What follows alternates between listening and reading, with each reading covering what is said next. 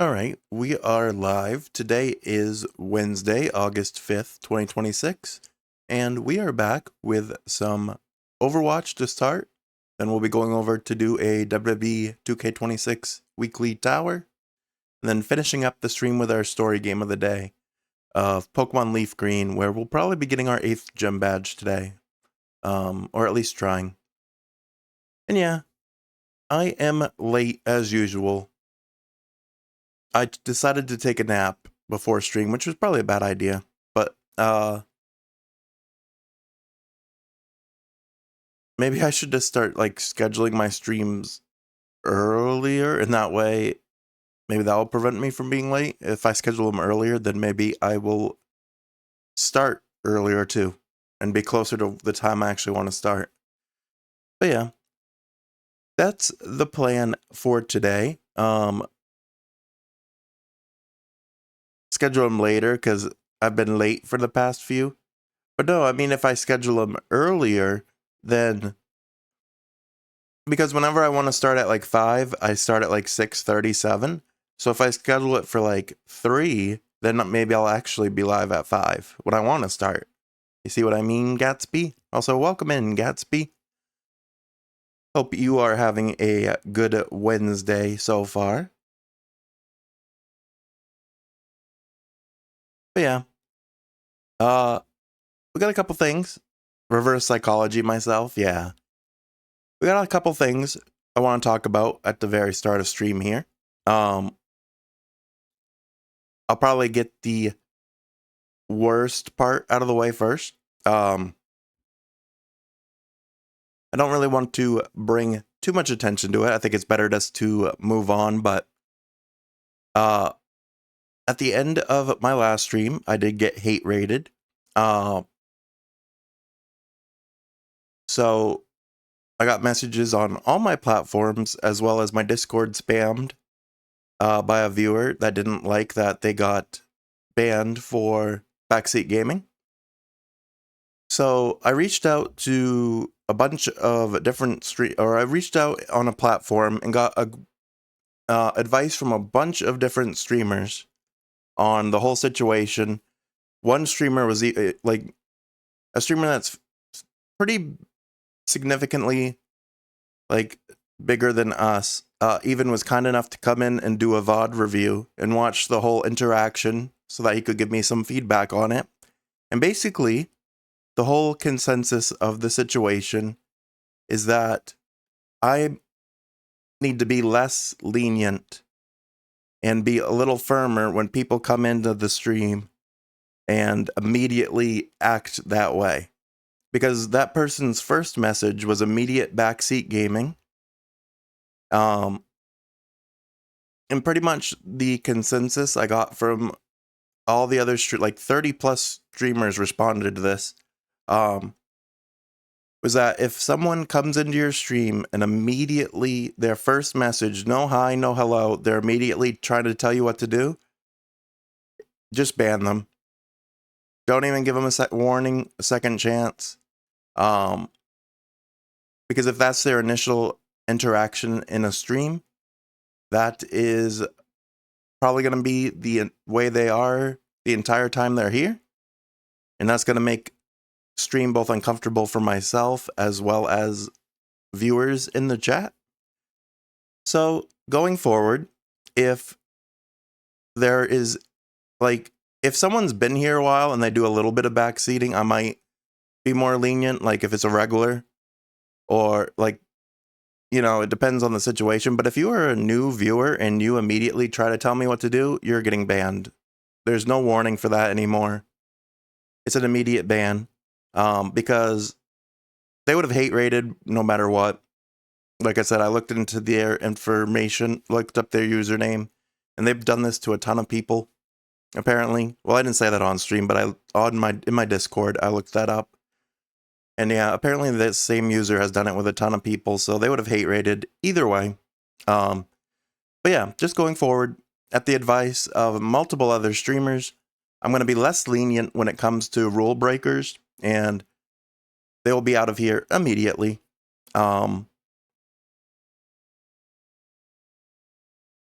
the good that came out of it was that I realized there were some things that I could tweak for stream, or at least that makes things a little easier. Those messages woke you up? Yeah. Well, I appreciate you letting me know too, because I had no idea. They actually sent those messages too before they were even banned. Because I've had streamer mode on when I stream, so I don't get any of the pings or anything. But that is another change. Well, like I was just saying, one of the good things that came out of this situation is I am now going to have my Discord up on my side monitor at all times too, with my channel open, so that I can see what's going on in there if anything weird happens. But also, there shouldn't be anything weird happening over there anymore, because I have finally officially given in. One of my friends that did this years ago, because they had a lot of issues, and I kind of was avoiding doing it myself because I wanted to give people the benefit of the doubt and let my server be open to everyone. But this was kind of the final straw between like bots, art scammers coming into it, trying to scam not just myself, but other people in my Discord, and then this hate raid. I've finally given in, and the Discord is now invite only by me. I'm the only way you can get into the Discord now. Officially. I made sure of it. All the other invite links have been deleted, so none of those are active anymore, and I changed the command in chat. I'll type that in here now, so that it no longer says any invite link, and it says that you can whisper me for an invite. And if you are someone that has been in the channel long enough, and I think I can trust you, then you will receive a invite from me. Otherwise, the server is currently locked down to the people that are already in it. Yeah, I feel like it's the best way going forward, unfortunately. That way we don't have to worry about any more incidents.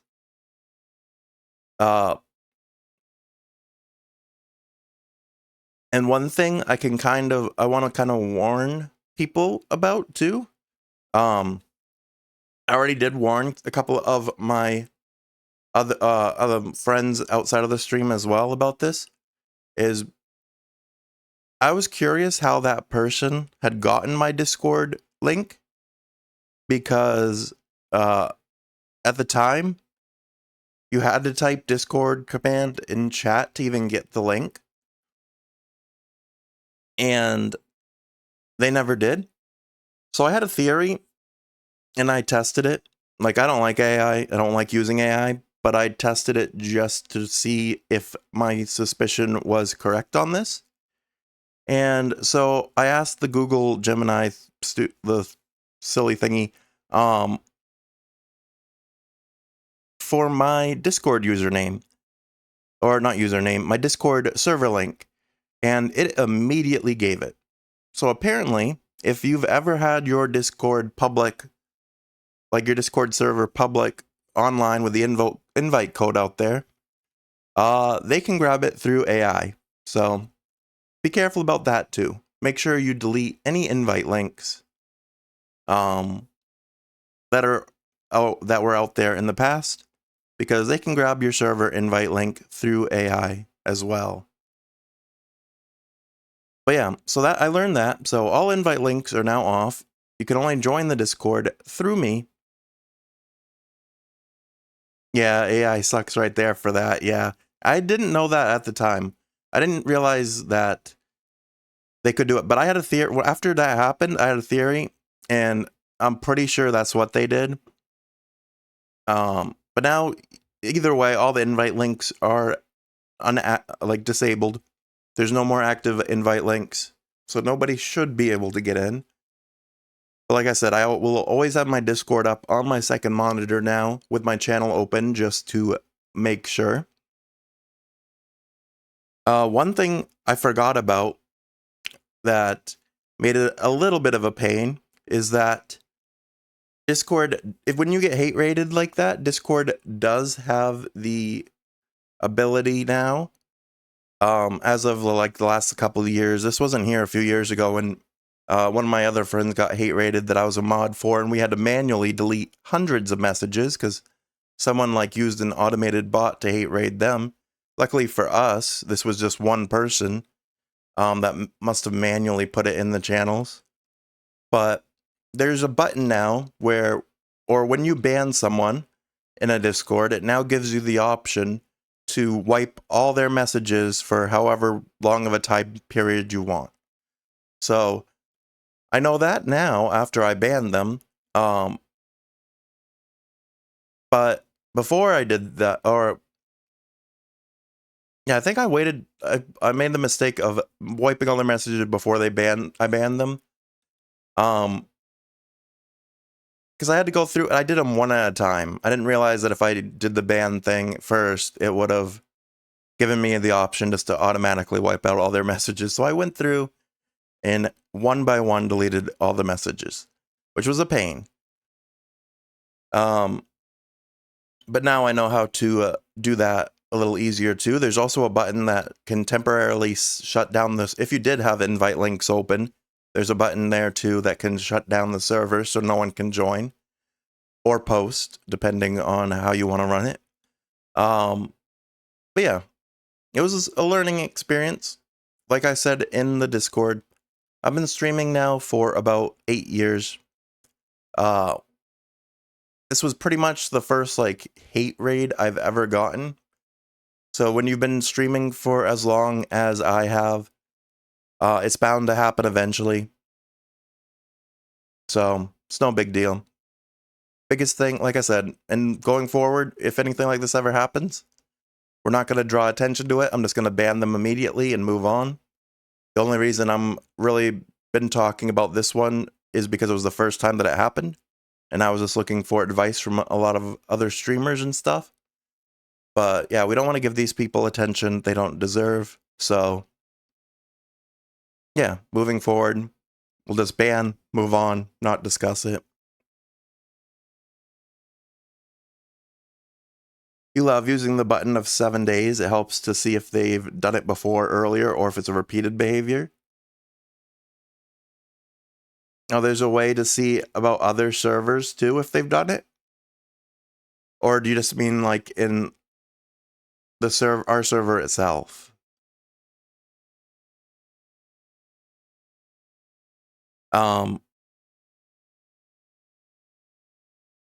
yeah, that's pretty much everything I had to say about that. That was like the biggest, like the heaviest thing I wanted to discuss at the beginning of stream.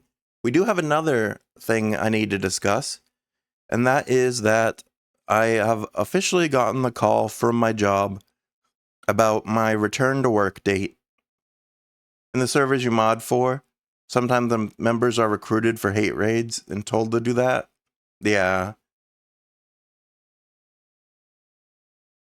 I see. So it can tell you if someone's been like banned in other servers? Or just among the servers you're already in? I'll have to look into that as well. See if I can figure that out. But yeah. So my job gave me a return to work date. It's a day earlier than expected. I think because this way they give me a full 40 hours. Whereas if I would have returned on a Monday, it wouldn't have been. But yeah, I now go back on the 16th. And for the first couple of weeks, my schedule is going to be different than my normal schedule for the year. For the first 2 or 3 weeks, I'm mostly going to be working 12 to 8:30s, it seems like. So, streams are going to be later. Probably 10 p.m. start times. And they might also be shorter. They probably will be shorter. Yeah, 10, like if I do 4 hours, 10 to 2. That's probably gonna be what I aim for. So that will be the plan once I get back to work at first. Everything else will stay the same. Days off Monday, Tuesday, stream Wednesday through, Wednesday through Sundays. But it'll be 10 p.m. start time, probably 2 a.m. end time. I don't know if I'll keep doing dailies. I want to, so I can keep grinding out my stuff. But that's like half the stream. We'll have to figure that out. Because it will really slow down story progress if I only get like an hour and a half, 2 hours of story in a day. We'll have to see how that goes. You think in a way, but you just banned from that server they raided. Yeah, okay. That makes sense. But yeah, so that will be the plan starting the 16th. I'll probably give more information once we reach that day. For now, streams are going to stay the same though for the next week and a half or so. 5 p.m. start time, hopefully, depending on if I can get live on time. Wednesdays through Sunday with Monday, Tuesday off for the next like 2 schedules starting today. But yeah, that was a lot of the stuff that I wanted to talk to stream about before we started. This was again one of our longer yap sessions. But I felt like it was important to address both of these things that are going on for the future of streams. So yeah, now that that's been addressed, I think it's time to have some fun and play some games. So I'm going to switch things around and get ready for Overwatch.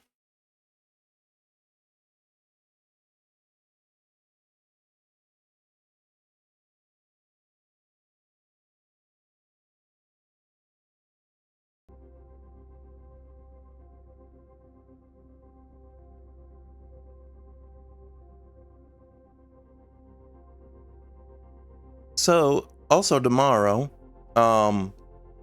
as you can see in the top corner, well, not the top corner, but kind of like the middle left of it.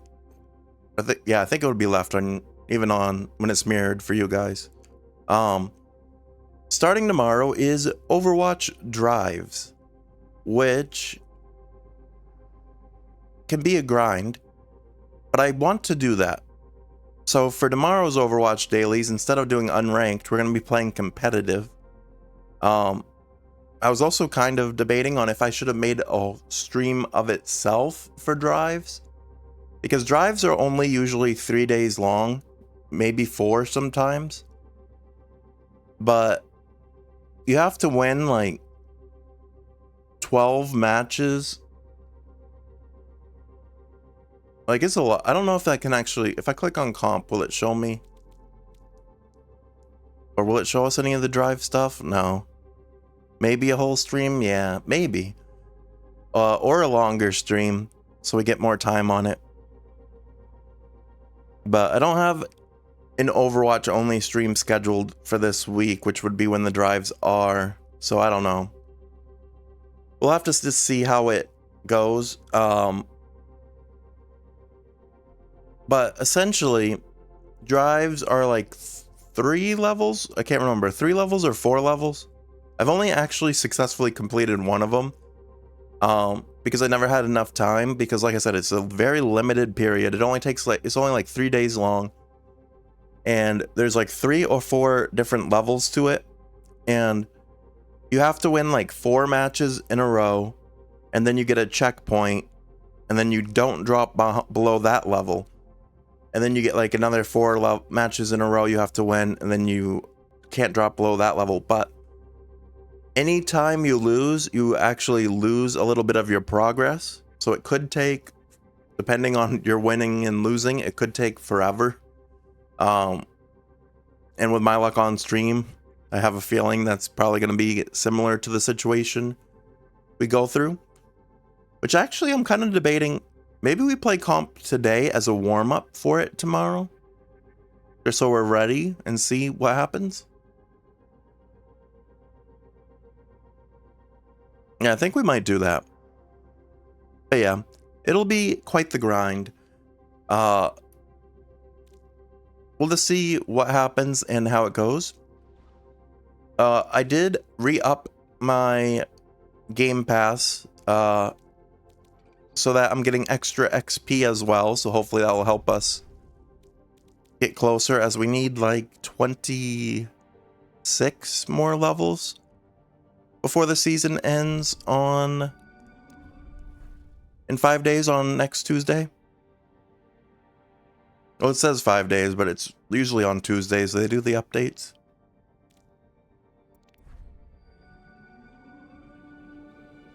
Did I loop into the Discord Nitro or look into it? I did. And so it's a little different than basic Game Pass. It's called Starter Edition is what you get through Nitro. So you get like 50 games, but you don't get any of the day one releases or a lot of like a lot of the other games. It's a lot less, basically. I mean, it's not a bad deal. It still is 50 games, but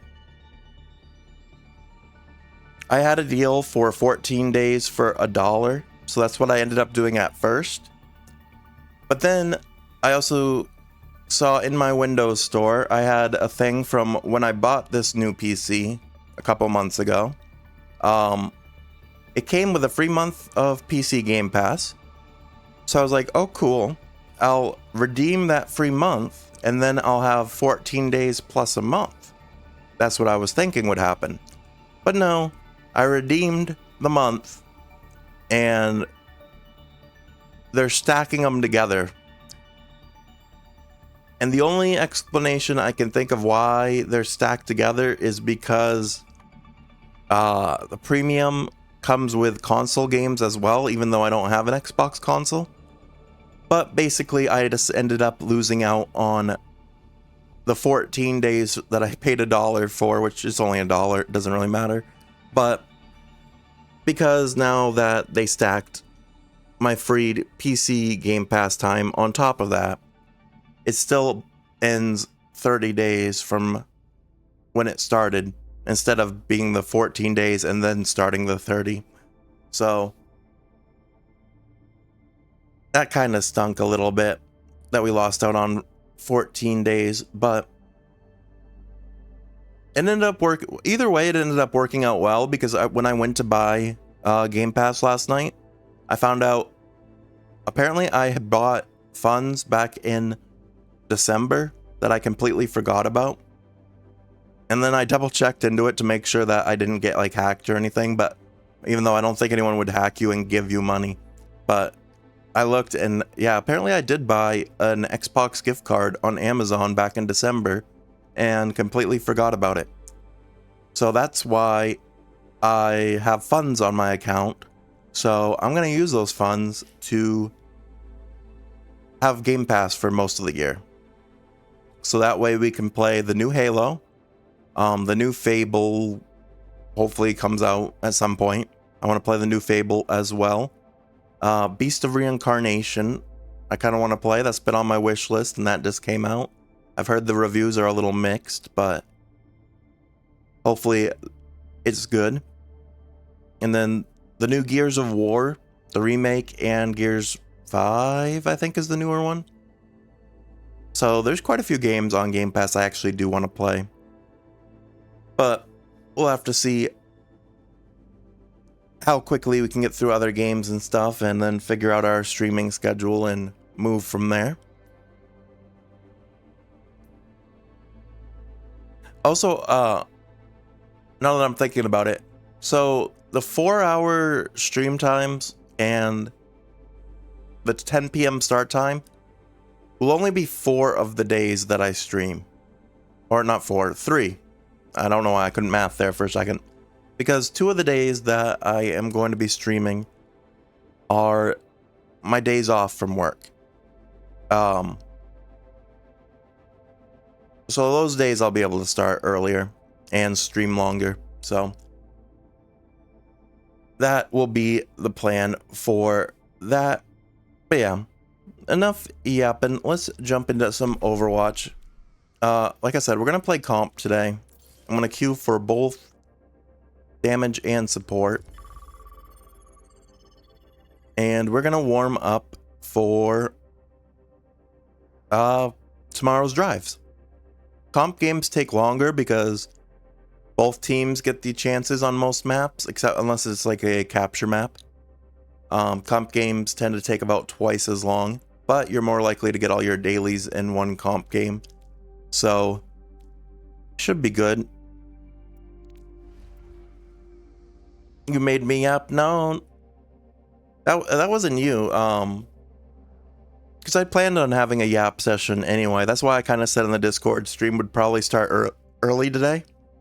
But it ended up being later instead. But yeah, I knew we were going to have a long yap session today between the events that happened at the end of stream on Sunday, and then also talking about like my return to work and what that means for streams going forward.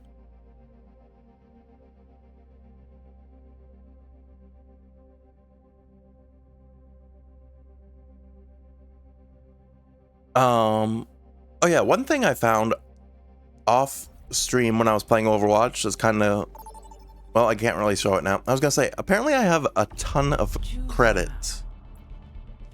Like the free credits that you get just through playing the game and doing like your weeklies and dailies, extra dailies. Well, actually, I don't think extra daily. I think you just get them through like weeklies and events and stuff. But apparently I have like 60,000 credits. But there's nothing I can spend them on because all the skins like I don't have are either the very basic ones that I don't really want. That's a lot of money. Yeah, it's a lot of skins. But they only give you the option to use the free credits, like the silver ones, on like the more basic skins, which makes sense because you get those just through playing the game. But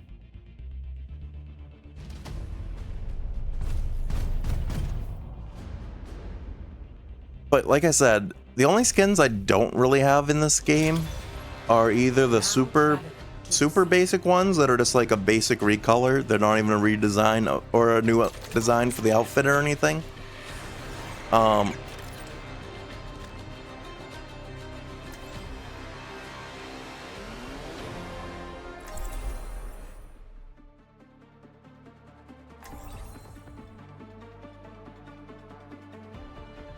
So I don't really want to spend too much money on those ones if I don't have to. If anyone needs a pep talk, just say the word. One of these days I'll go through and buy all the How's your little base looking these days, sweetheart? like things that I can buy with them, probably off stream. Swing by, see for yourself. We'll even throw you a Little pig. welcome party. I'm sure it'll be a real barn burner. I'll bring the fireworks. There is much to do. I'm trying to remember with my like drinks I have, because I got a pretty big like PC setup. So I tend to put a lot of my drinks like to my side, even though I really need to not. Because I have a cup holder I actually bought for my PC.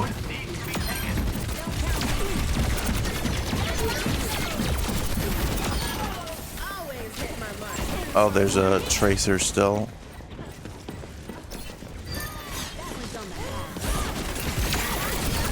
Get the vendetta. Nice. We're winning. Good start. Who's our other DPS? Ash? And they're doing pretty good with her. I guess that is the one downside to having text chat off. Is if someone wanted to ask me nicely to if they could have like a character or something, I can't really like see it. I'm dead. Oh, we're all dead though. I didn't realize our whole team died.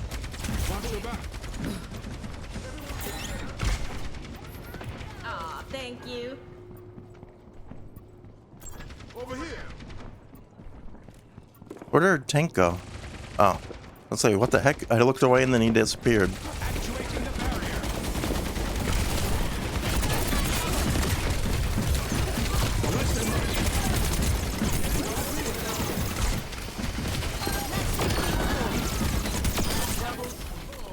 That was a good grenade I just sent out. Alright, there's one more there.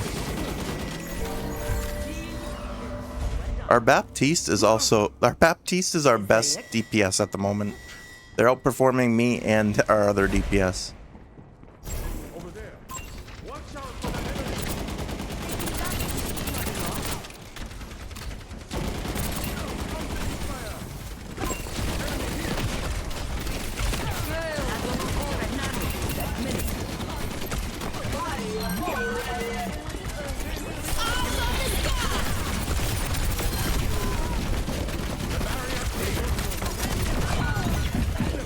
I don't know what hit me in the back that did so much damage there when I was ulting.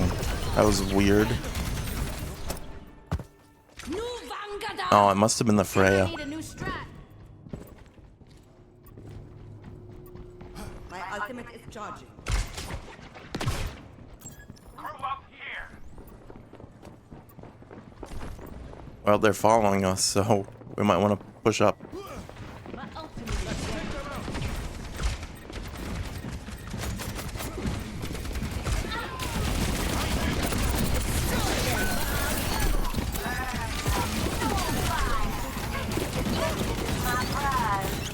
I don't know where they... You'll never take me alive. Alright. This is a very back and forth game.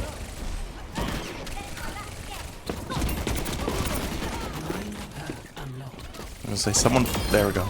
You should join my crew. Unfortunately, I already used my ult. I haven't used my anchor at all.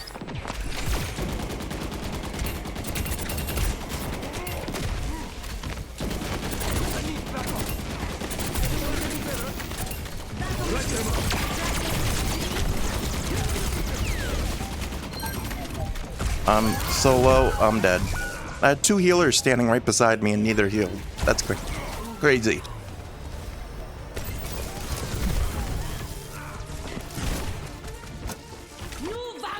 That was kind of a throw on their end.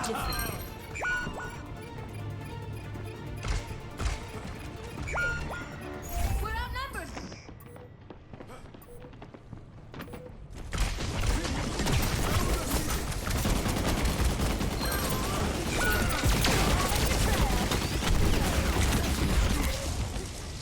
I had to...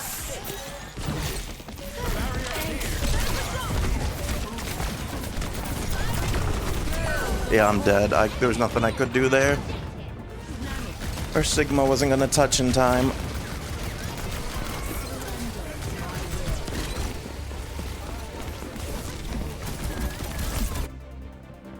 Phew, they're good. Guess I gotta be better. Best round lost.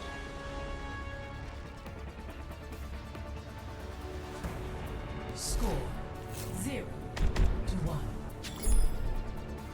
Yeah, we kind of got screwed there at the point where it was just me and both healers were standing together and I got hit low. And there was like a good 5-10 second gap where they could have healed and then they just like started DPSing. Yeah, we're definitely not getting enough heal output at the moment. Further investigation.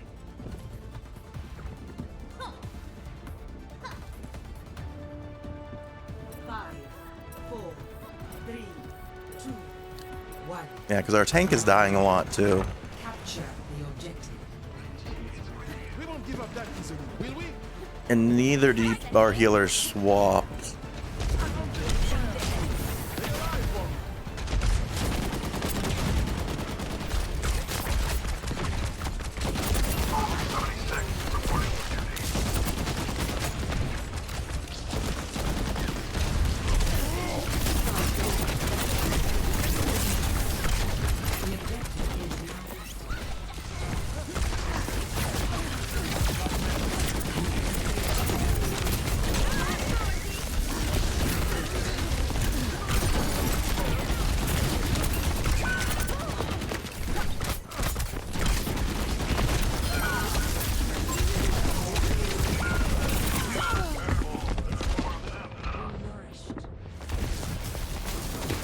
Unless our healers start healing, we're gonna lose. That's unfortunate. Just keep on keeping on. They're more focused on DPSing.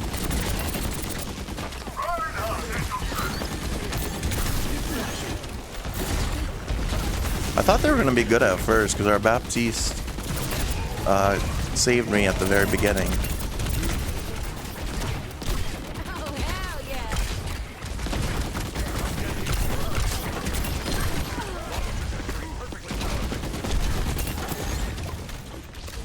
We do have to push up onto the point though, and our tank's kind of stuck back here. They're already 60% of the way through.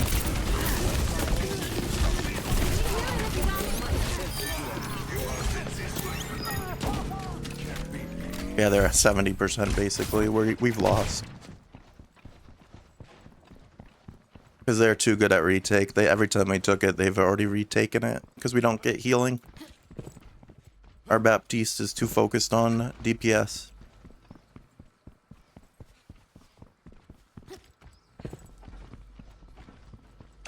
Which means I gotta play back, which is not good.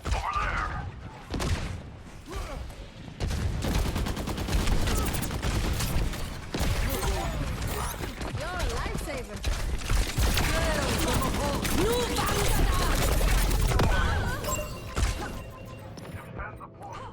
There's no way they use their ult to solo. Well, I guess they realize I'm like the biggest threat on the team, so that's probably why they solo ulted. Because they realized we're not getting heals. We're outnumbered.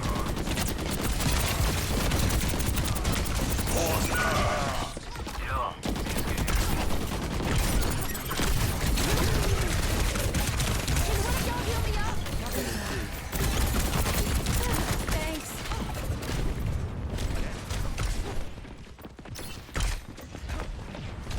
Waiting for tank to get on point.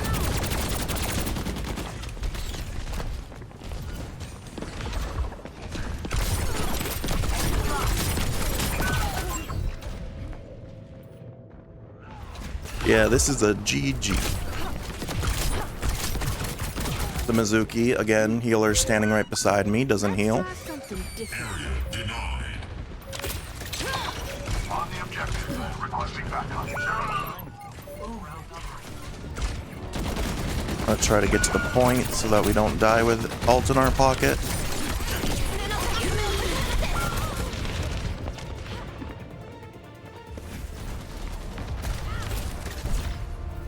Defeat.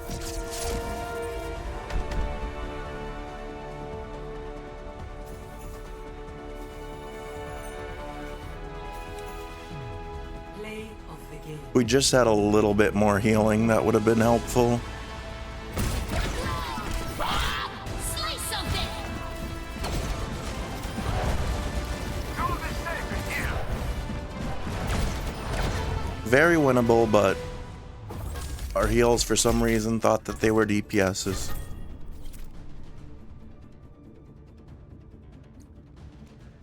Unfortunate.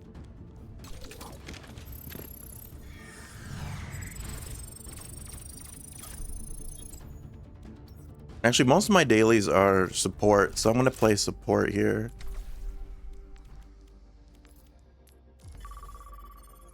Since then, at least I also know that we'll be giving out heals.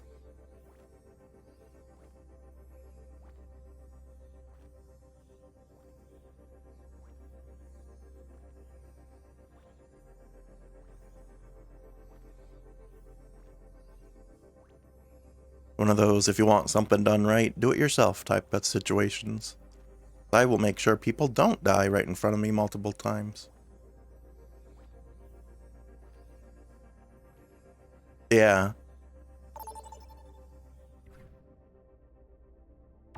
No deaths yet. A map.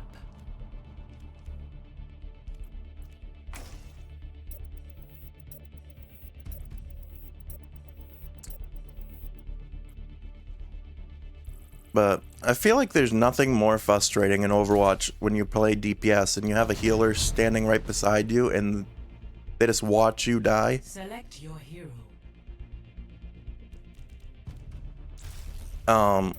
Instead of healing, they just try to either DPS or they just stand there and watch you. Select heroes to ban. Yeah, yeah, exactly. They're too worried about trying to be the hero and trying to like get a kill when if they just healed their actual DPS, we're more likely to get the kill.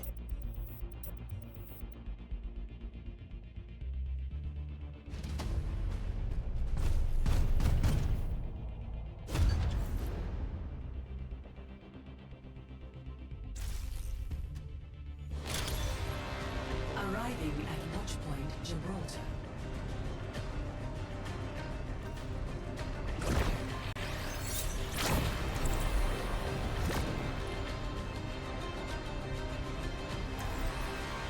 Or if you're going to DPS at all, at least play Moira. Because Moira can DPS and heal. Actually, her healing factor is based off her doing damage. If you don't do damage, her healing is limited. Whereas if you damage, then you get more heals for her. You keep her charged up.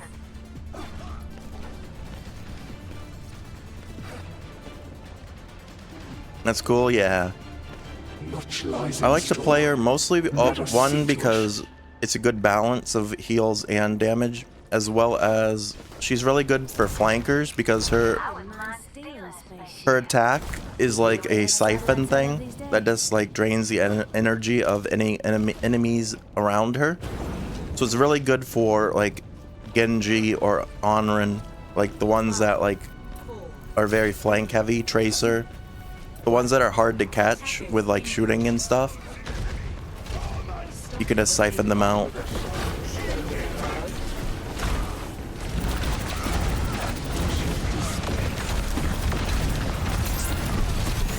No, you're purple. And you're dead. Immediately.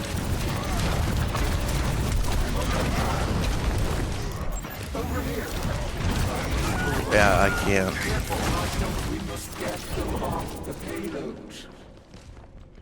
Not when our tank goes down like that.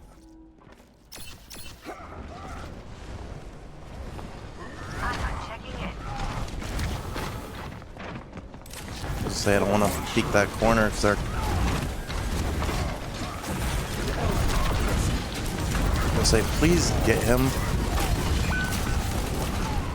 I don't know what our tank is doing.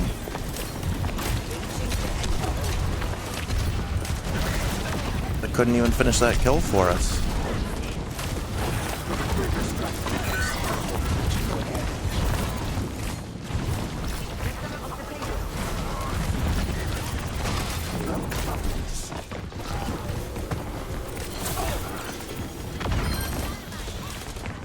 Like he charges it and then gets purpled.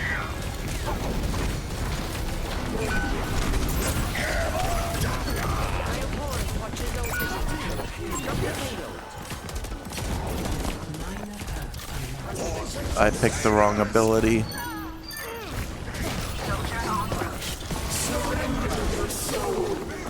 I can't.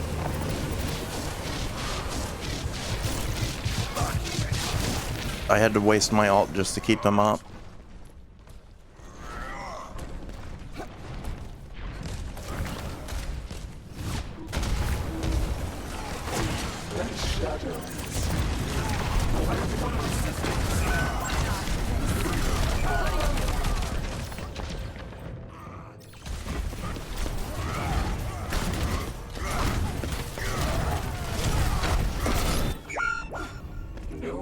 position is insurmountable. I didn't even know we had a Sojourn. I haven't seen them once this game. They're pushing the payload. Cut them off.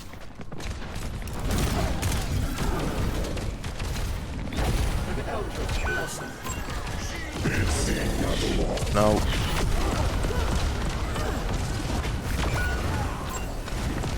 Say fall back on that.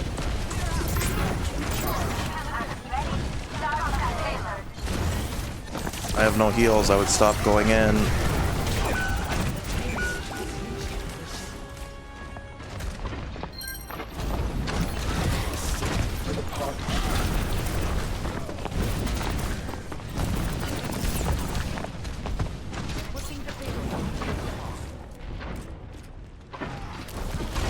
We don't have a tank.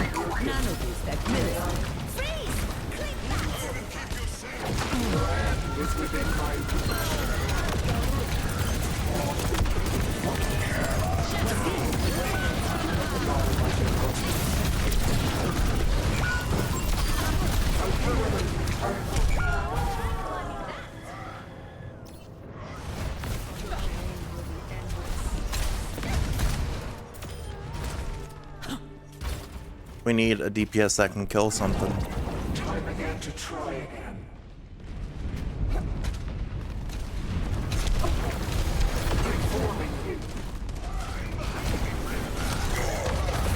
Like, how do you die to that instantly?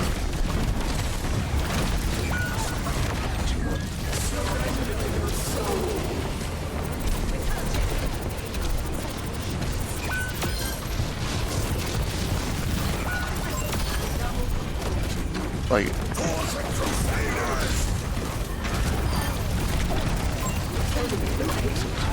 was gonna say, make sure you're like, I don't know what I'm ignoring our Rhine. They shouldn't be behind me. They're like full health and they're behind me.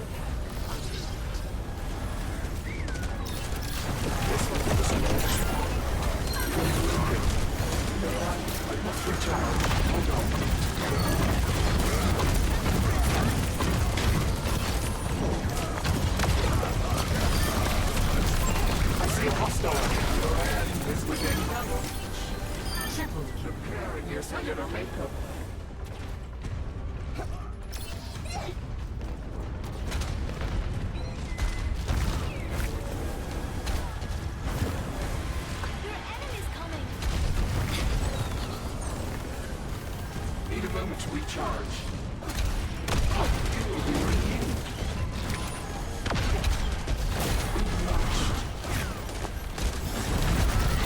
Why is our Rhine... What the fuck is our Rhine doing? Second time Overwatch has made me curse. Because our teammates are not the smartest, apparently. He was just standing in place. Don't worry, I'll kill their entire team, though, by myself. Team has been vanquished. Oh, our Rhine was literally standing here typing.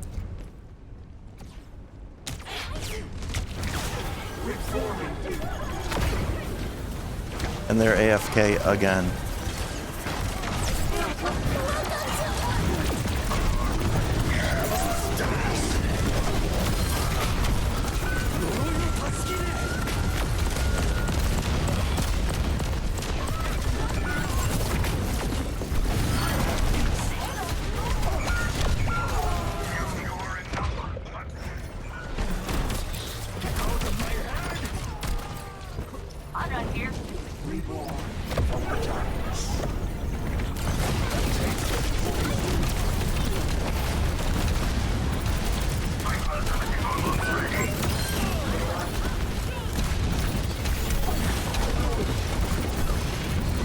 I want this one.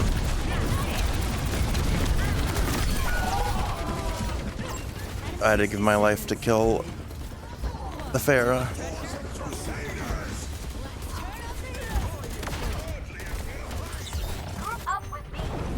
Your position is insurmountable.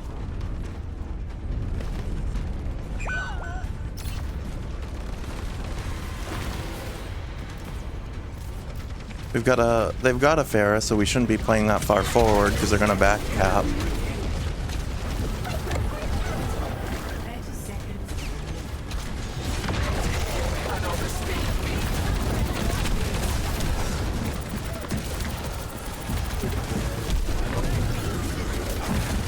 seconds.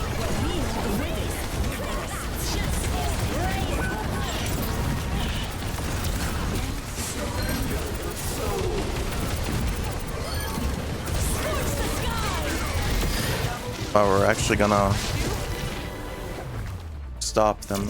I'm very surprised. We still have a chance. 0 to 2. Switching sides. But yeah, I'm assuming this Rhine was whining about heals for the time that they were standing behind me while they were still like 75%. And we are out healing everyone in the game.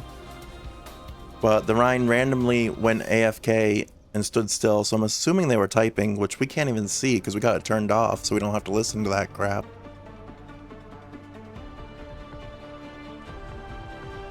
But yeah, that's the type of people that like to play comp, are the ones who are so mentally fragile they have to stop in the middle of a game to type because they'd rather lose than just play the game.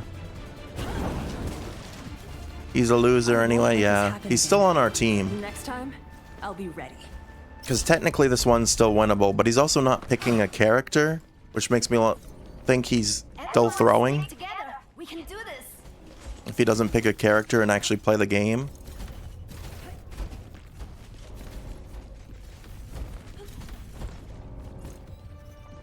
Okay, finally picked one. He's on Ryan again. 3, 2, 1. Actually, I'm gonna go Kiriko this time because of the purples. You know what? I'll be a good teammate. I'll try to help you out more.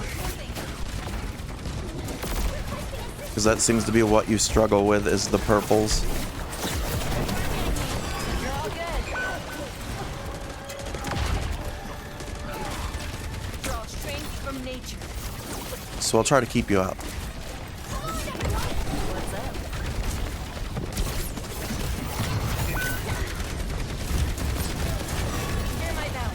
I need someone getting shot in the back. We gotta pick a direction.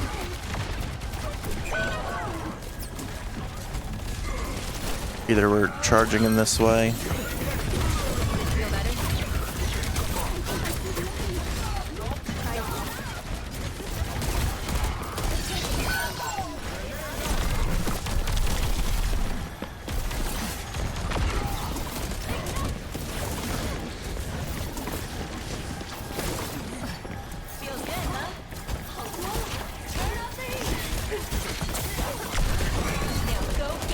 Yeah, their purples aren't gonna... Like I said, their purples aren't gonna work anymore, but when they get behind us and no one's there to help, that's not great. The fox spirit is still with me. I don't know if I can get there in time. Nope.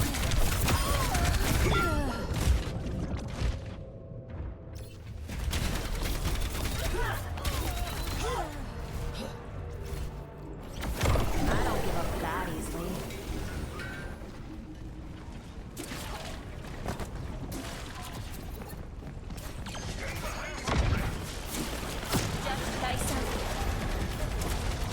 My ultimate is almost ready.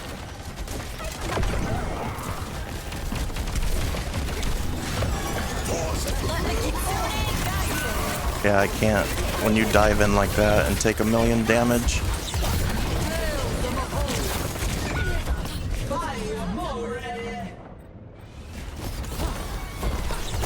Kind of wasted my ult there. The Rhine did, not me. When he dove in. Now he's AFK typing again. Cool.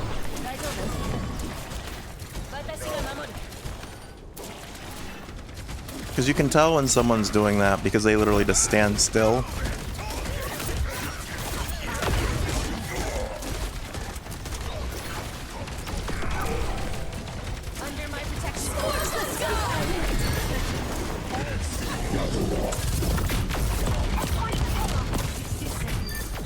I could hit. There we go.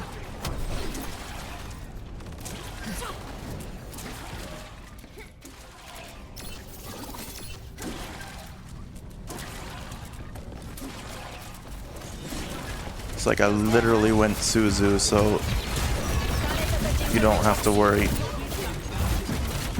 about the purples anymore.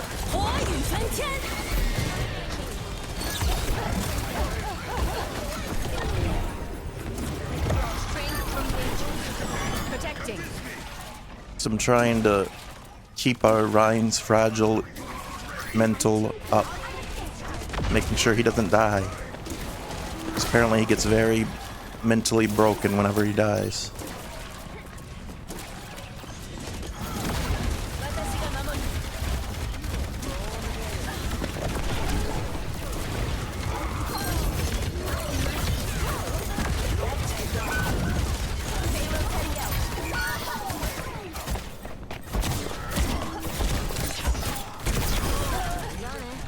Thank you, Juno.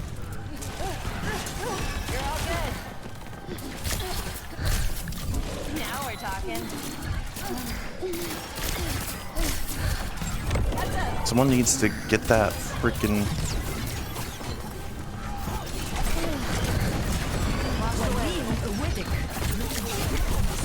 I'm not wasting my ult here. I'm gonna die.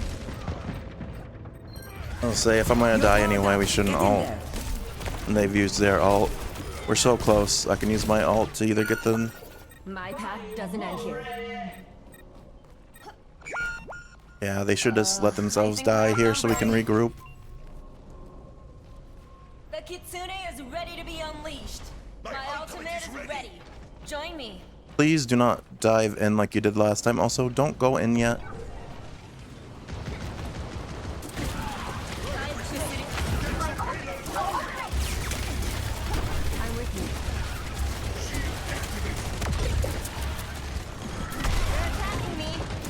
I don't know what we're waiting for.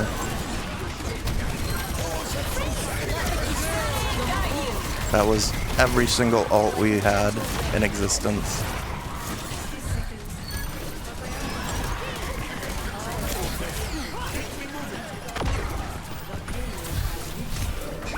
Well, we made it. It took every single ult we had. But yeah, now we don't have a lot of time for the final push, and we have no ults. The Fox Spirit is still with me.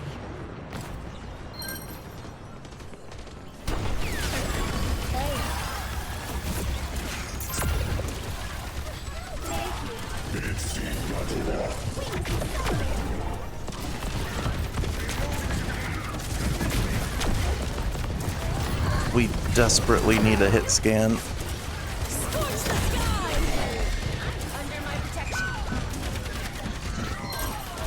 Oh, they're behind.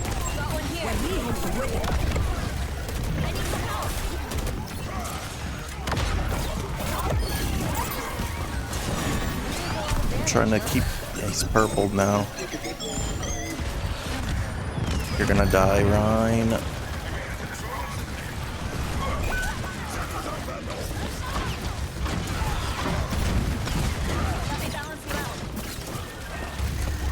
Please kill him.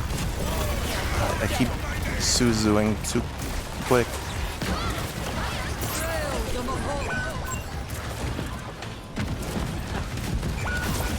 Yeah, we gotta fall back there.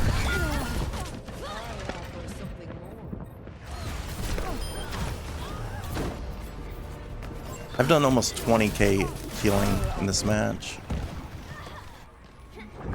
I don't give up that easily. Fall back. I don't know why May just got themselves killed off. Regroup. And Ryan's not gonna wait for them.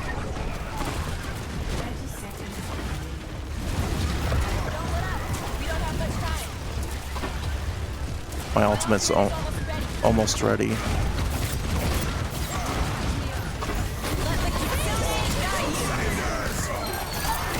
Huge.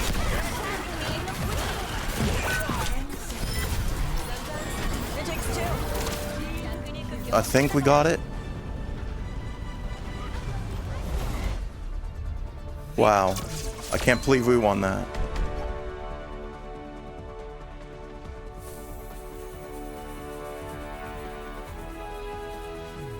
Play of the game. That one was tough, but we made it.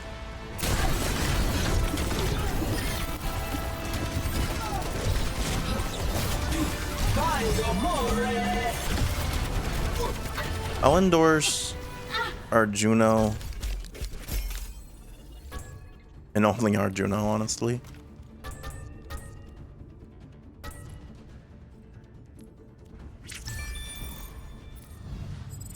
Okay.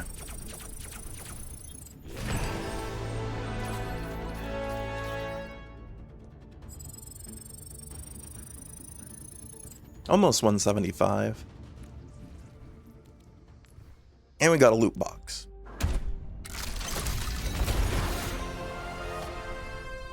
A syringe.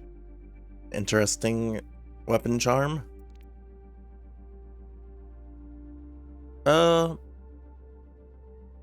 That's probably good for Overwatch for today. We got 2 matches in. Won one, lost one, but they were comp matches, so they were a little longer than regular matches. Ow. I just like popped my knee moving my leg. Yeah. I think that's good. I'm pretty satisfied, so we can swap over to WWE now. I did check out the weekly tower that came out Monday. So this is this week's tower. We're now caught up on weekly towers. And this one should be pretty easy as well. It's all like 1-on-1, 2v2, and I think there's a 4-way tag or a 4v4 tag. So it shouldn't be too bad. Let me swap things around and get that ready.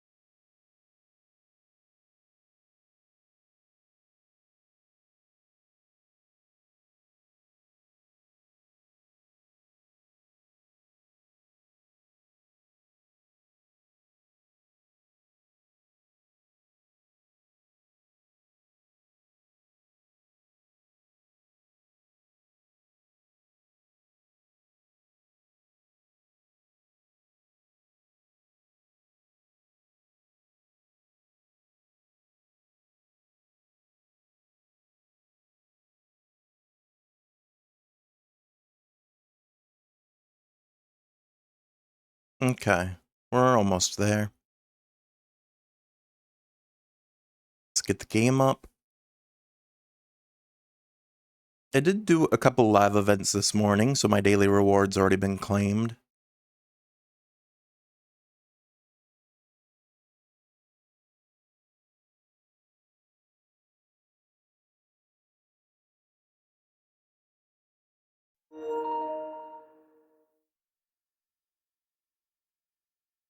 Alright, there we go. Back into my faction.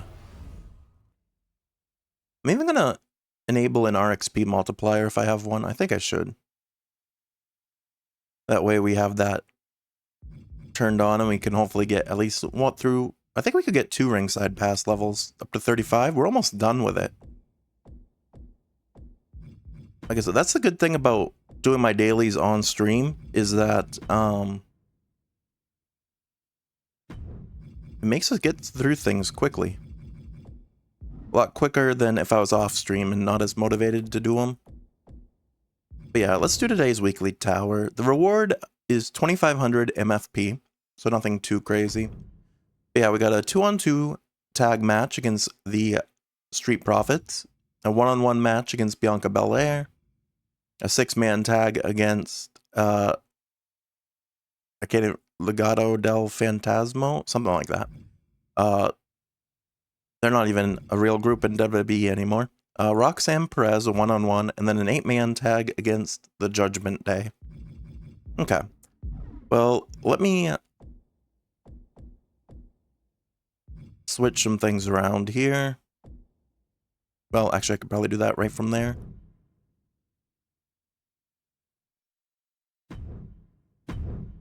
I want to use my best cards, probably. We'll use our diamonds. Hey, JD.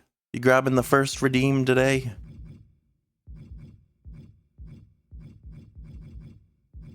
How are you doing, JD? You having a good Wednesday? You trying to fight me? Why are you trying to fight me for? We'll use our diamond Brock.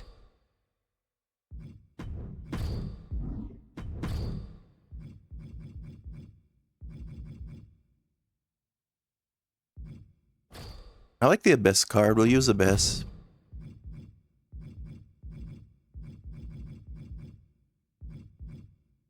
It's been a quiet day. Quiet days are good days a lot of the time.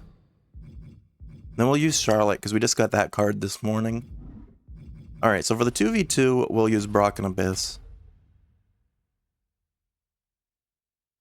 Yeah, quiet days are pretty good. Hey, Bloody Hawk. How's it going? I remember you from Sunday, I think it was. The last day we streamed.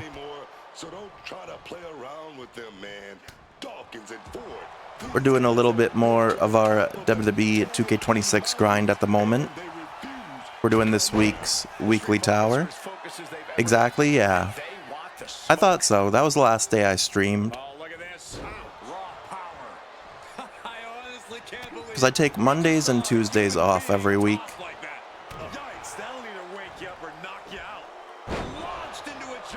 Yeah, I hope you're having a good day as well. We're just doing a little bit of WWE today. Just one weekly tower to catch up on this week's. Then we'll be switching over to Pokemon LeafGreen in a little bit.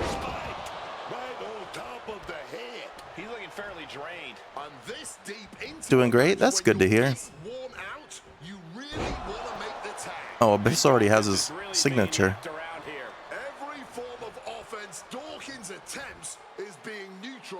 Which is like a torture rack thingy.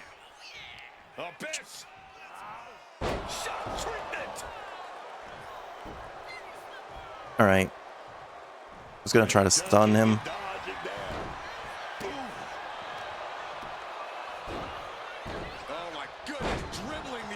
Oh, I can't even stun. He must have immunity to stuns as a badge. We'll go for the pen, even though Montez will break it up. That at least debuffs him from being able to come back in, then we'll tag Brock.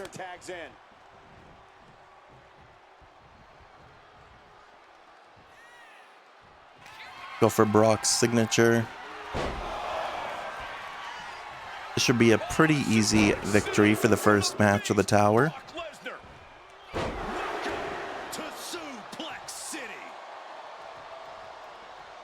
Then we always do the carry cheese so that they can't reverse out of it.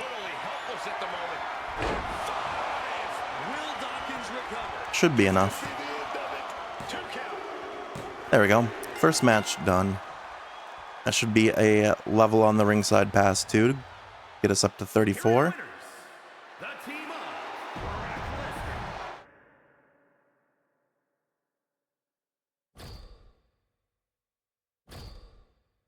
Okay, and we also got the RX. We might get 3, maybe. What's this next one? This is 1-on-1. Let's use the Charlotte card we pulled this morning. I did some live event matches just to make sure that I got everything before some of them expired. And we were able to pull Charlotte's 2017 Persona card.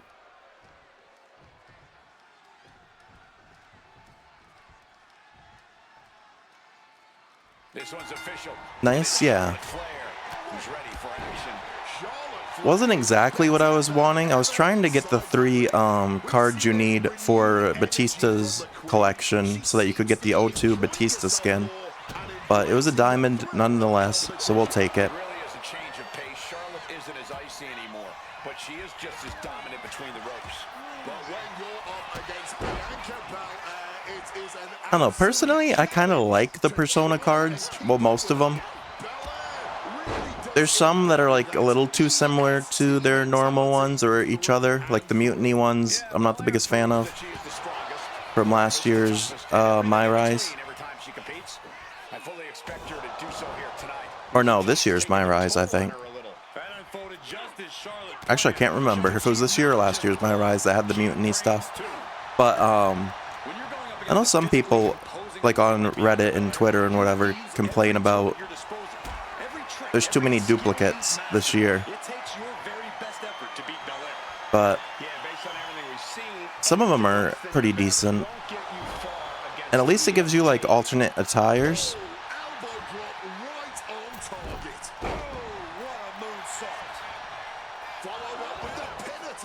She still looks fresh as a daisy, springing up out of that pin. I know the downside being that if you played like Universe mode, like they all are considered their own character, so you can't really like, if you have the champion on one form of a wrestler, doesn't really count. Oh, I can't even dive. Charlotte doesn't dive apparently. It's not as efficient.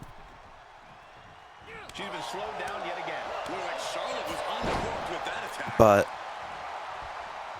overall, I like the ability to be able to collect the personas and stuff. Look at the knees. Burying knees into the body.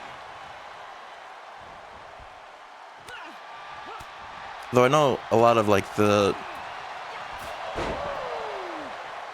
2K community doesn't like my faction in general. Which I don't really like. I don't really get the hate for it, because I feel like Universe mode gets... I haven't played Universe mode in a few years. I've gotten kind of bored with it. Uh-oh.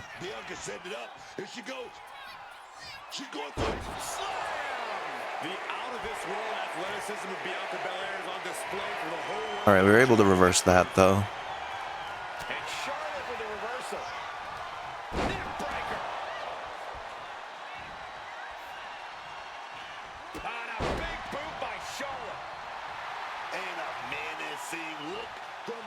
Yeah, pretty happy with the collection we've gotten of Persona cards this year. Especially the ones that have like alternate music.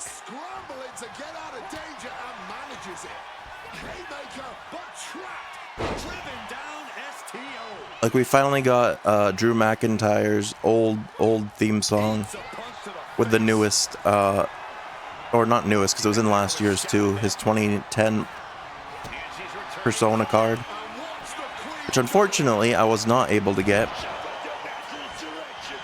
I could have got it, because I definitely had enough MFP, but I wasted my MFP this year. I was not very efficient with it. So I'm hoping his card comes back in some way so that you're able to collect it a different way.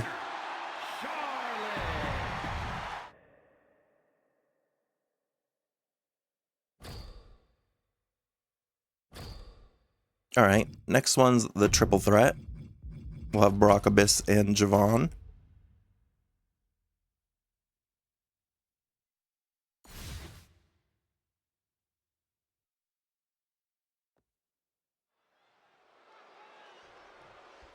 This one's official, and in the ring is Legado del Fantasma. These are gold cards going against diamonds, so we shouldn't have too much of an issue here either. Insane continuity and modify their training regimen to add lean muscle. Legado del Fantasma are specimens. Legado del Fantasma has the ability to lure an opponent into making one mistake and using that to change the entire course of the match. And guys, all I heard while walking the streets of Dublin earlier today was about how excited the city is for this match. Santos Escobar is no longer in WWE. They got released a couple months ago.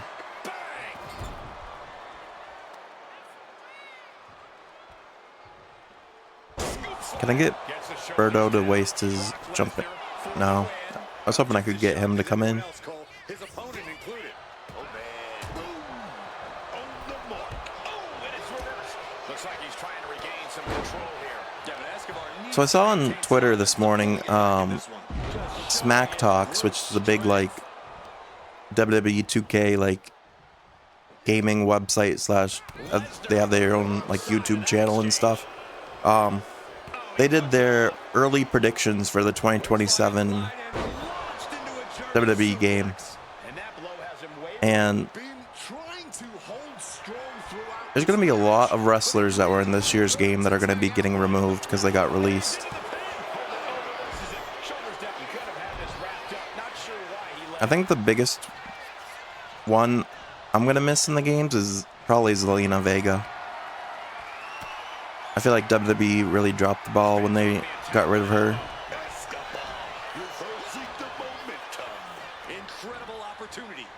Funnily enough, she actually streams on Twitch too. Like Sheamus, yeah. Sheamus probably won't be in next year's either. He'll be gone because he's no longer in WWE.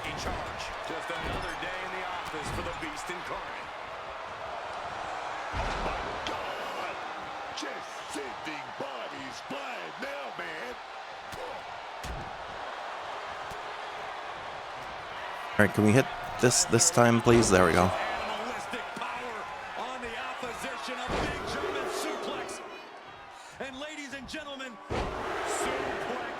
All right, we're gonna go for the pin just to try to get someone to come in and break it. Okay. Well, it didn't even matter because he had his resiliency, but they still tried to come in, so now they're debuffed from that.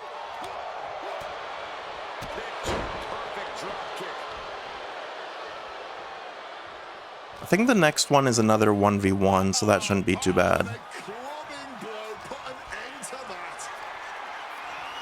Alright, have them break up this one as well.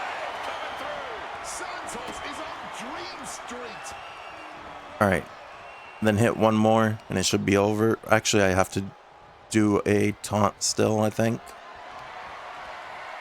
Oh, he's gonna try to fight out of it.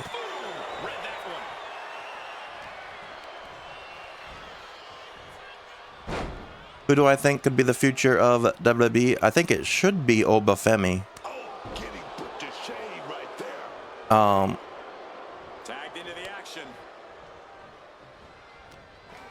He's both young and he seems like he's got like a lot of aura. So I definitely I think they should push him. But I know WWE has a bad track record with like fumbling with the people they should push, so we'll have to see. Adjusting their opponent against the turnbuckle. It seems like their plans based off this past Raw are, I'm assuming for WrestleMania next year. They'll probably save it for, but it seems like they want to do Oba versus Braun Breaker. They had a bit of a stare down on Raw this week. Counters on top of counters, and these opponents are at an impasse. Which Breaker, I feel like, could be also one of the future big guys in WWE. But I feel like he is really struggling with, like, they're not really doing anything with him. I know he got injured for a while, I think, but it seems like with the vision, they're making Austin Theory and Maxine the main focus when it really should be more about Braun Breaker, in my opinion.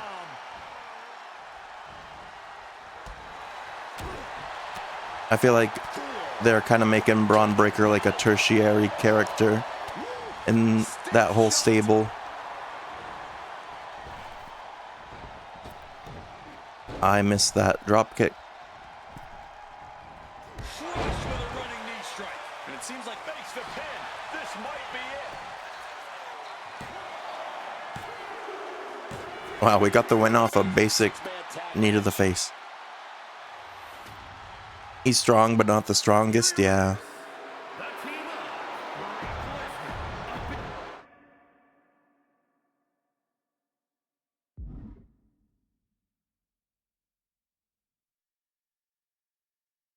I also like Javon Evans. I feel like he could be a big name in the WWE, but for some reason they like just seem to have him get like squashed in matches a lot. And then unfortunately, it seems like he's going to be the first person to get taken out by Big Cass since Cass attacked him on Raw. Is my game okay? Why is it stuck? I don't like when it gets stuck like this because sometimes it's like, oh, that match you just did didn't count. The server doesn't remember you doing it.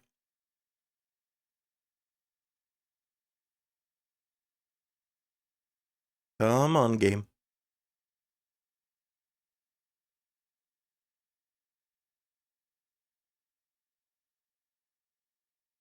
Any second, it will go through.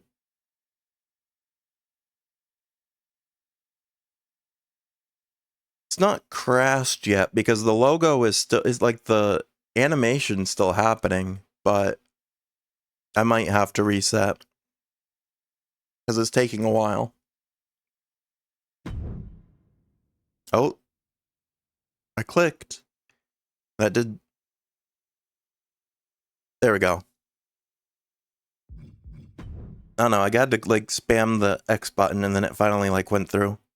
Oh no, not live event. Did it count my match though? Because like I said, sometimes when that happens, it's like, oh, I don't remember you doing it. Okay, it did. Perfect. All right, now we got Roxanne Perez. So we'll use Charlotte again.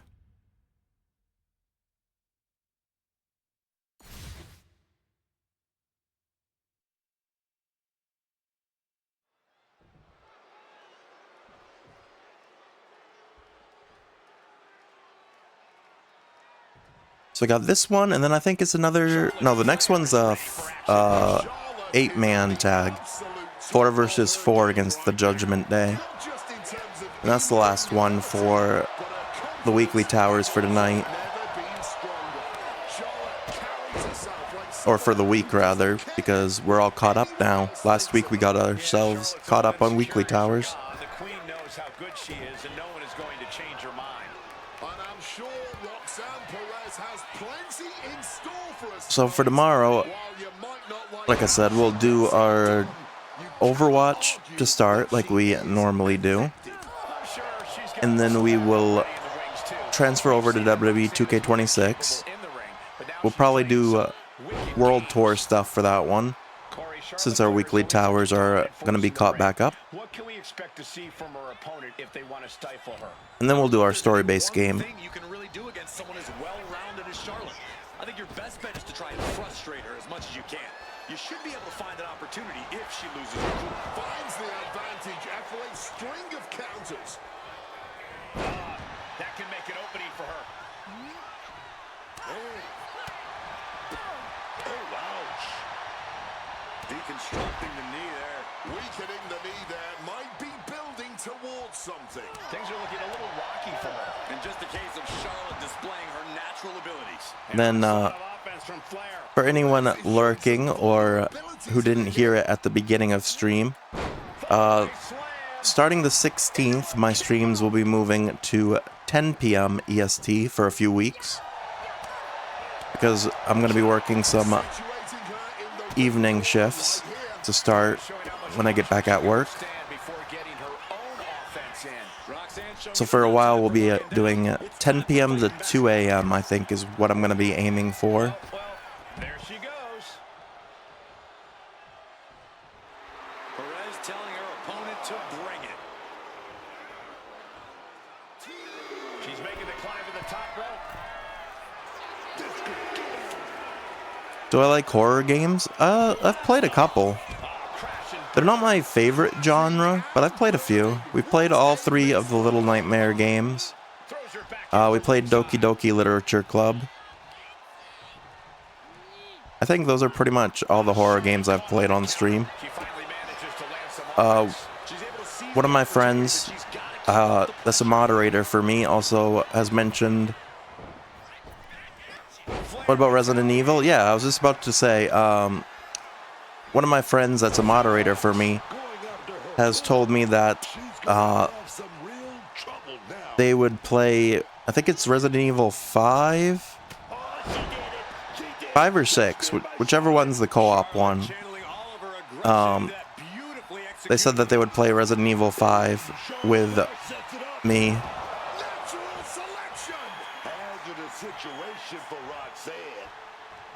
Not Resident Evil 5.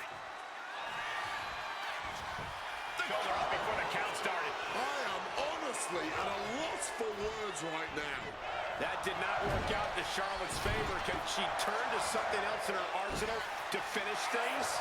Charlotte Flair with a trademark chop and natural selection. Alright, that should do it for the match. Oh, okay, she kicked out. Still looking strong even as this match goes into deep waters. Charlotte now has to find something else to fall back on. Something that can give her the results she's looking for.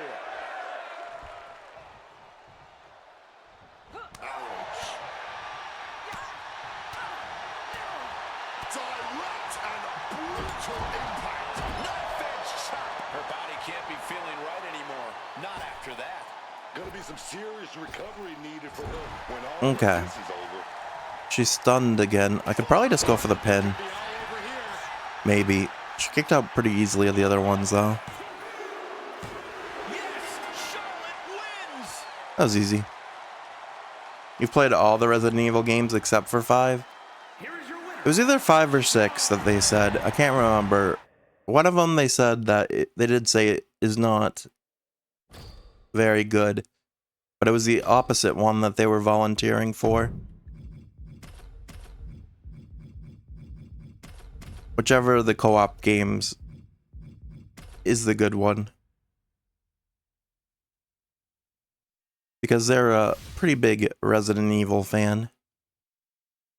I believe they've played through every Resident Evil as well.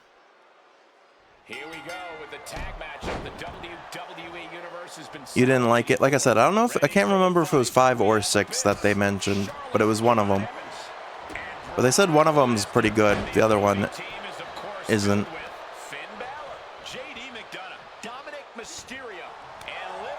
Tag team matches can be chaotic, they can be unpredictable. It all comes down to if you trust the strength of your team. But if I were to play it, it wouldn't be till October anyway, which I guess isn't that long. It's only 2 months away. I didn't even realize that till I just thought about that now, that October is actually close, pretty close. I should play Resident Evil 8.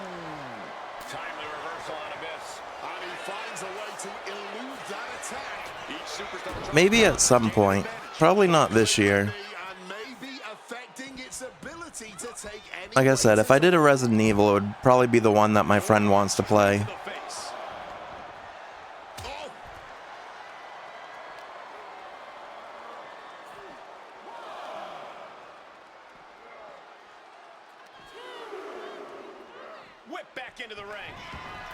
So like I said, I'm not a huge horror game person myself, but I feel like it could be fun playing with a friend and stuff, so.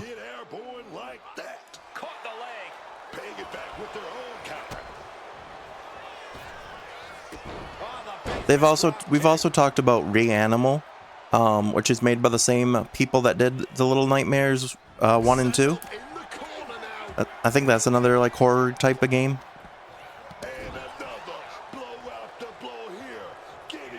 And then I do want to play the original Until Dawn at some point, because there's Until Dawn 2 coming out soon. I've watched people play Until Dawn. I've watched it a ton. So I do know like a majority of what happens, even though it's been a few years since I watched the last playthrough. But I've never played it myself. I just realized there's no HUD on this match.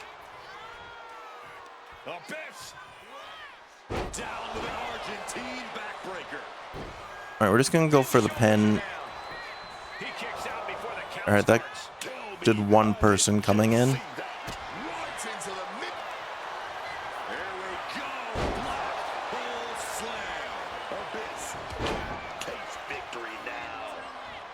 Oh, two people came in there.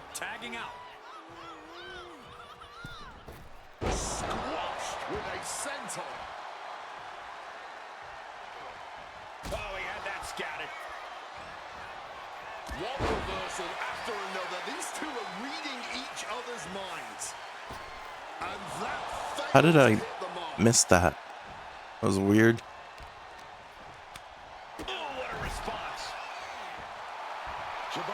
No, he tagged out while we were taunting.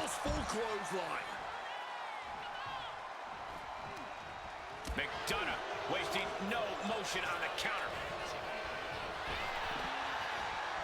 Quick exchange of counters there.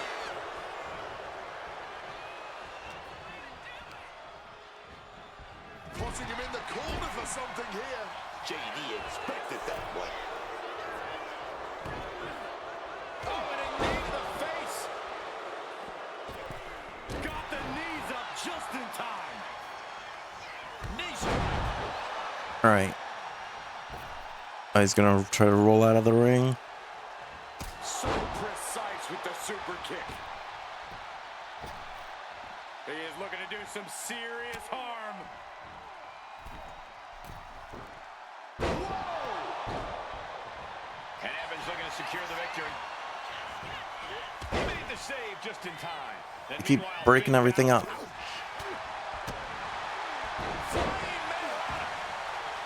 High-risk territory for Evans. From way up, diving double axe handle. This could be for the win.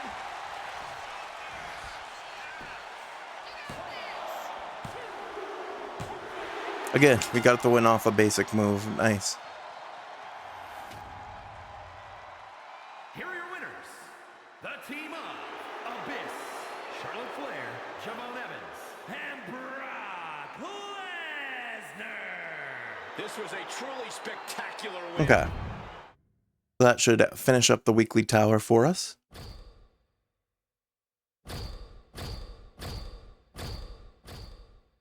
We got 2, I think, ringside pass levels, so let's claim our rewards from that. We're almost finished up with a ringside pass. 30 My Faction tokens, 2,000 Island VC, another 3,000 MFP, Stalling Springboard 450 move, 20 more tokens, 3 Faction War tickets, 40 more My Faction tokens, so many tokens, and Bubba Ray Dudley Amethyst card.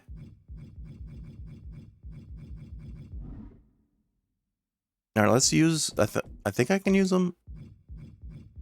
I think I can get at least one card from the Amethyst. Yeah, because it costs 145. Out of all of these, Thea Hale is probably my favorite. So we'll get her. And then I can open a pack. This is a bonus pack. Oh, this is the faction. Yeah, faction war tickets. Okay. There we go. That was our weekly tower for the day. So we should be good now to switch over to Pokemon. So let me put my Be Right Back screen on and we'll get that set up and I will be right back.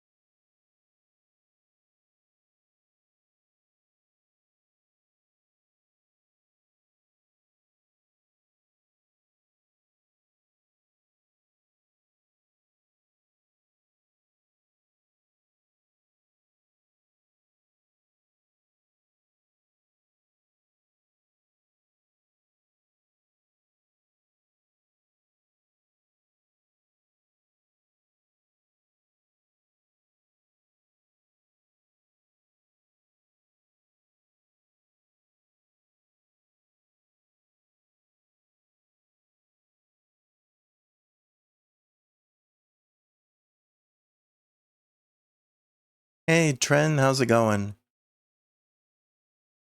Hope the games are fun. You're gonna lurk while you figure out dinner? Sounds good. We're just setting up our next game for the night here. Just getting Pokemon all set up. I hope you have a good dinner. Thank you for the lurk. I appreciate it.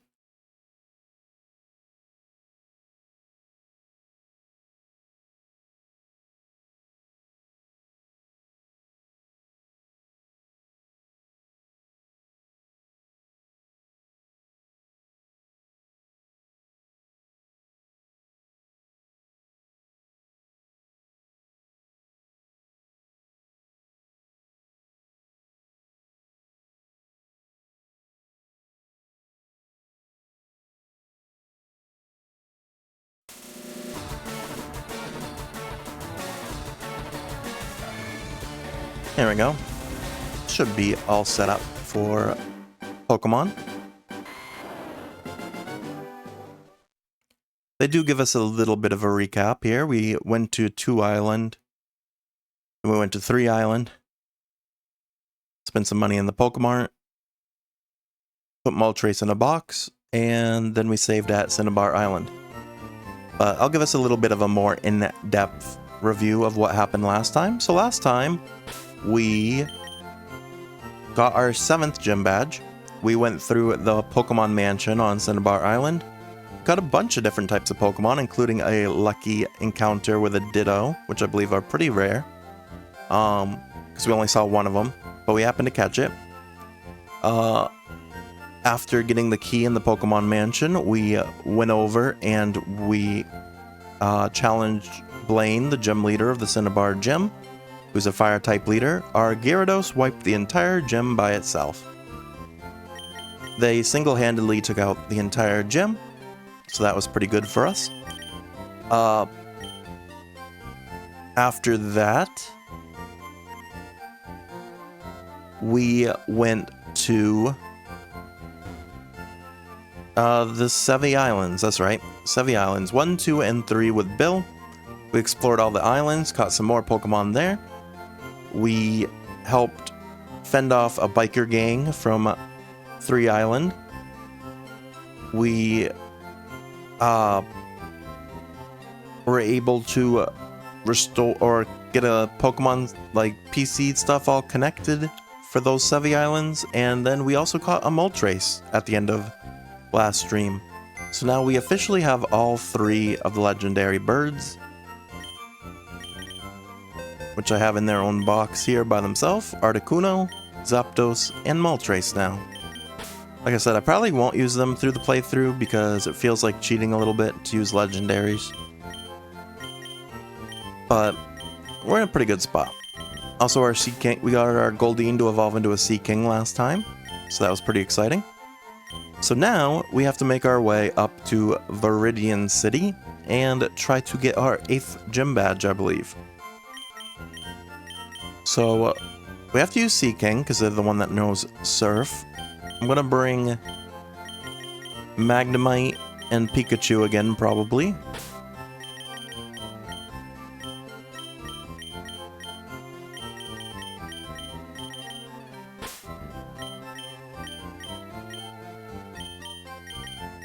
And then, what level was Bulbasaur? Bulbasaur's 32. You know, I'm gonna bring Bulbasaur instead of Nidoqueen.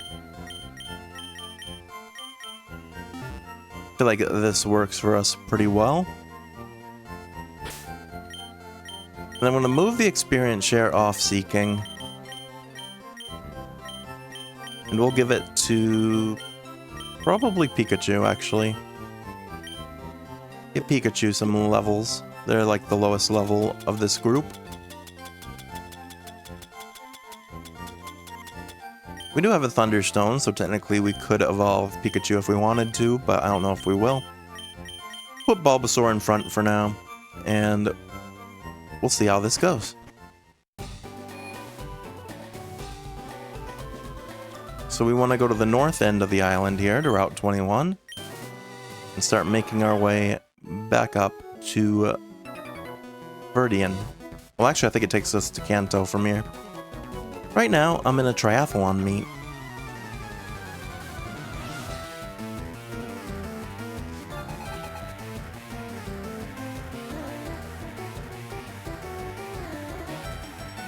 Swimmer Jerome has a Staryu. Alright, Bulbasaur. You should be good against the Staryu. You're a grass type.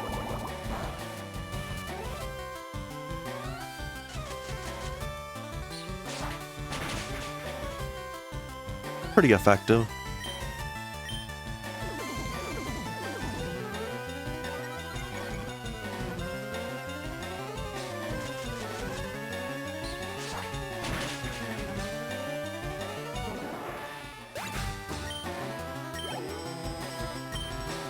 There we go. Now they got a War Turtle. It's always interested me how some like the random trainers in the game can have like starter evolutions and stuff. So I've always wondered, does everybody get? Well, I guess technically I don't know. I guess do all the NPCs get offered a Squirtle, Charmander, or Bulbasaur to start their like Pokemon journeys? Because why, if it's so, why do some people not have them?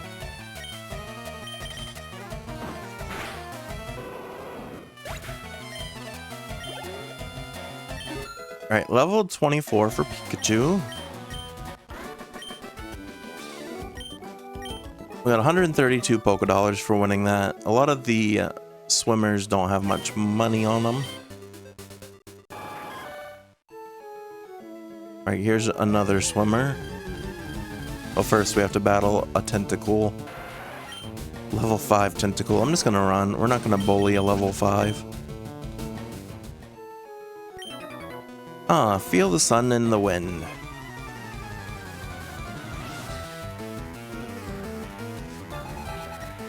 Roland has a Poliwhirl.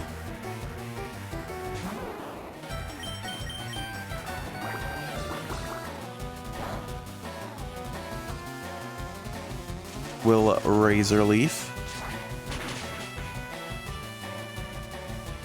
Pretty effective. I probably shouldn't have tackled here. I don't think Tackle's gonna take him out, actually. Yeah, that was way too weak. That was risky.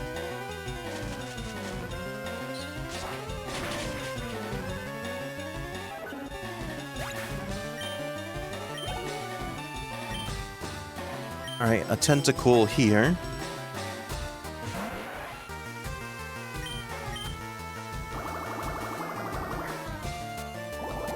Bulbasaur should be fine. The Bubble Beam doesn't really do that much.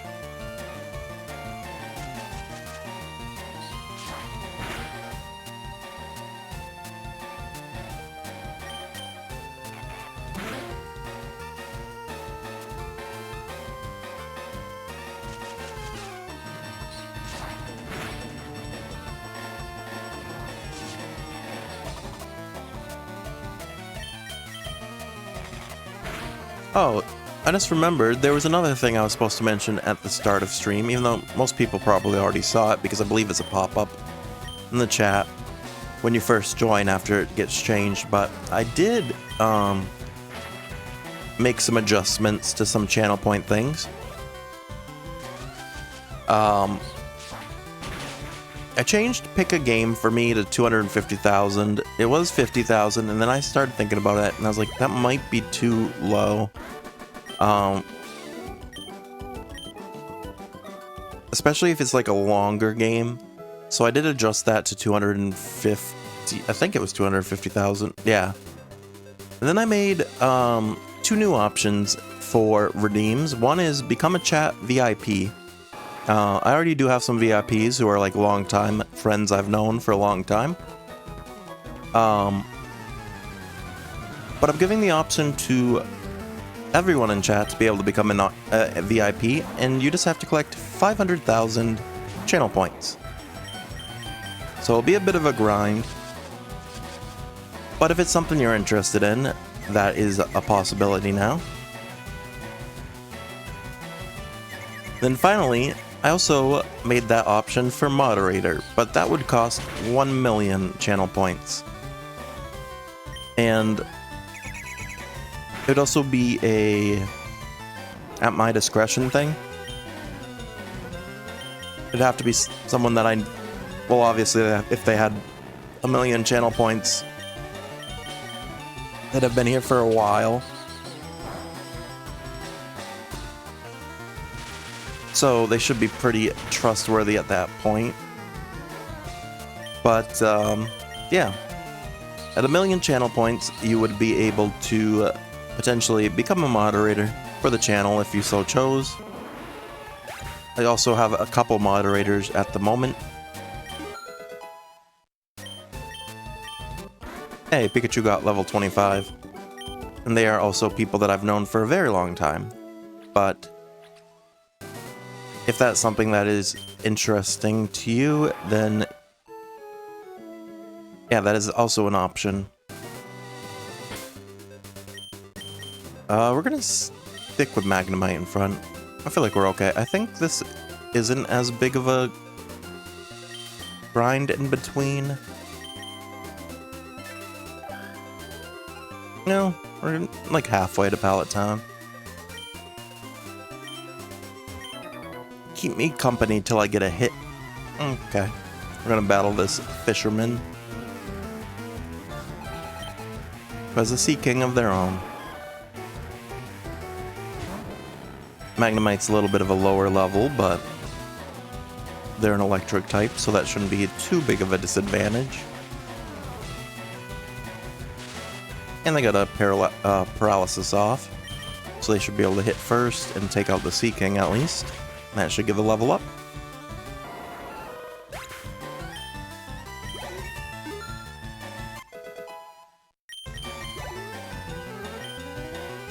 Alright, and then they got Goldeen. Hornet action. I was gonna say, it shouldn't do much. We're Steel type. Normal type moves don't really affect Steel that well.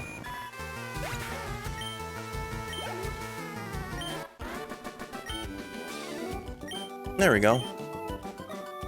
Made it through that one pretty easily.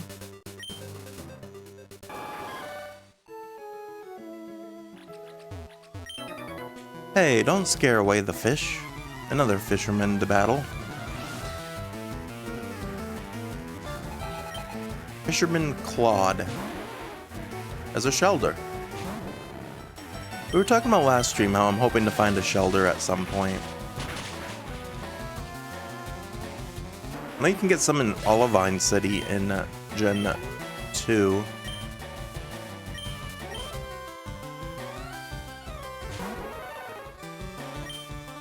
And then a Cloyster.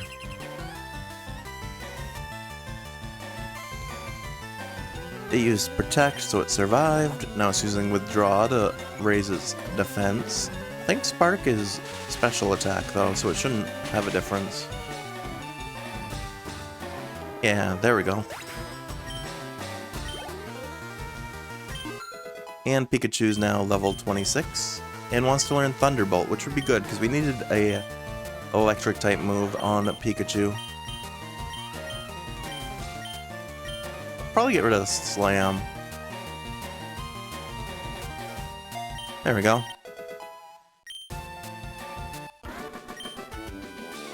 Worked out pretty well for us. The fishermen have a little bit more than the swimmers. That one had 1,000.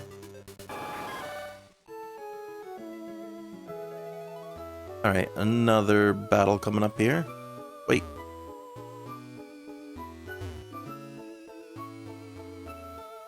There we go. The sea cleanses my body and soul.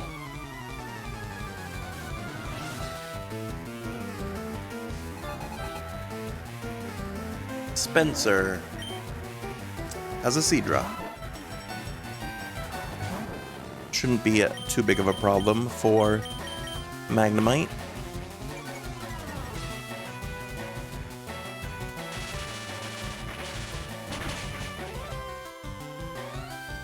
Yeah, he's pretty good at taking them out.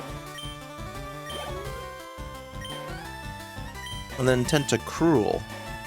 Tentacruel is a little bit beefier. I believe they have a pretty decent HP stat.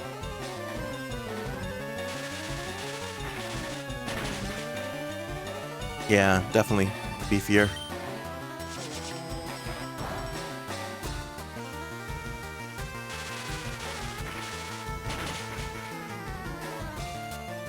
gonna take 3 sparks to be able to take out Tentacruel. We almost didn't get that 3rd spark. He almost took us out there. But a decent amount of XP for that one. Gets Magnemite up to level 30.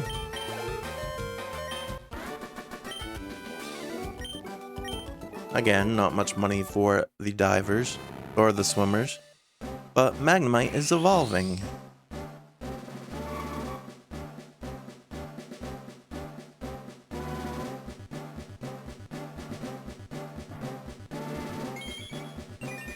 He's now a Magneton.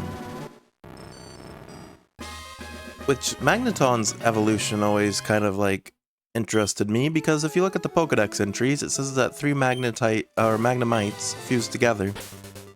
So where do the other 2 come from then? Because we own 1. And then 2 random Magnemites just show up. Do I have a different heal? No, just Max Potion. So I guess I'll use a Hyper. Because I do want to keep using Magneton, even though I could technically use Pikachu. Alright, looks like there might be a double battle coming up though, so I'll move Pikachu to slot 2. Alright, let's get it up in here. My sis doesn't get enough exercise, so I made her come. It might only be one at a time. No, it is a double, okay. Lil and Ian have a Seadra and a Starmie. So we're using our 2 electric types here, Magneton and Pikachu.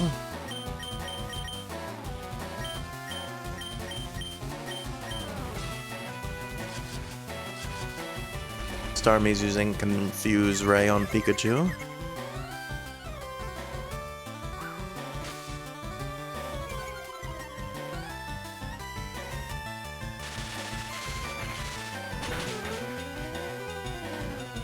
Alright, Spark took out Seadra pretty easily. Shouldn't really be too surprised because it worked against... Alright, when Magneton was a Magnemite too. Alright, we get to see Thunderbolt in action for the first time from Pikachu. Not the biggest hit, but decent enough, I suppose.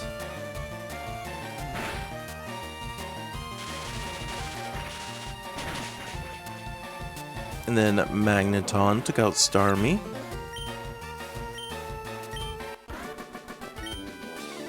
Easy enough.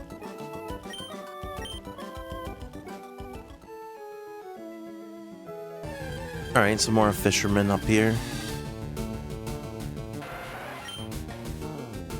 Another Tentacool.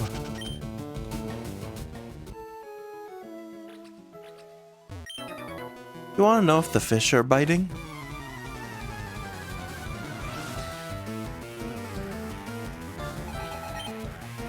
Ronald sent out a Seeking.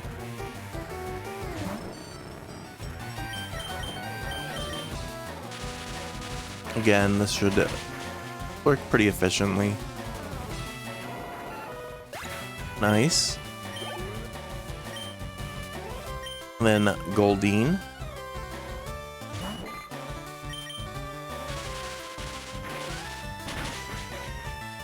Also went down pretty quickly.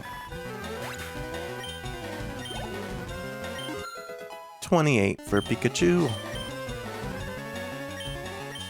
Another Seeking. This fisherman Ronald has 4 Pokemon.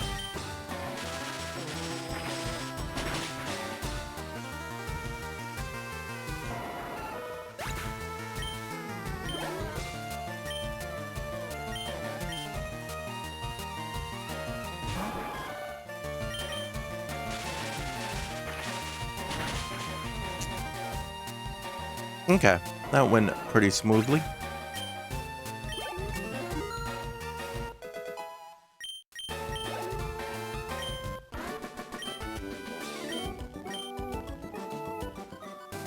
Alright, we defeated the fisherman, and it looks like ads are about to start in about a minute. Ads are always a good time to get up, grab a drink, a snack, stretch, or use the restroom if you need to. Unfortunately, Twitch requires all affiliates and partners to run ads on our channels. The best way to get around having to sit through an ad is to subscribe to the channel.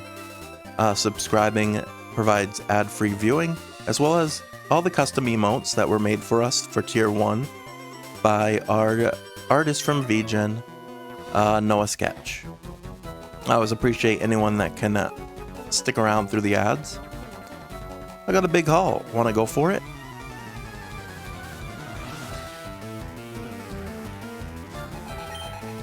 Magikarp. Oh, this guy's got 6. I feel like they're all Magikarp too. I think I remember that.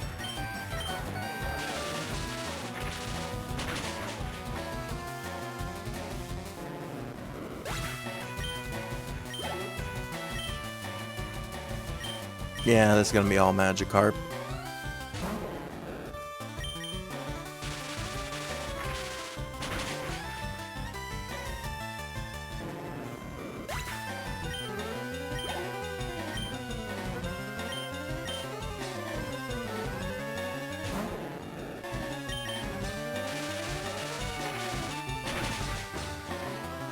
Must be getting pretty close to being back to Pallet Town.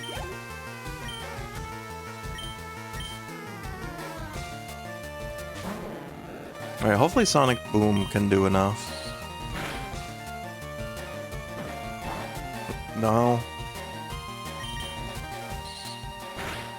It's gonna take 3 hits with Sonic Booms.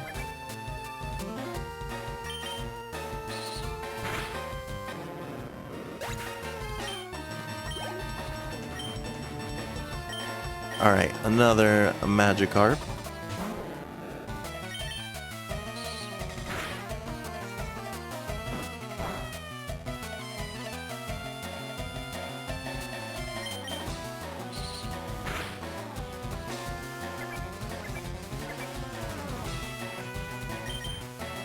There we go. I think that's 5 down. 1 Magikarp to go.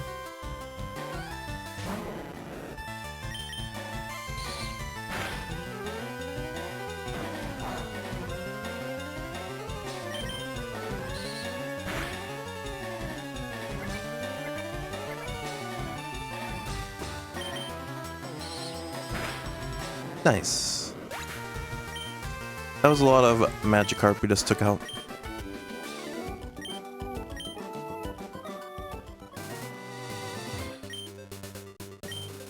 Alright, keep on moving forward. Hey, we made it.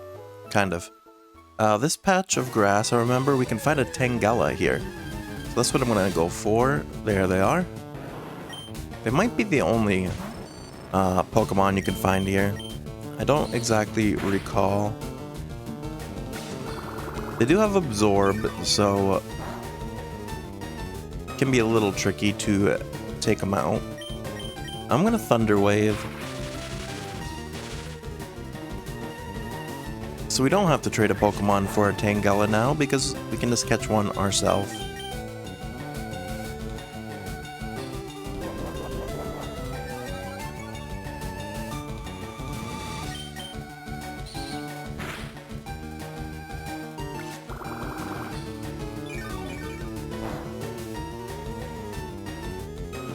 Alright, looks like ads are over, so welcome back to anyone that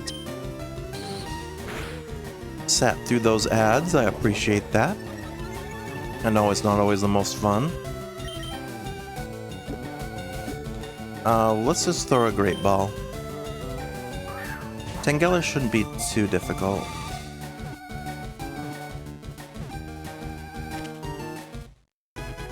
There we go.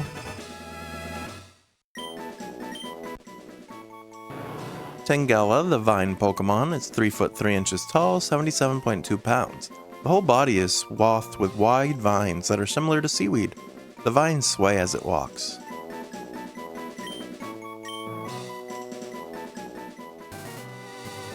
Okay. I don't think there's anything else over here. I think it's just Tangela in this.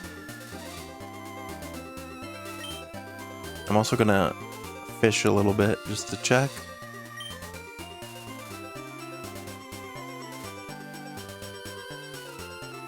Yeah, I don't think so. If it's a Tangela again, then I think we got everything. It is, okay. Just Tangela here. Unless this is a rare. There's a chance there could be a rare. We're just missing out, but back on land. Alright. Now we can make our way back to Viridian City. Technically we could fly, but I haven't taught a Pokemon fly yet. I haven't really felt the necessity.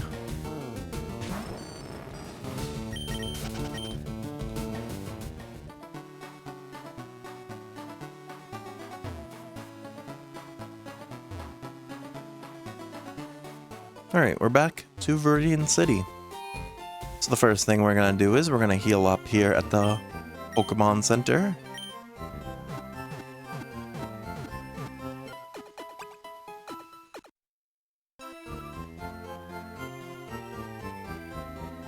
Okay. And then we're going to probably change some Pokemon out. Let's think about this.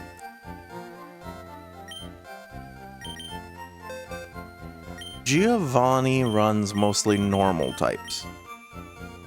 Normal types would theoretically be weak to fighting, but none of my fighting Pokemon are very strong, I don't think. Nidoqueen does have a fighting type move, if I'm not mistaken.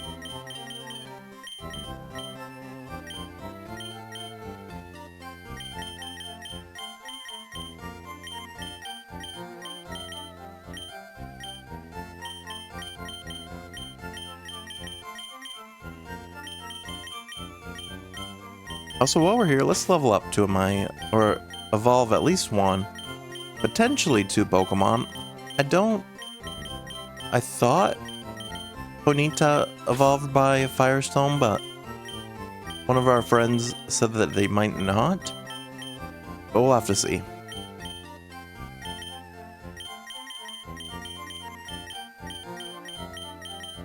Okay.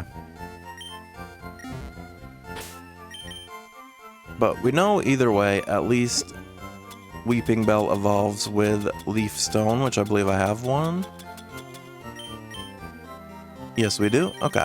So let's evolve our Weeping Bell into Victory Bell.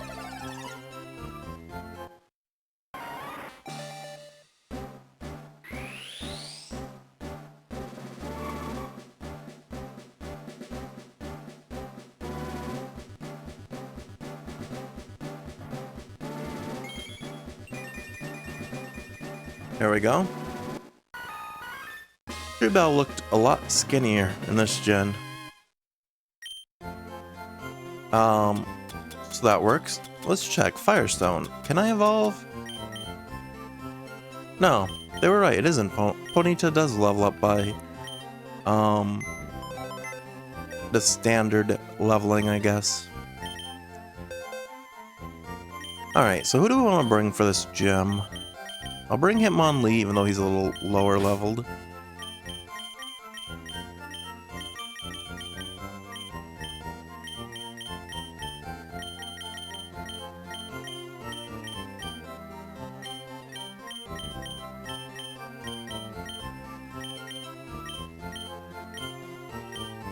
I'll bring...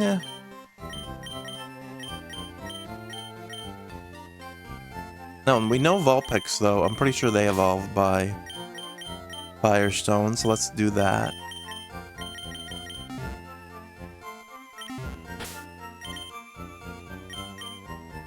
Yeah, there we go.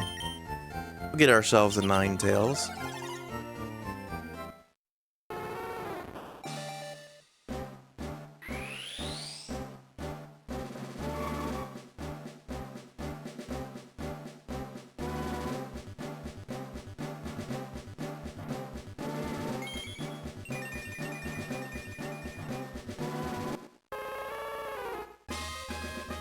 Nice. We got a Ninetales now.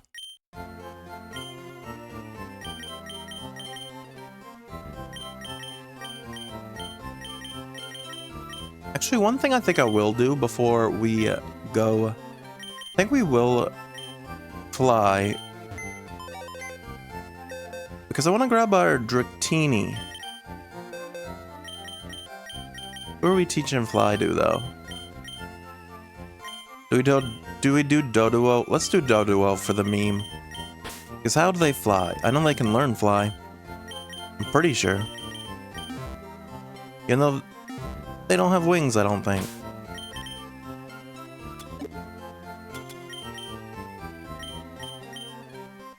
Yeah, they can learn fly.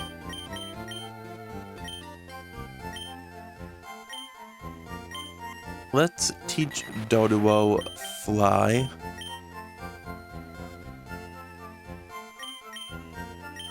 We'll get rid of rage.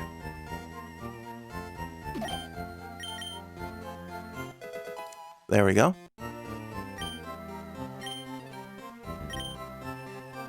Because we'll use Dratini, or yeah, well, it'll be Dratini, but we'll use them in this battle here.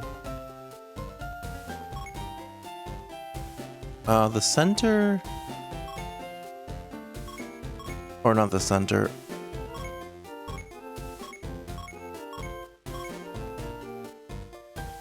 Where? I can't exactly remember where the daycare is. Isn't it around Vermilion? North of Vermilion, I think?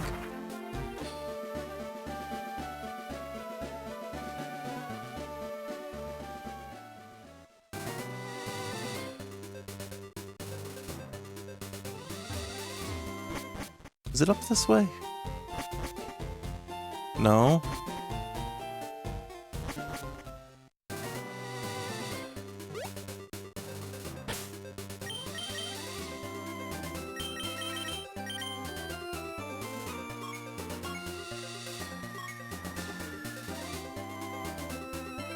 Oh no, maybe it was south of Cerulean.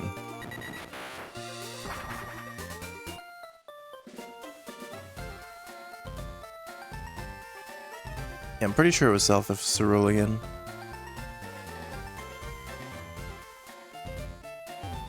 Can I get there without having to bring cut?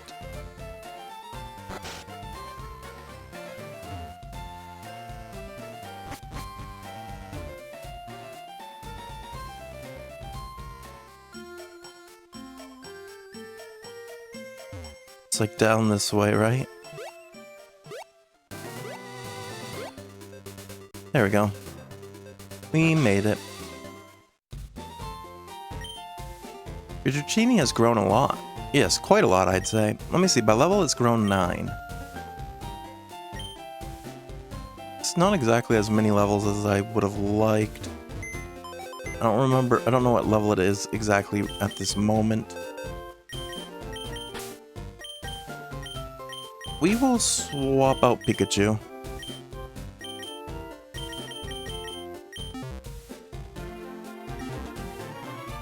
Grab our Dratini.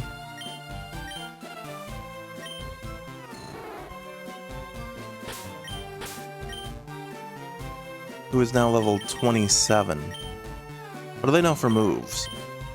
They do know Dragon Rage. Okay. Unfortunately, I don't think they're going to be able to do too much.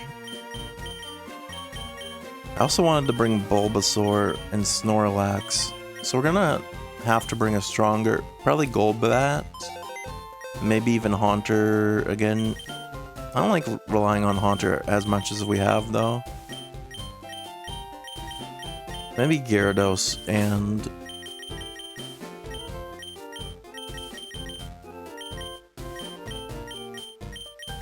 Golbat.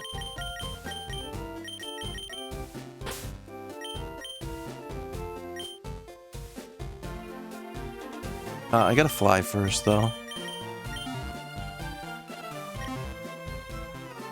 Fly back over there first.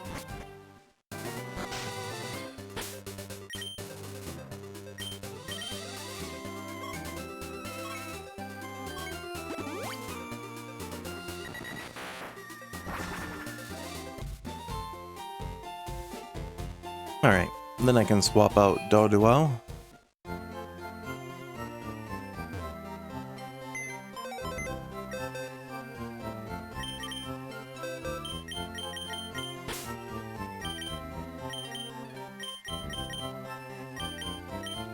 No, I wanted to bring Needle Queen, that's right. Because they know a fighting type move. Okay. We'll try this. Also, I do need to grab the XP share. I want to put that on Dratini.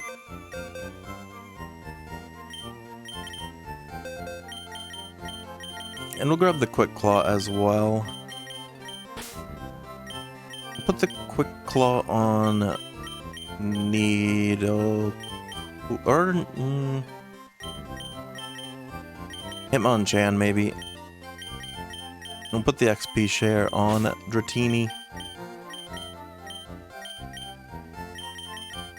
What else? Rossberry, Tiny Mushroom, Black Glasses. Okay. And we also have Dire Hit.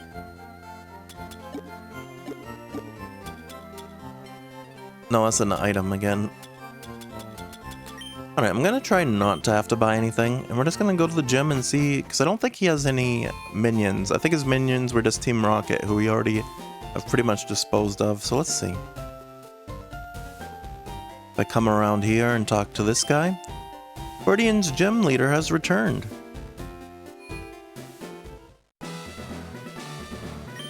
Yo, champ in the making. Even I don't know the Viridian leader's identity. But one thing's certain, this will be the toughest of all the gym leaders. Also, I heard that the trainers here like ground-type Pokemon. Oh, they are ground. Well then... Alright, then Hitmonlee wasn't a great pick for here, but Bulbasaur and Gyarados should be fine. Well, we'll just run it. Oh, they do have minions, apparently. Your Pokemon will cower at the crack of my whip. Don't whip my Pokemon. Tamer Cole, who has an Arbok. That's not exactly a ground type.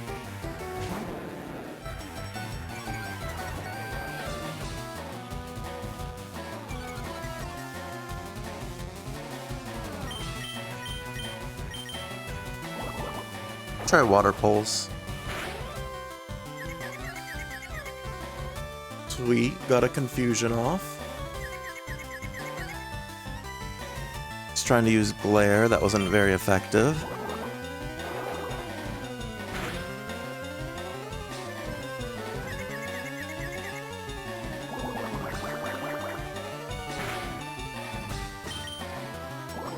Alright, we're slowly chipping away at Arbok.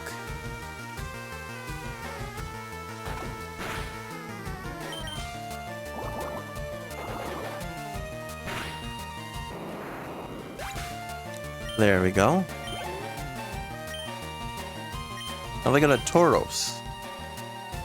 I believe Tauros can be found in the Safari Zone. We did not find one when we were over there. I'm gonna try the Hydro Pump. Let's see what this does. About half his health. Not too bad.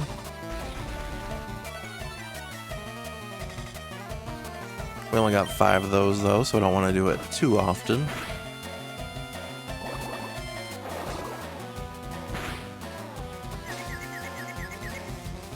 Tauros is confused. Is it going to take itself out in confusion? It does. Perfect. Level up for Gyarados.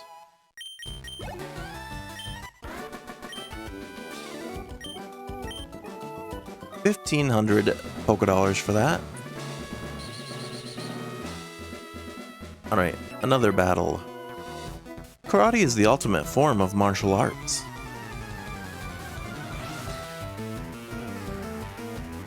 Black Belt Kyo has a Machoke. Level 43. That's a little scary there. Probably go for the Hydro Pump off the bat.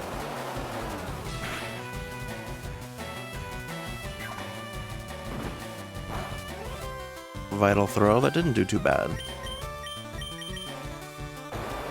The double Hydro Pump.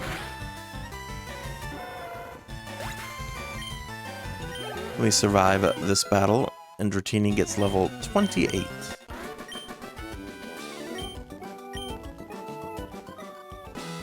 Okay.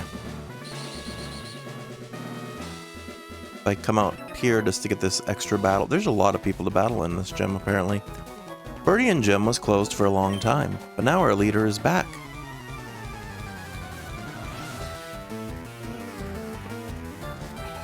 Cool Trainer Samuel has a lot of Pokemon, starting with Sandslash.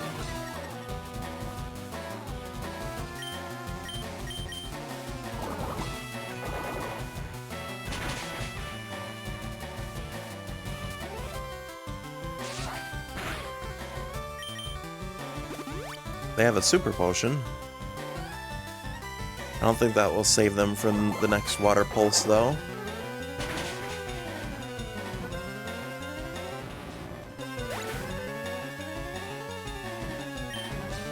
That worked pretty well for us, still. I got a Rhyhorn.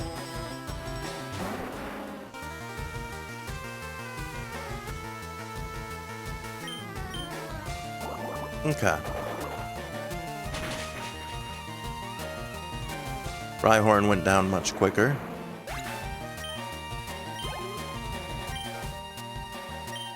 Another Sandslash.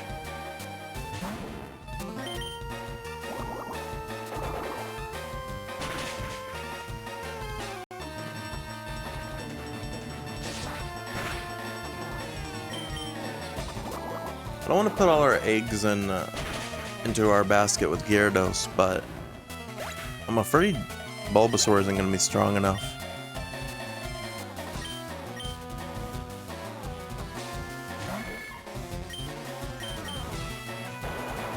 Go Hydro Pump here. Pretty effective. I might be able to flail the next one. We're pretty low. Nidoking.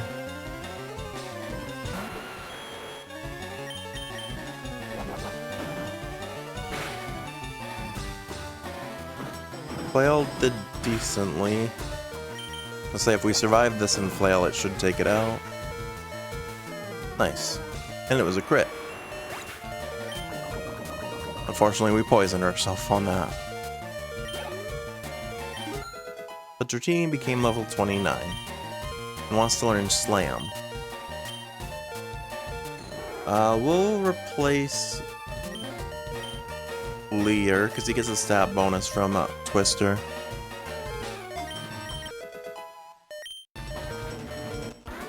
Okay, Cool Trainer Samuel was defeated. I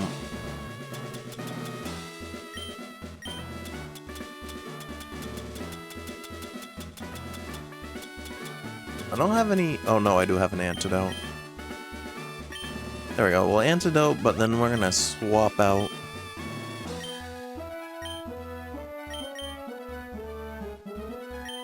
Give someone else a chance here. Let's try Bulbasaur.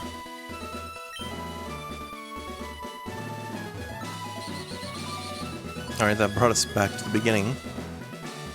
Alright, there's a few trainers here. You must be running out of steam by now. Not really. Your phone died and you didn't even know, Gatsby.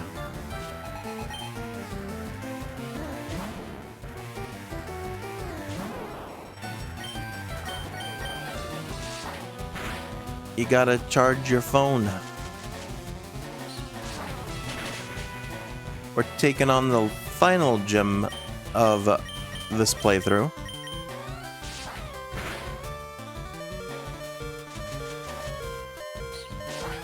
Bulbasaur is getting beaten up though. Well, he got a crit. Took out Sandslash.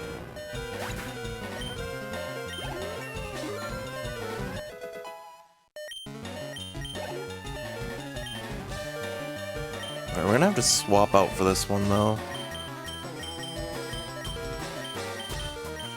Try Nidoqueen.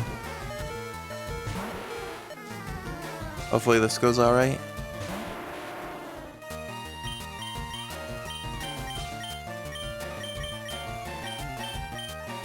Actually, I have two fighting moves now. I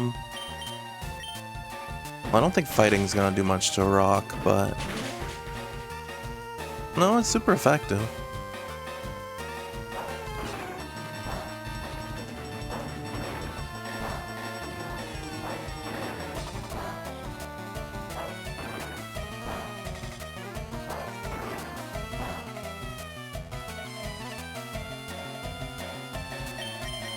Try Rock Smash this time. That did not do much. Lowered his defense though for our next hit, but then he defense curled. Alright, double kick again.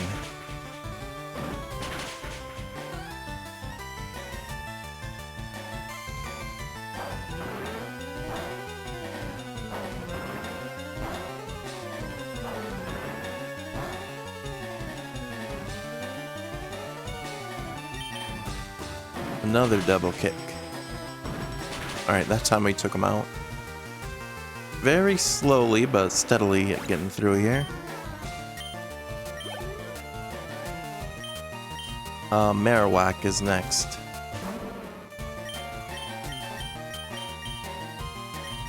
I doubt Bite will do much. Yeah.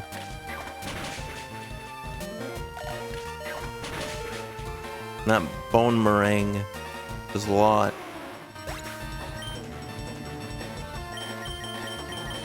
Snorlax. Might have to heal up after this, actually. Try Strength.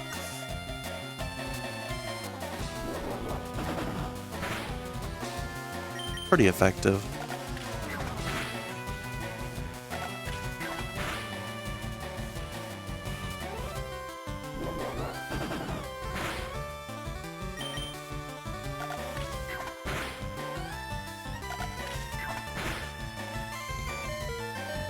Unfortunately, their moves are even more effective than ours. Well, I think we're both healing here.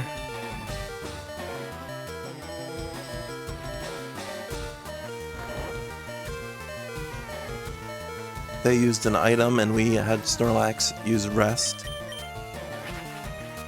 Now we're going to Snore.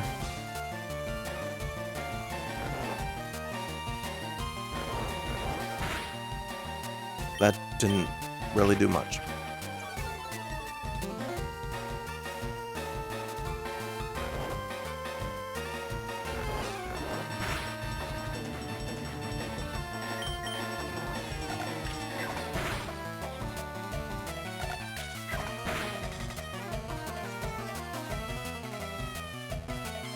And we're awake, so Snore is not going to work.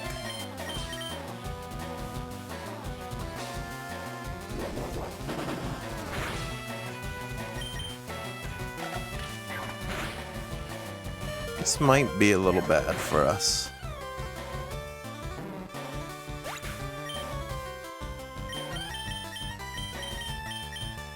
I'm gonna put Dratini in.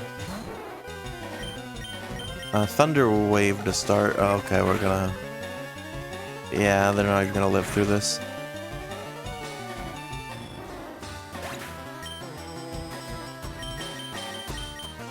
Alright, we might make some changes to the team, because I thought he was normal type, but apparently it's ground.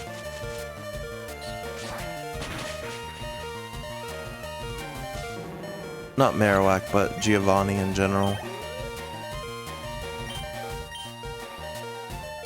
Alright, he's also got an Onyx. I was hoping we could hit first there, but Onyx is pretty fast, I suppose.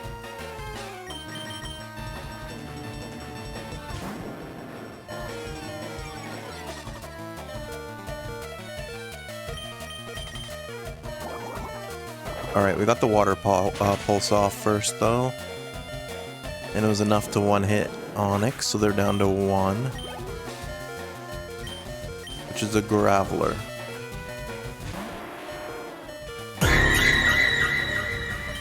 Hey Starstream, how's it going?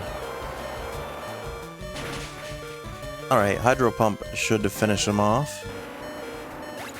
You got him. I'm not gonna lie, I've really been debating on turning that up to like 10k channel points.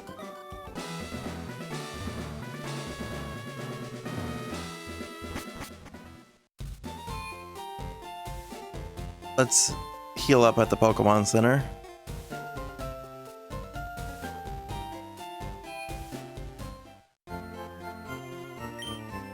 Alright, heal up.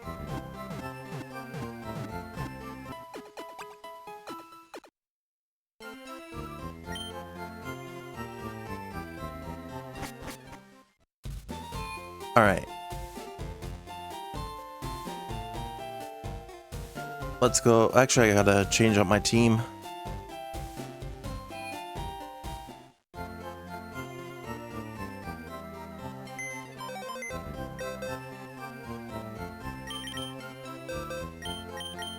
Okay. Who are we bringing? It's ground, so water type's probably the best. Actually, we could bring Weeping Bell.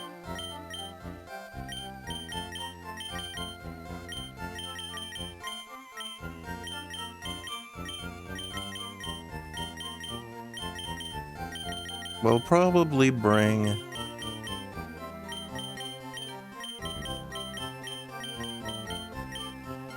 Do you know a water type move? Water gun. We'll bring Slow Bro.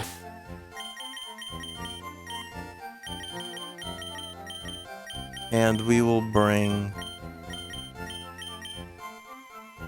What do you have for moves? Mostly putting them to sleep.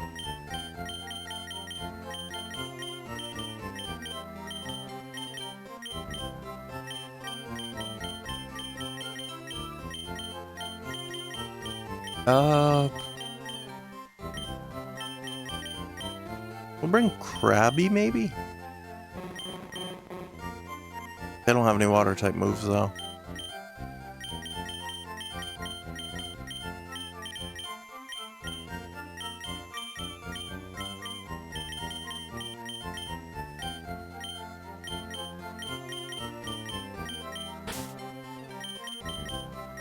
We'll bring them either way, see what happens. Hope it works out for us.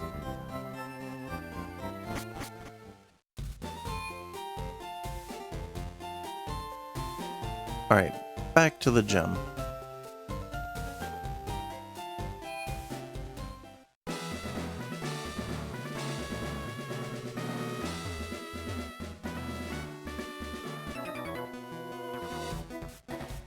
I'm working myself into a rage.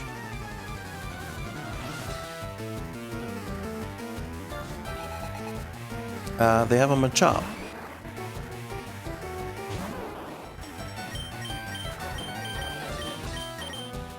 We'll Razor Leaf again.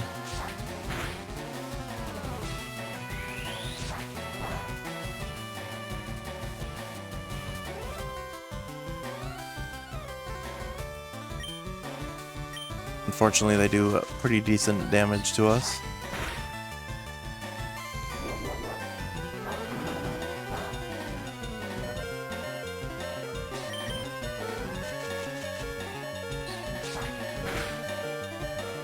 Okay, one down. Fortunately, that's pretty much all Bulbasaur could get. I'll go Slow Bro, because he knows the Psychic move.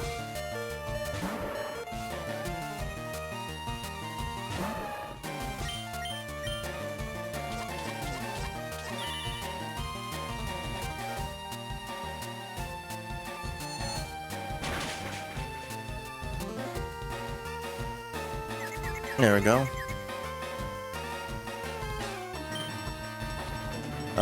Maybe Headbutt just to finish it off. Perfect.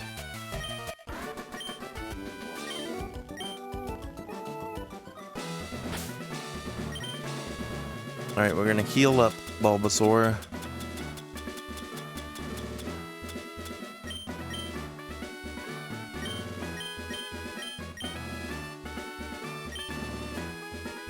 Actually, we might even give the rare candies to Bulbasaur. How close are you to leveling, though? I don't want to waste it if you're close to a level. You're about halfway. I'll hold off, I guess. Pokemon and I, we make wonderful music together.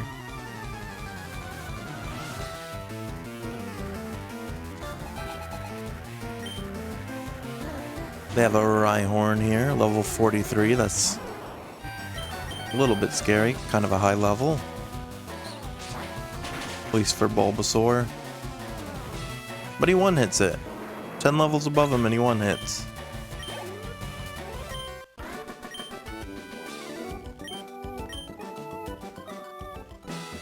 Alright, that was pretty good. Alright, another battle here. The truly talented win with style. I've never been one to try to avoid like these minions in the gym. I like to try to get as much XP as possible from fighting them.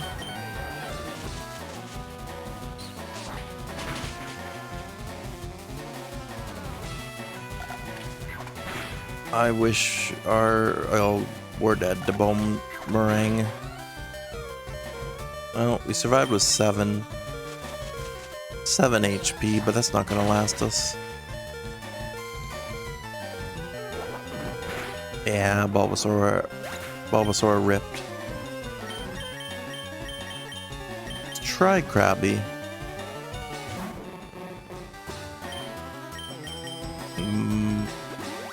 Well, unfortunately, this isn't gonna go well here now because he healed up.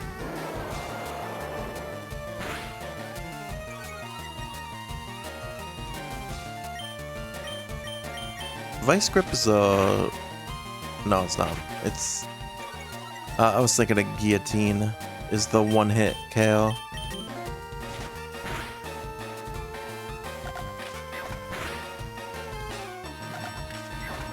Yeah, Krabby's gonna go down here.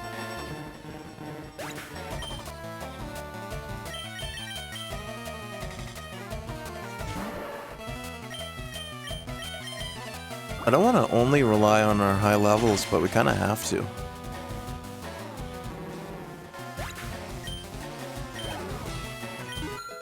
Level 30 for Dratini.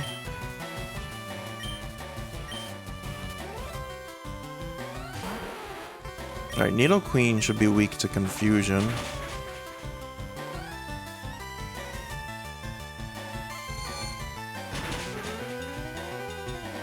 There we go.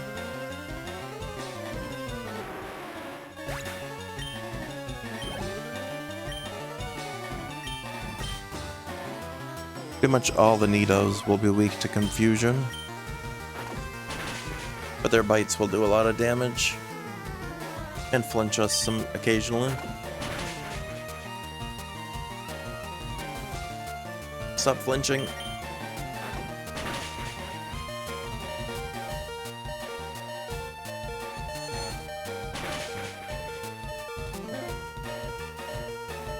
Okay, 2 down.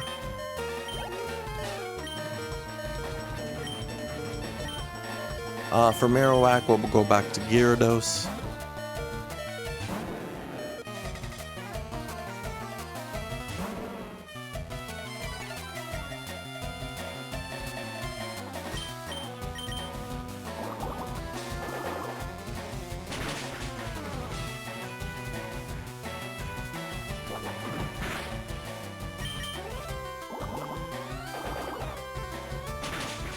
Okay.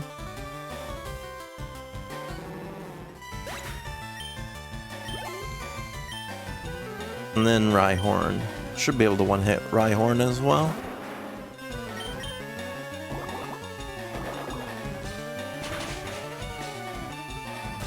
Nice. It should be level up. Level 44. Just short. Okay. Oh, Dratini's evolving already? I thought it was level 40 that it became Dragonair. I guess it's level 30. We'll take it.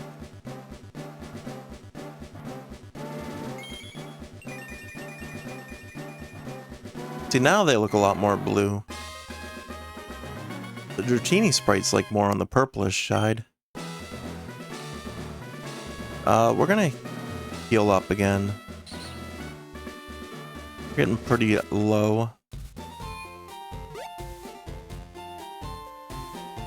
Dragonair at least should be a little more tanky than Dratini. I don't think they become Dragonite until like level 55 though. I'm pretty sure it's like one of the highest level original Pokemon to evolve.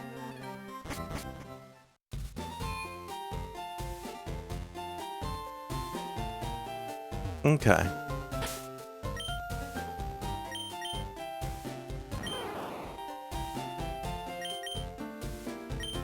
Yeah, we're getting close with Bulbasaur to leveling him up.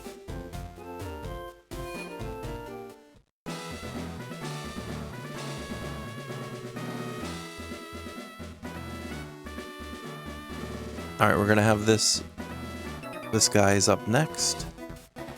I'm the Karate King. Your fate rests with me.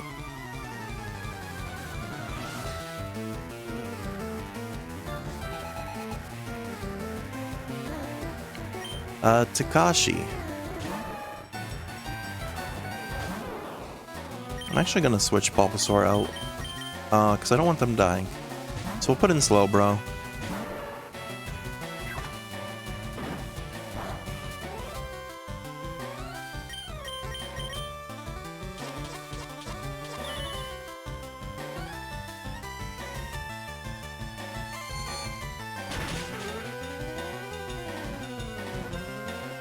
There we go, that was a good hit. One more.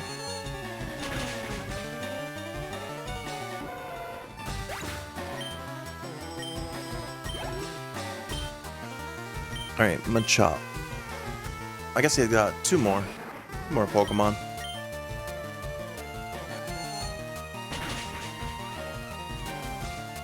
Nice. Chop went down. And then Machoke.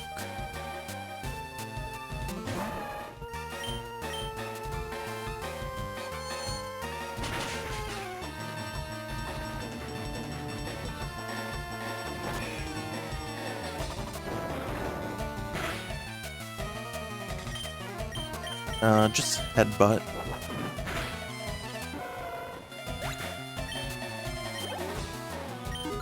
Level 31 for Dragonair. 24 more to go if I'm correct about Dragonite. Okay, then we have to go around the long way because we're kind of cut off here. Well, it's just Giovanni. But fortunately, Bulbasaur is not going to get a level up before then. I'm just going to start with Gyarados, because I think Gyarados is our best chance here. Welcome to my hideout. It shall be so until I can restore Team Rocket to its former glory. You have found me again, so be it. This time, I'm not holding back. Once more, you shall face Giovanni, the greatest trainer.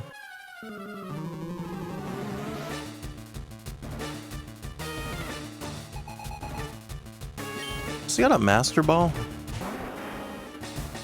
Was that the Pokeball he was holding? Alright, Rhyhorn. We're gonna just go for the Hydro Pumps. So if we can hit those, that would be very helpful. Alright, one down.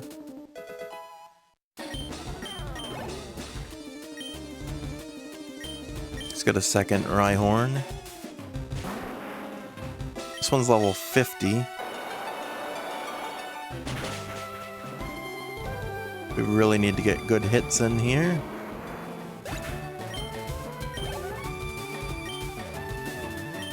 Doug Trio is level 42. I'm just gonna Water Pulse the Doug Trio. I was about to say good call, but no, they survived it, but they're confused. They might take themselves out. They do. Perfect. That actually worked out well. Saved us a Hydro Pump on that as well. Needle Queen. I'm swapping to Slowbro for this one. It's not a free swap though, which makes it a little dangerous. I'll use Earthquake. We survive and get a confusion off. Okay, it's half. I'm gonna heal.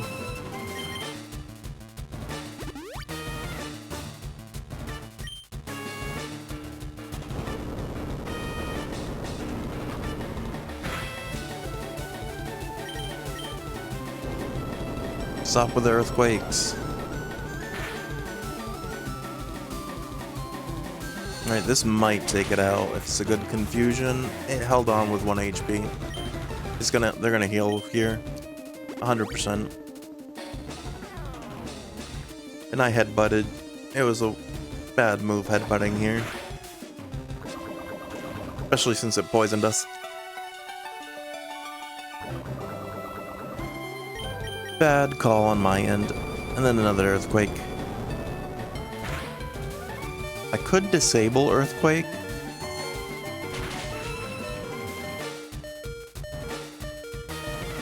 But he's probably gonna hit first.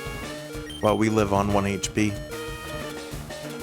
I don't want to use a full restore, but we will.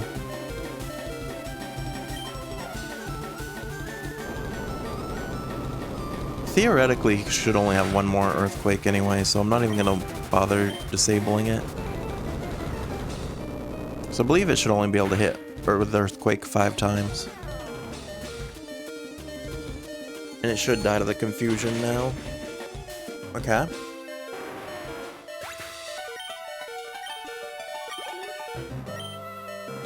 And finally, Nido King.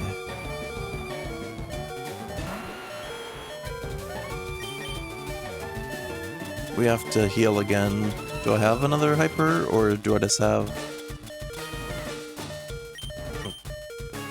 Gonna use a max potion. I feel like it's better to save the full restore.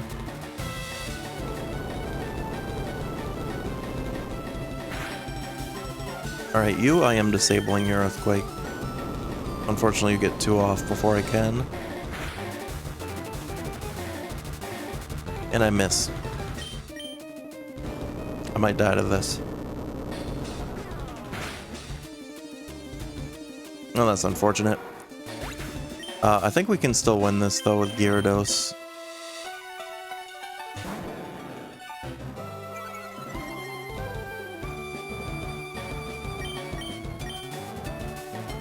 We missed with Hydro Pump, that's bad.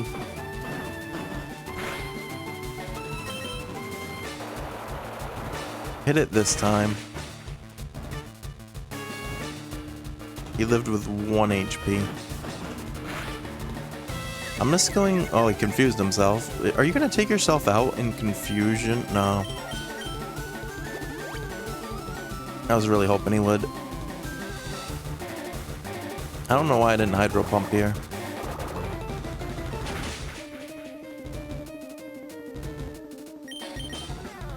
Alright, he's using his full heal to get out of confusion. But it shouldn't matter. Hydro Pump should end it. And it does. Nice. Another victory. Level 32 for Dragonair. That was a truly intense fight. You have won. As proof, here's the Earth Badge.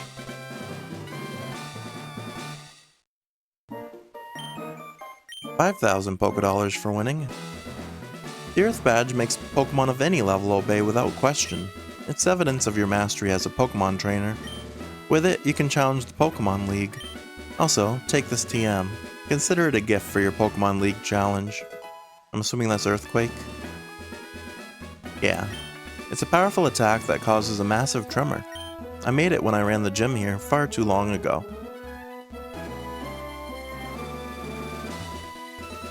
Okay. So now we can leave here. Blow me away. Giovanni was the gym leader of Viridian? How'd you not know? Didn't you ever see him come in here?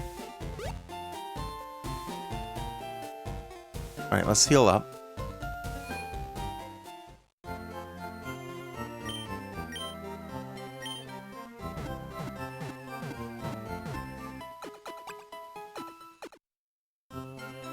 Alright, we've restored your Pokemon to full health. Perfect. Alright, so next we gotta take on the Victory Road. So I'm gonna want my Pokemon that know Rock Smash and... yeah, Rock Smash and Strength. So Snorlax and Nidoqueen, I'm pretty sure. Keep bringing Bulbasaur. Dratini's coming, or Dragonair rather now, is coming for sure too.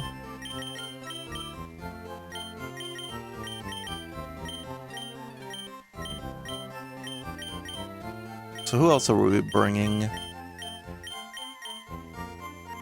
Probably... I can't remember if you have to surf at all. We might have to surf.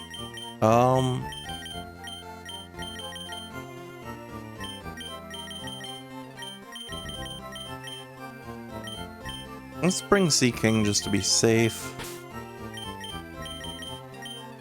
And then Gyarados, yeah. This is probably the squad that we're gonna bring, at least for the Victory Road.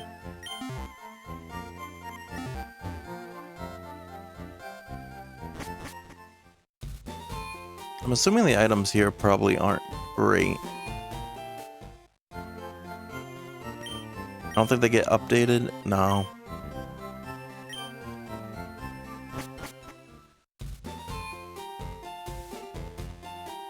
Well, for now, let's just head this way. Oh, we could also cut and get an item from here. Let's do that. Actually, yeah. I'm actually gonna fly to Cinnabar probably and get... I don't need to heal. We'll swap out a couple Pokemon here, just for moments.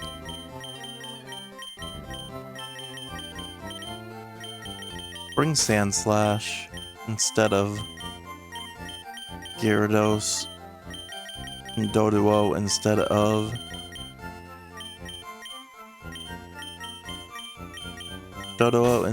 of Sea King, I guess. Okay.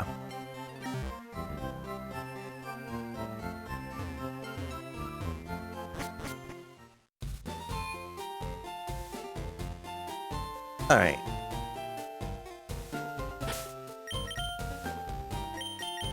Let's fly to Cinnabar, like we said, and we're gonna grab some items.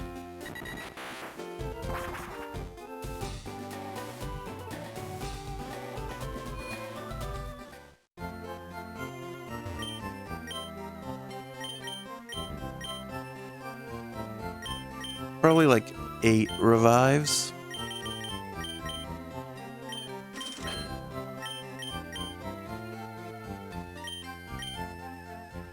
Ten hyper potions, I suppose.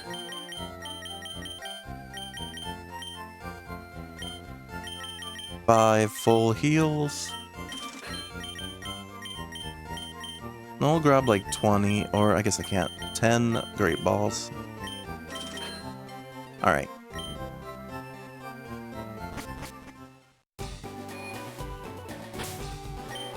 Now we fly back to Verdian.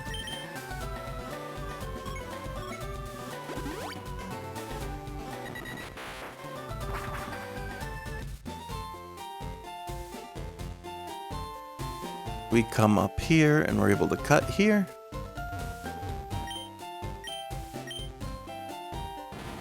Claim this item, which is a regular potion. What about back here? Oh, that just loops us around. Alright, guess we're gonna start heading up onto Route 42 towards Victory Road, but before we go all that way, let me fix something here.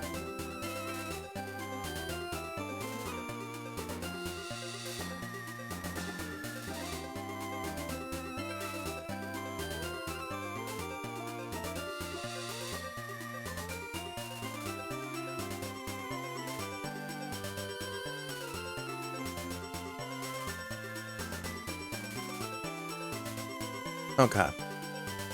We should be set.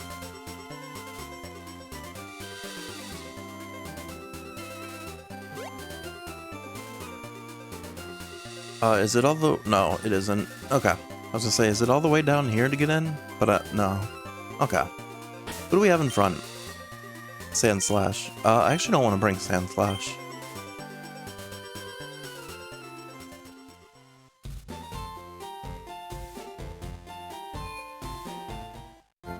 Who did we want to bring? Can't even remember now.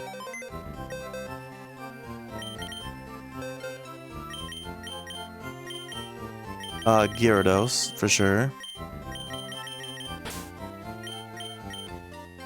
Then instead of Doduo, Doduo.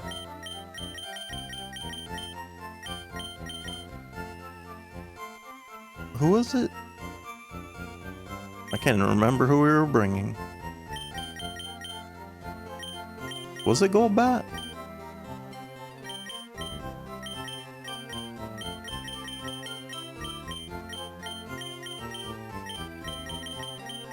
I don't think it was Golbat.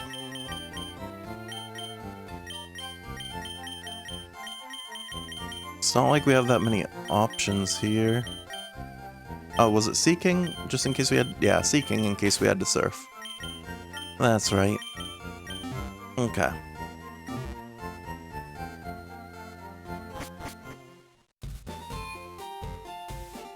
Alright. Oh, there's another tree that we could have cut. Oh well, we'll do that later. Probably.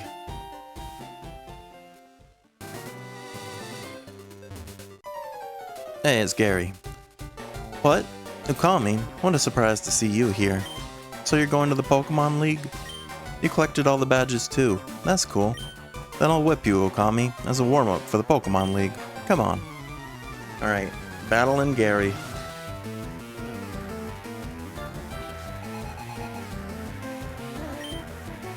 Who's got a Pidgeot. Which is not a great matchup for a Gyarados. We'll have to swap.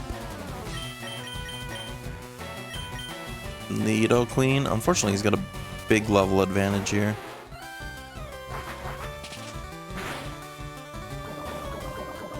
But he poisoned himself, so that's a good start for us.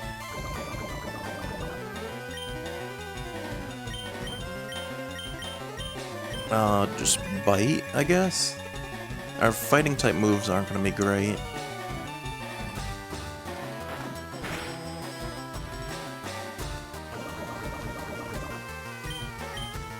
It's mostly going to be the poison that takes him out.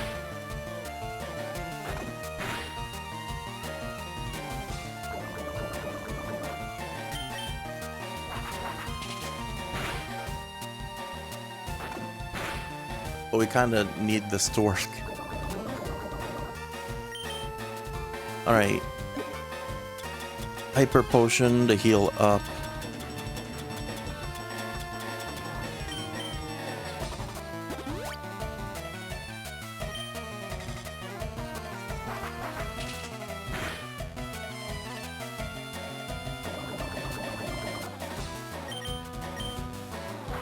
Alright, one more attack and then maybe the poison as well will finish it.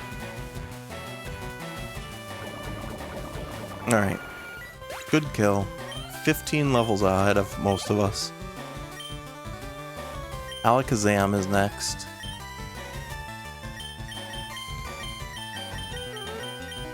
Gyarados, I guess. Gyarados, unfortunately, is the only one that's like at a decent level. Unless I brought Haunter.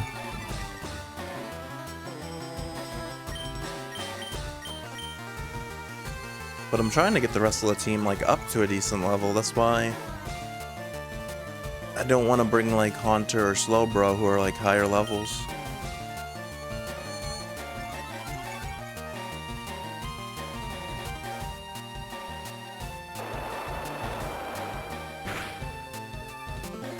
That barely even touched him. Then he disabled Hydro Pump. Looks like ads are starting. Always a good time to grab a snack, a drink, stretch, or use the restroom if you have to. Twitch requires all affiliates and partners to run ads of some form on their channels. The best way to get away from the ads is to consider subscribing.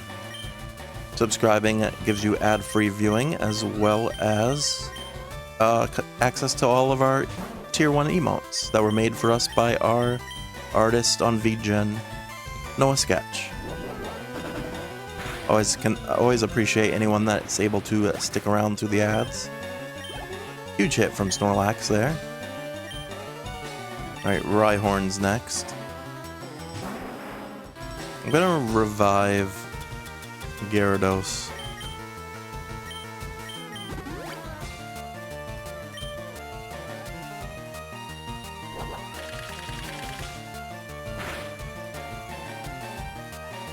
Yeah, Horn Drill hurt quite a bit. It's a one-hit KO. Alright, we'll put Needle Queen in while we heal Gyarados a little bit more.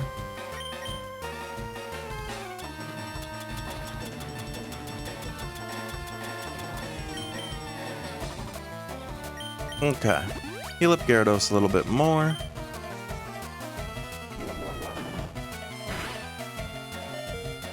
Alright, takedown if that was poison. I was hoping that would poison him too.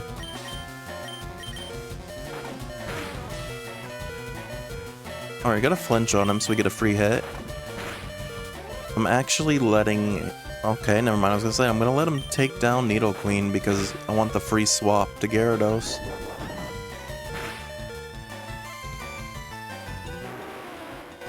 But it took him forever to take her down.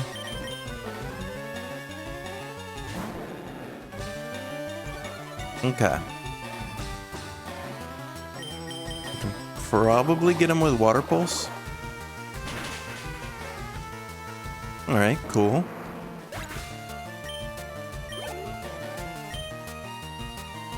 Surprised Dragonair hasn't got a level, another level yet. Execute. Not really looking forward to this one. I don't think we can do much because I think it's part grass too, isn't it? Grass and psychic. Yeah.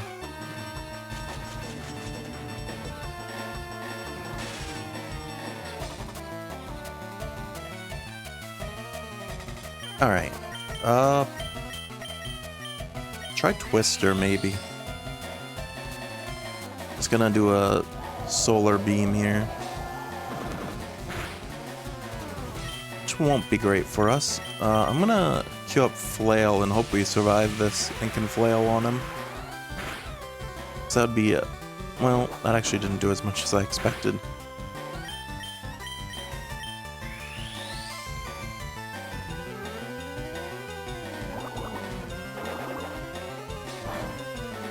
Actually would have rather him hit like harder on us. So Flail would have been more effective.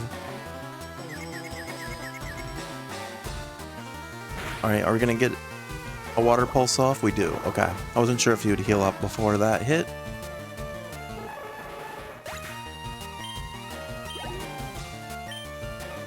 Alright, he's got his last Poke... Or no, he's got two more. Gyarados and Charizard, I'm assuming. We got our Gyarados now. His Gyarados is a little stronger than ours. Looks like ads have finished up. I appreciate anyone that was able to stick around through the ads. I know it's not always the most fun thing to have to sit through. Hydro Pump shouldn't do... well, it did a decent amount.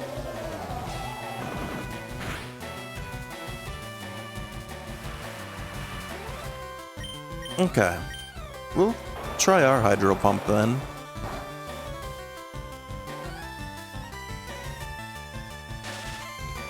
Alright, we're not in a good spot here.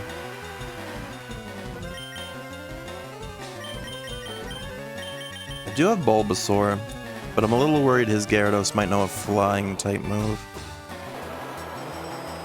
Or the fact that it's 12 levels higher, it will just rinse Bulbasaur.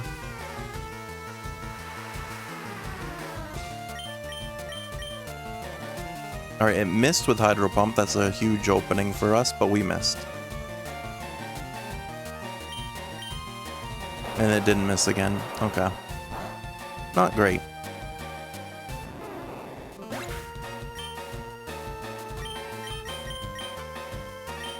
The only thing I can think to do is put Sea King in and then try to bring Snorlax back.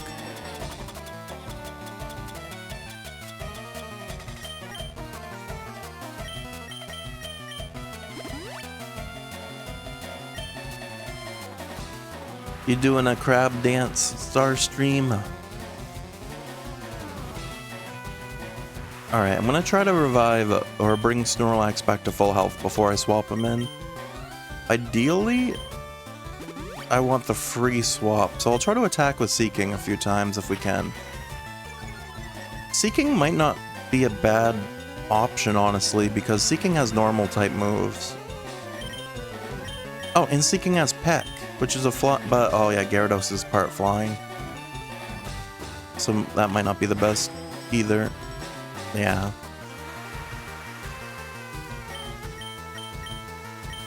Let's try Horn Attack. He's really low in our defense. Horn Attack is decent, I suppose. What about Fury Attack? Oh, the Twister might do a lot.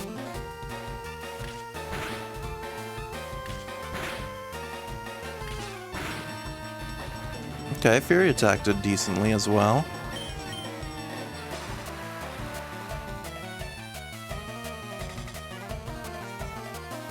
Missed on the second one.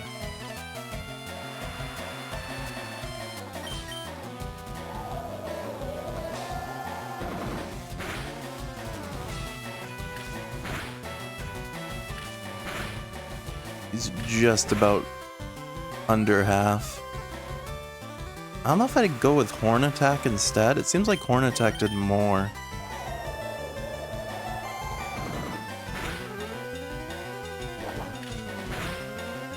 Yeah, I think I'd go with Horn Attack. Seeking seems to be winning this Battle of the Fish.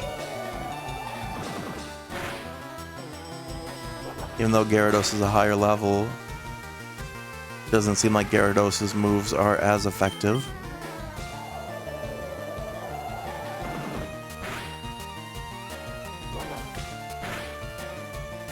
It's gonna come down to this last move here. He does have Charizard still, which Seeking is also has advantage over, but I probably will use our Gyarados instead of our Seeking there. Dragonair got a level. Alright, he's putting in Charizard. Level 53. Yeah, they definitely have a big level gap. I don't want to use my full restore, but I will. We're going to use it on Gyarados. He's probably going to take out Seeking here. So we'll get the free swap over to Gyarados. Because after you faint, I believe you should get first hit. I think that's how that works. I think that's how free swap works. Plus we lower Charizard's attack. Go for the Hydro Pump. No, we don't get the first hit. I guess I misunderstood what a free swap actually is. Either way, we should be fine here, I think. Yeah, that was about half in one. If we can hit another Hydro Pump, that would be great. Got a burn on us, though.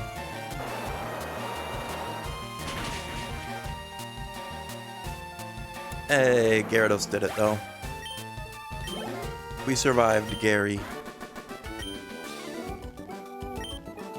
I was just careless. That's what they all say. That loosened me up. I'm ready for the Pokemon League. Ukami, you need more practice. But hey, you know that. I'm out of here. Smell ya. We need practice, we just beat you. But we need heals for sure.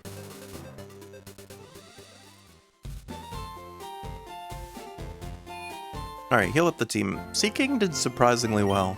I only was bringing Seeking because of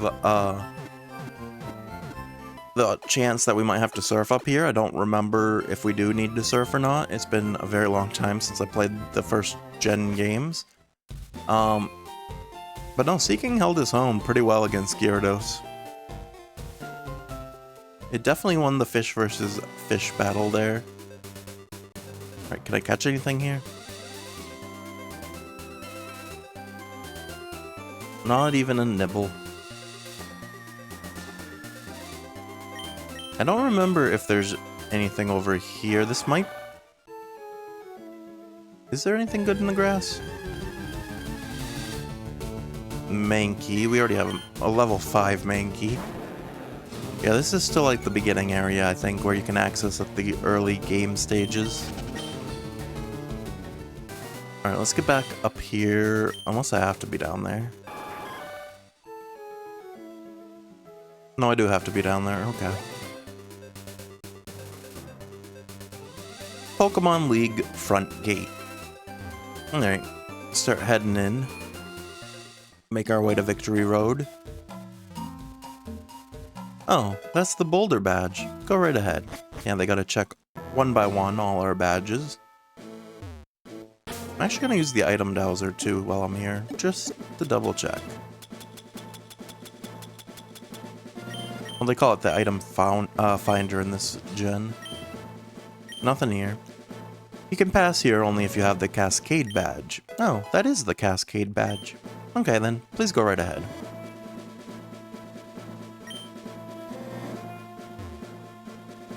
You can pass here only if you have the Thunder badge.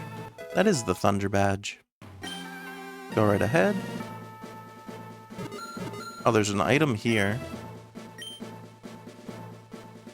This is... okay.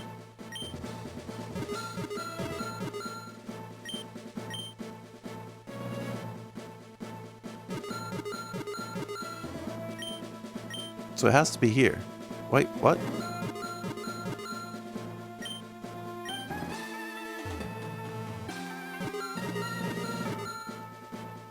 I guess it's this way?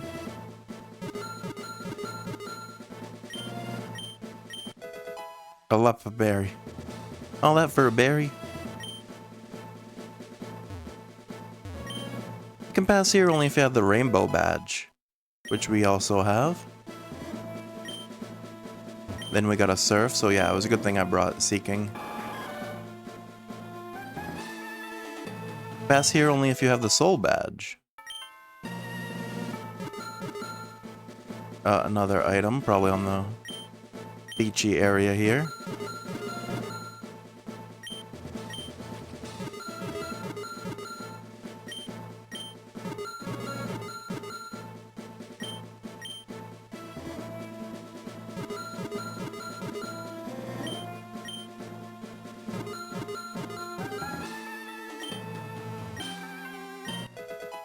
Max Ether. Not too bad.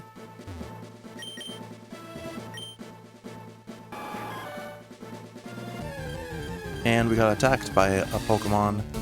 Slowpoke. We already have a Slowpoke. We'll try to grab this XP though. Actually, honestly, Bulbasaur get in there. So if I can get Bulbasaur leveled up on this, because he's pretty close, then I'll give him the rare candies we have. Just try to give him a couple more levels, because he's pretty under-leveled at the moment.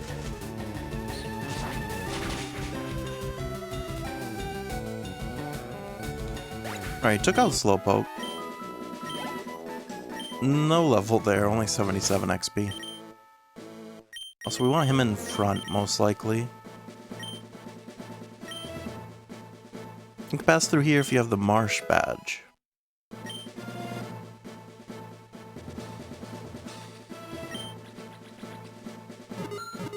Alright, more item.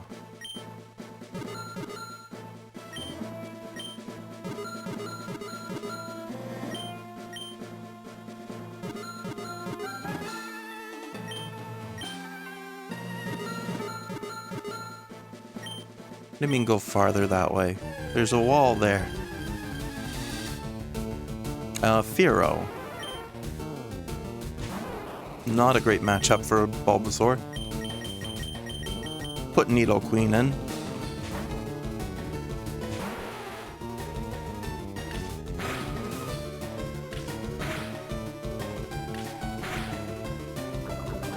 Alright, they actually did quite a bit of damage, but the good thing is they poisoned themselves.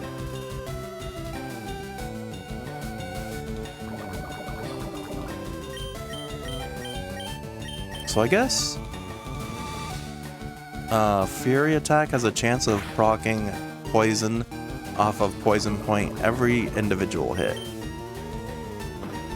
Because it hit on the third one, but they still had 2 more hits. Learning something new every day.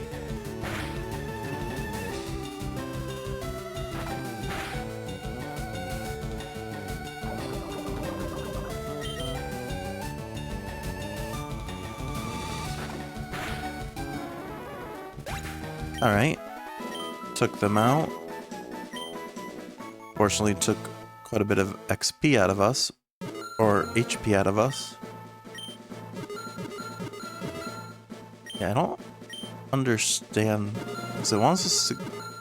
There's a wall there, though. Unless you're saying...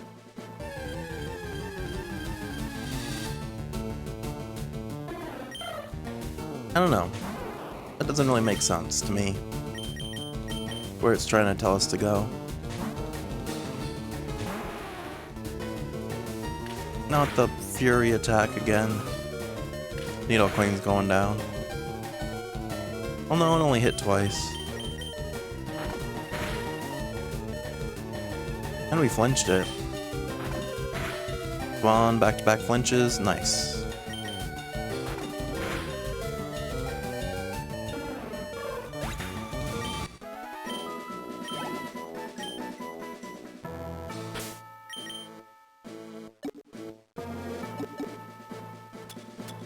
We're gonna heal up.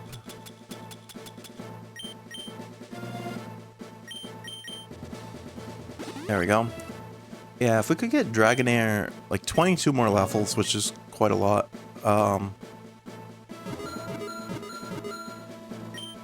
Yeah, I think our... Oh. There's an Ultra Ball in the wall. Interesting. Oh, Bulbasaur might be able to take out a Sandshrew. I hope. If we get 22 more levels, we could get Dragonair into Dragonite. I believe. I think it's level 55 they evolve that. And that would be huge. Having a Dragon type in Gen 1 is really good.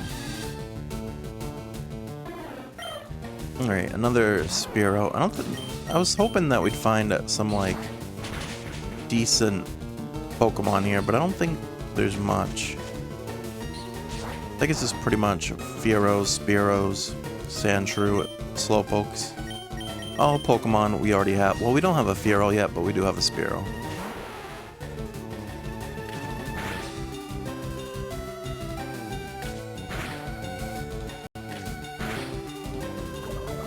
Yeah, he procced the poison on the third one again.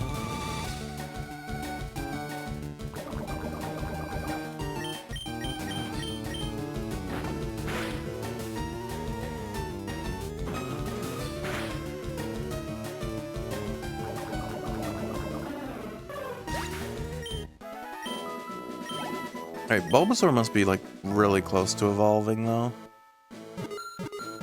Another item here? Well, this one says down. Asperberry.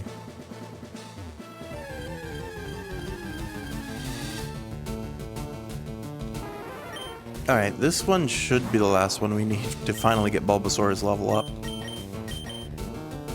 Oops. Did not want to open that menu.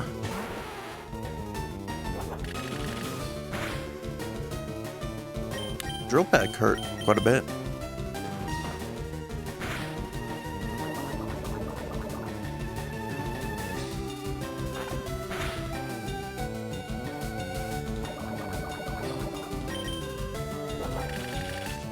That's probably going to be the end of Needle Queen for now. I have to go Snorlax because flying is not good for my team at the moment.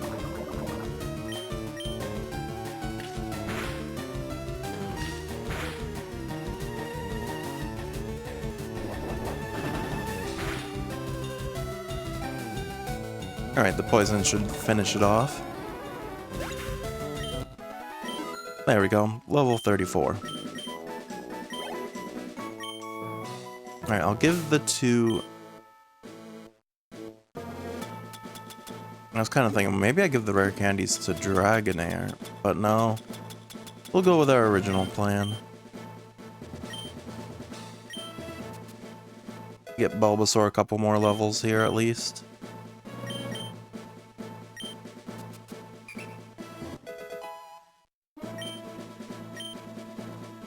Alright. can only pass through here with the volcano badge, which we have as well.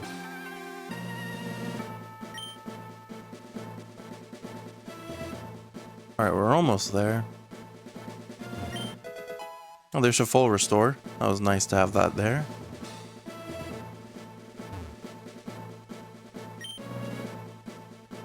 You can only pass through here with the Earth badge, which was our last badge. That should be all 8. So now we're on Victory Road. So let's heal up a little bit. Is there any I need to... Yeah, I need to revive Needle Queen.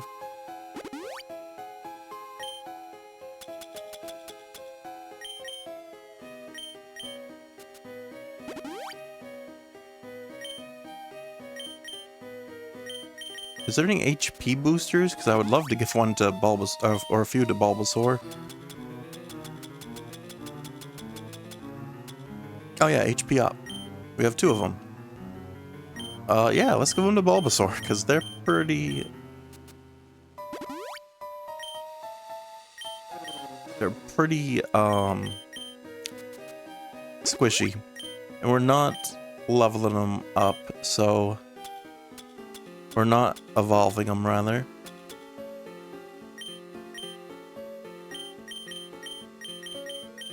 Then... I don't know, we'll leave the other ones for now.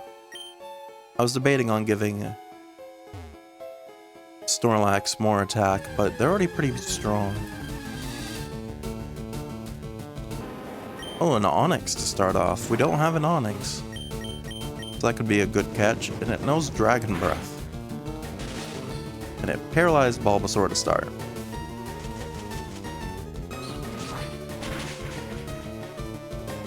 Was hoping it wouldn't kill it, but I'm sure there'll be more. Let's use a full heal and be not paralyzed anymore.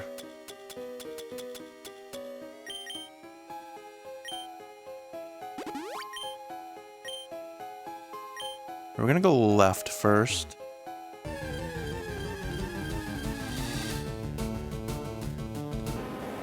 This one's level 43. This one's a little beefier of a Onix. Again, would be a good catch. Always liked Onix from Gen 1.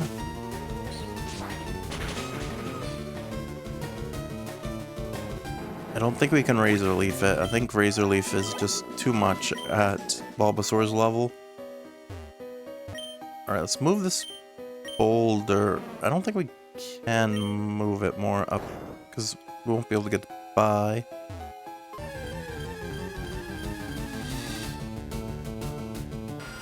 Alright, Zubat. If I could get some free levels, that would be great. We're not going to get them from Zubat. Alright, let's actually just run here, hopefully. I don't like running from free XP, but Zubat versus Bulbasaur is not a good matchup. Alright, I remember... I guess I can't go left first. I definitely have to do something with the boulders. Golbat also not a great option. Can't escape. And that's wing attack, which is going to hurt a lot. That took out Bulbasaur.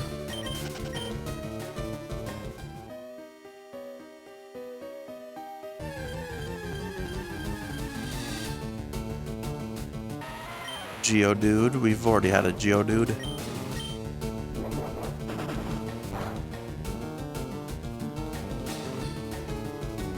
Magnitude 9 is not great.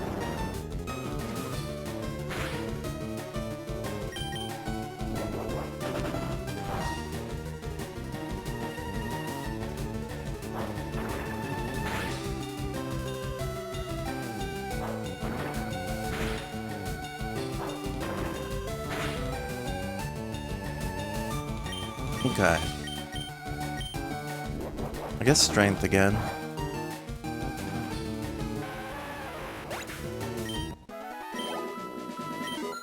Alright, level 34 for Dragonair. Dragonair's pretty much caught up to the rest of the team already.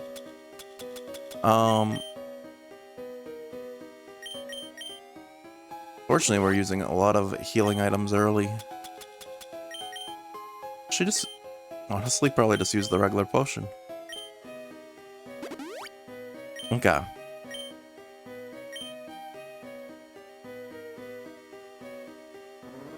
Oh, I remember. We gotta push. Yeah, we gotta bring a boulder over here onto that thing. That will make one of those ledge things go away.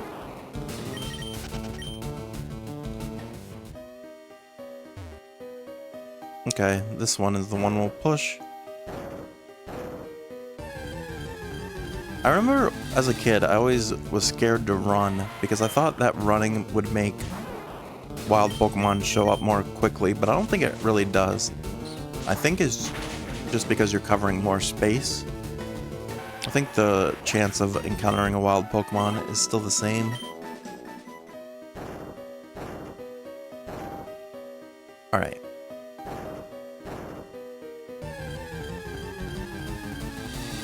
We do just have to get that boulder over to the right side.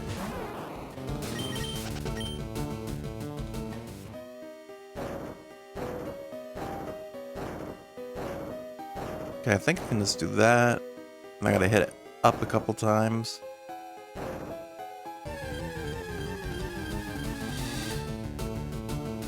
Another Onyx. Alright, Onyx, we're gonna try something different here. We're gonna poison you. That might not be a great idea either. Alright, we're gonna put poison on you.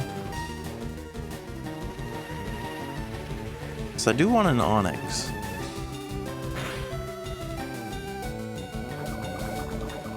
I'm just gonna throw Ultra Balls. Might be a bad idea. It might waste a lot, but let's see.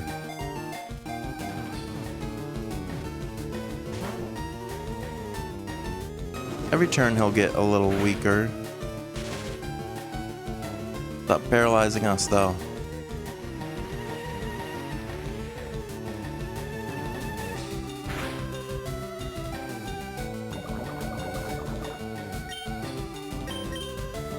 Throw another Ultra Ball. Nope. Not that one. He is hardened.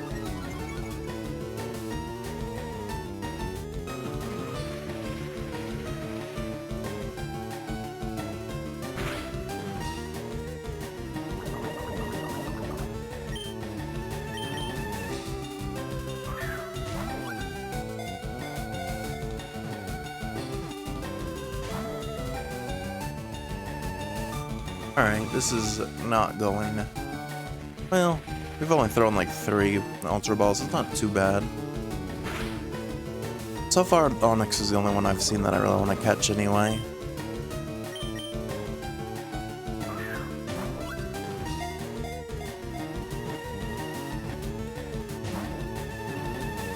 Watch him get fainted by my poison too. We don't have any opportunities left to catch him.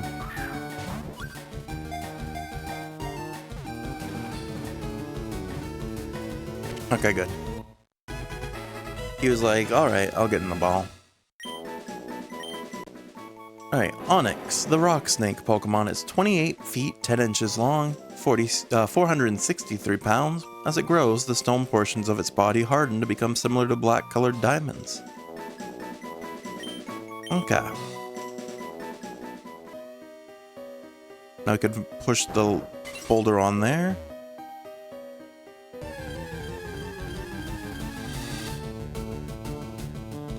Here's a Machoke.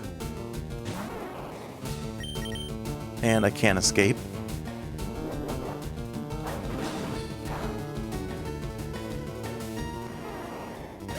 To say, who would be the best bet for Machoke? Probably Gyarados. Gyarados is part flying, but the problem is I don't have any flying moves on him.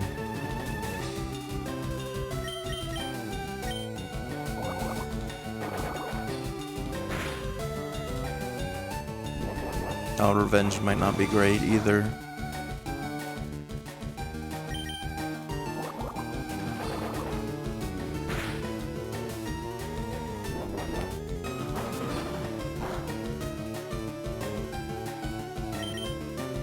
Alright. Probably one more hit and we should be good. I always remember as a kid thinking that like Victory Road took forever, but I don't think it's actually as long as I thought it was when I was a kid. Yeah, this is cleared out. I'm pretty sure, yeah, I need to push that boulder around. We got a trainer first. I wonder if you're good enough for me.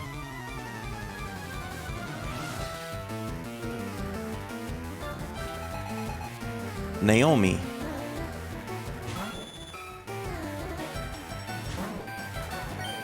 Let's rest up before we do anything.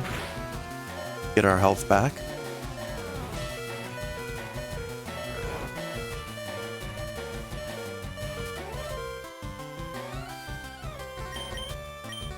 Then use Snore. So we can get some attacks going.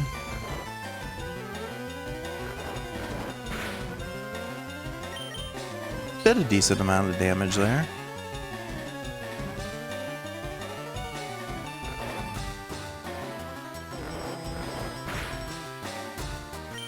Probably will take 4 snores. Oh, we woke up. How does strength do?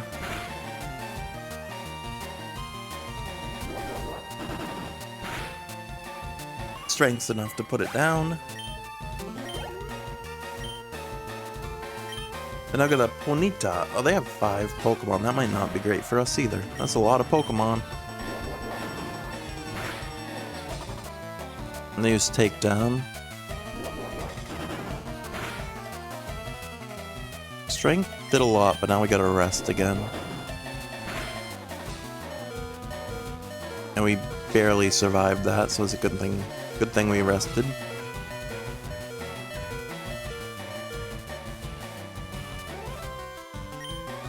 Now we can snore again. We have a hyper potion. It's crazy. It's random trainer with a hyper potion.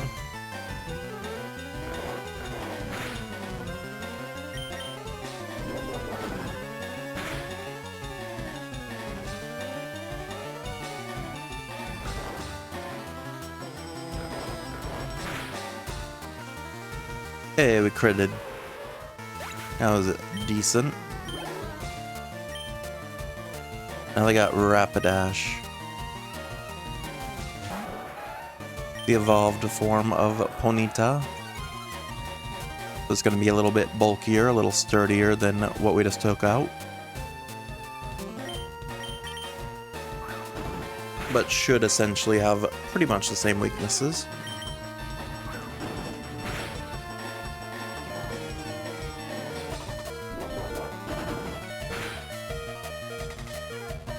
Alright, critted on that as well, so we were able to take out Rapidash.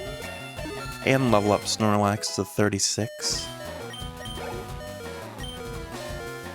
Vulpix is next. Gyarados should be strong enough still for a Vulpix.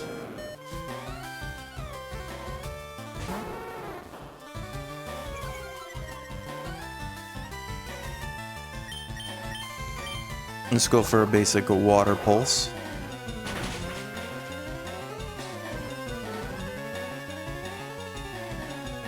They always try to use like that imprison move, and I never know what it actually does. Alright, Vulpix went down. Level up for Gyarados to 45. He wants to learn Rain Dance. What else do I have? No, I don't want to... Yeah, I don't want to get rid of any of these for Rain Dance.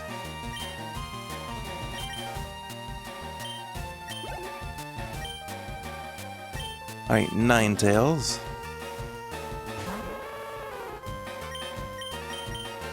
I think the same, just Water Pulse. It is bulkier because it's, again, an evolved form of the previous one we battled. But I think we should be okay here still.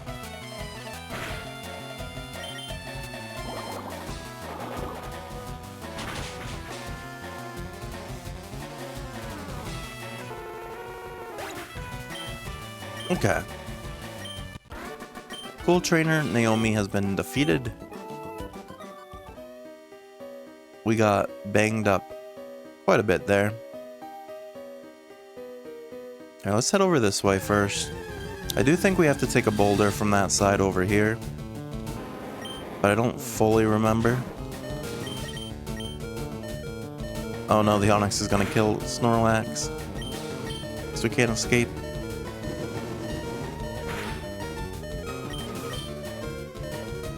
Snorlax lived through quite a few hits there, though.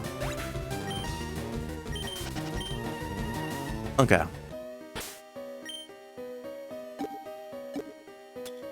Probably should have brought more revives.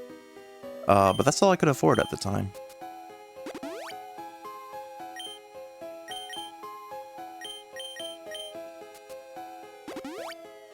Maybe I should give some what berries do we have?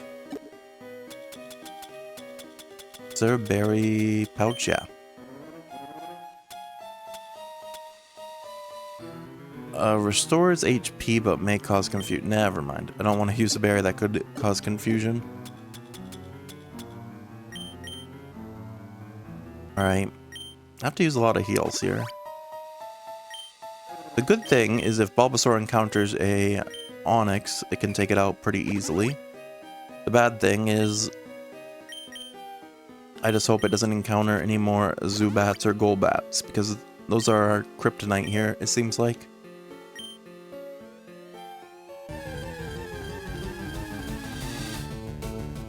And Machoke, Machoke's not a great option either.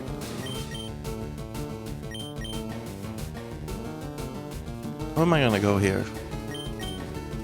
I guess Gyarados? Just because it has part resistance with the flying type, I think, from fighting moves. A partial resistance.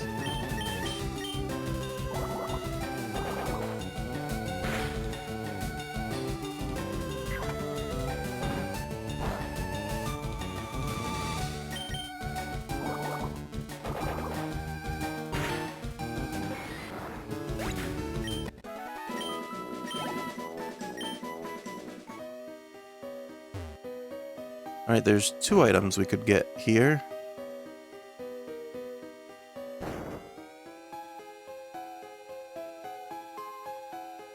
I don't think there's a way to get both, actually.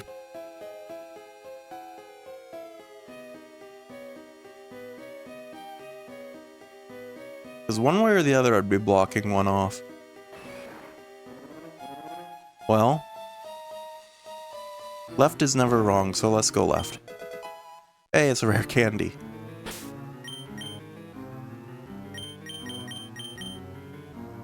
Can we... Yeah, let's use it on Bulbasaur still. Give him another level up. I don't know, I was told when I was a kid that leveling up with rare candies was actually bad because it would, like, stunt their stats, but I don't think that's the case. I think they still level up the same. I don't know, there's a lot of rumors that I heard as a kid when I played Pokemon that I don't think were necessarily true when it comes to, like, training and evolving. Oh, please don't paralyze us with... Okay. I was gonna say, as long as you didn't paralyze us, I think we can take you out.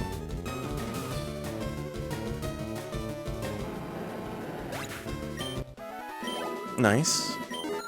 And a level 35 for Dragonair. Alright, so now I have to go on this side.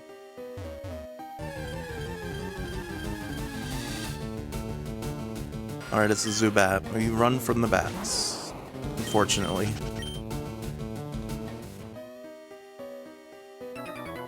Alright, another trainer. I can see you're good. Let me see exactly how good. Alright, another one of these. I think Cool Trainers is this type. Yeah, Rolando. Then we faced Roland earlier, and then they went with Rolando. Were they running out of names at this point?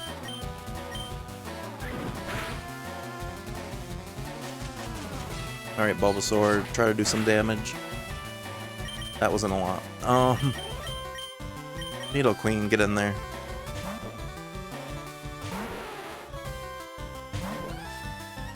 Oh, they swapped out when we swapped out. Charizard. Some random trainer has a Charizard.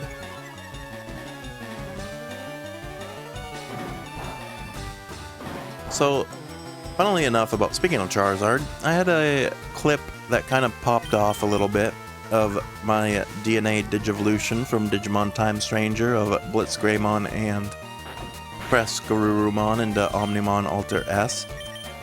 And got quite a few comments on it as well, and one of them like main agreeing factors was that Charizard is Omnimon is basically the Charizard of Digimon,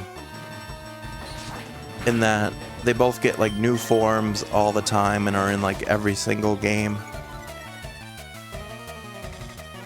They're very similar in that regard. So far he hasn't done any offensive attacks, I don't think. Well, there he goes. There's the offensive attack.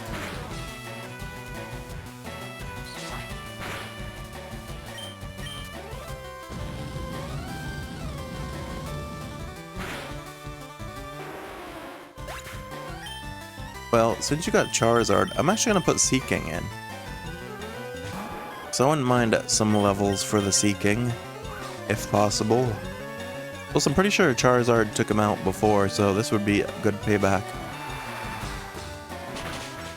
Yeah, Gary's Charizard took us out, so here's some payback for Seeking. Alright, Ivysaur. That would have been a good swap for Nidoqueen. Fortunately, they are incapacitated.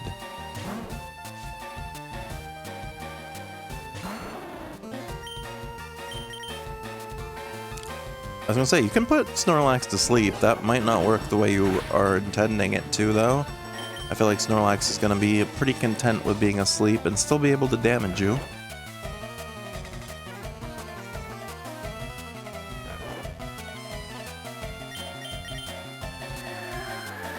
Yeah, you can put us to sleep, but we can still snore.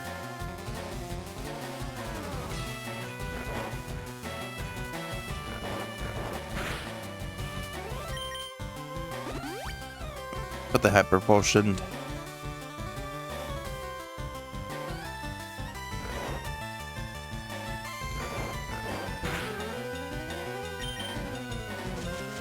So in Pokemon related news, I believe it was today, it might have been yesterday, well maybe no, maybe it was after midnight, because I saw some people playing, and I know some streamers have like early access and stuff, but I believe it was today, the 5th, Pokopia, the like Animal Crossing style Pokemon game, the DLC for it launched today, I think today.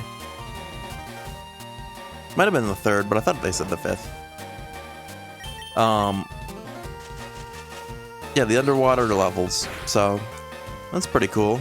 Maybe once we finish up LeafGreen, I'll end up picking that up so we can go back to Pokopia and play through the underwater levels. Alright, Eradicate's up next. We've already faced it a little bit. Still asleep, so we can keep snoring.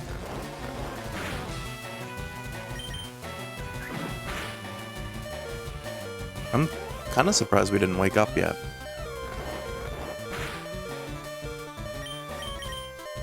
I'm assuming we're gonna wake up here, so I'm gonna go for strength. Hey, Perry, how's it going?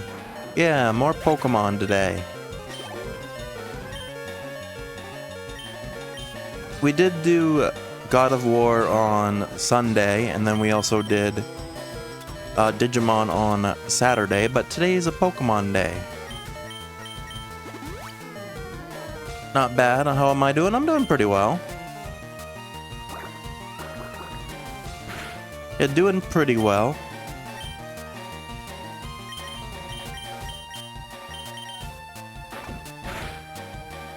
Yeah, I don't know if, glad to hear? Yeah, I'm glad to hear you're doing well also. I don't know if you saw any of the madness on Sunday night in my Discord, but I kind of got, like, hate raided by someone. So that was interesting.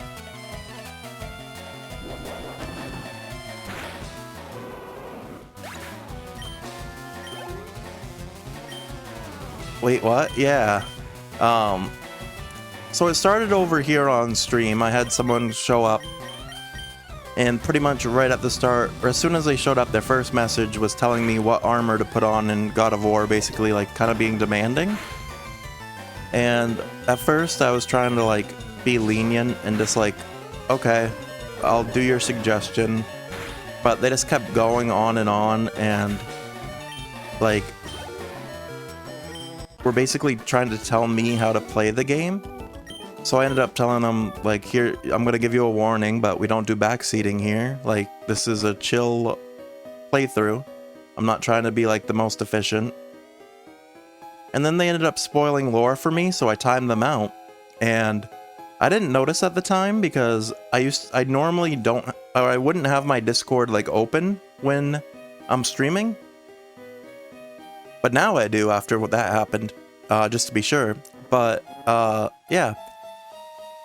After their timeout ran up, they came back and they sent me like 2 paragraphs of like hate messages in the Twitch chat, which I immediately banned and didn't even read because I was like, okay, I can tell like you're being hateful. It's like, no one's gonna read that. You're probably also not even an adult, so you're not allowed here anyway because my community is 18 plus. So I banned them. And then like a half hour maybe later, I was fighting another boss in the game, and then Gatsby came in, and Gatsby was like, hey, just so you know, I think you're being hate raided. I just got woken up by like 20 pings. So I looked, and yeah, they had pinged every single channel that you could type in my Discord with @everyone's, which I'm pretty sure don't even work because I'm pretty sure I have that disabled. So only I can do it. So that's probably why, like, you and other people didn't see it, if you weren't actively looking. But yeah, they pinged @everyone with a long message about just saying how I was, like, trash at God of War. And then they also posted a link to their playthrough and was like, oh, if you want to see how someone really plays the game, watch my channel. So that was, like, crazy. So I had to go through and delete all of that individually because I forgot that Discord has a button now where if you ban someone, you can also just automatically wipe all their old messages. But yeah, so I went through and I had to individually delete all of those. And then I saw they also like posted a bunch of stuff on, well, luckily it was only like one post for each thing, but all the other platforms I'm on, they also, like, did the same thing. Yeah, people are crazy. I thought that, like, in 8 years, I've never been hate raided before, so that was my first time. But like I was telling Gatsby, I was like, when you stream for that long, as I have, it's gonna happen eventually. I'm just surprised it hadn't happened before then.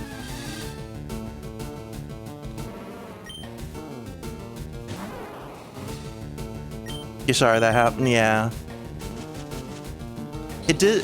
The good thing about it, so I always try to like look at the bright side of it, and one of the bright sides is now my Discord is officially invite by me only. So even if someone were to come in here and type !Discord to try to join the Discord, they now see the message. Instead of having the link, they have to whisper me, and I get to decide if they can join the channel or not. So that way I don't have to worry about people joining. I also deleted all the invite links that were active. Because I had it so that I thought that nobody could join without typing that command into the chat and me knowing that they did. Smart and safe, yeah.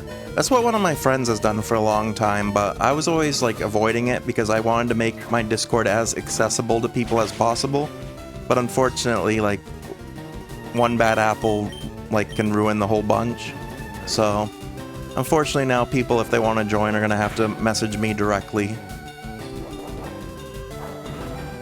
But yeah, I thought that I had it set up so that they'd have to do that command to be able to join, which would have been fine because then I could always look at, if someone joined, I could always open Twitch chat even if I wasn't live at the time and look. But then, like I was telling Gatsby also, I found out something because I had a theory after they joined without doing that. And so I went, I try to avoid like AI stuff at all costs, but I wanted to test my theory. So I went on to like the Google Gemini thing on my phone and I asked it, I said, what is the server link for, and then I said my own, like Ookamiyoru, so my, like Discord, and it immediately gave it. So apparently if you've ever had your Discord public or anything like that, that's something to be aware of too, is that they can ask AI and AI will have that information. So that's another reason not to be a fan of AI, is that they're able to grab that information like that.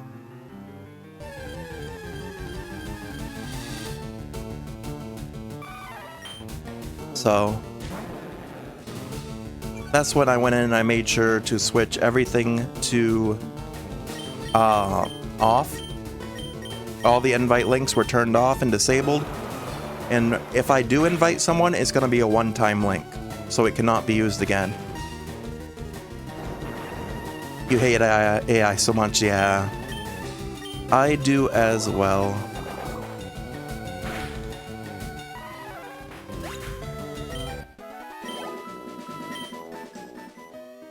But yeah, like, I also went into, so I went on Reddit and I posted the entire situation and about what happened. And I asked basically like what other people's opinions are on like backseaters and like hate viewers and how to deal with it.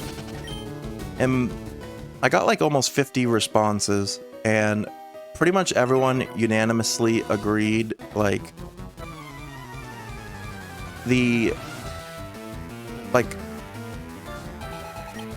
if someone comes in and their first message is just like, be like, hey, put this armor on, this is the best, this is what you need to do. They said don't even warn them or time them out. They said just ban them. Because if their first message is going to be like that, then they're going to be, that's just how they are in general.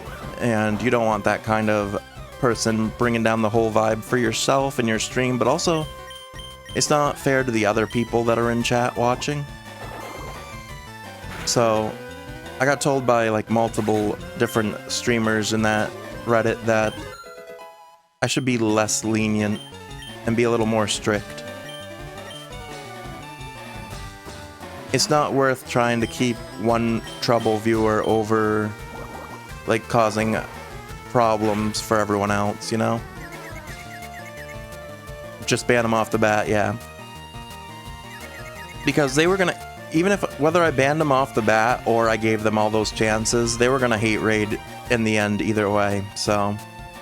Because I also looked up their username because, one, I find it crazy that you would link your actual, like, account.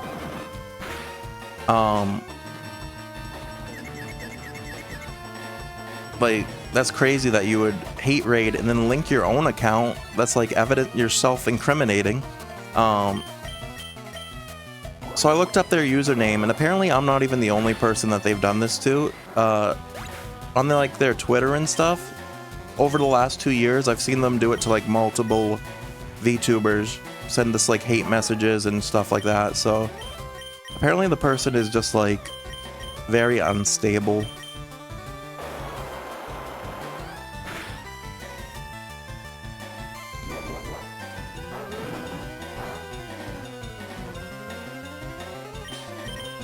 I think the only thing that really annoys me about the situation too, like the most, is so I reported it with all the information to all the platforms that they did it to.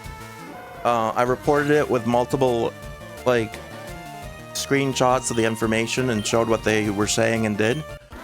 And 2 of the platforms responded saying no violation was found, and the other 2 didn't even respond.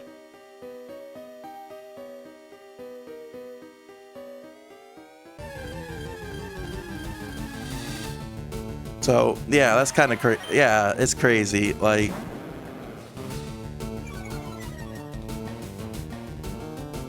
yeah, but I've been told that like at least one of the platforms has been notorious for like not taking action against stuff.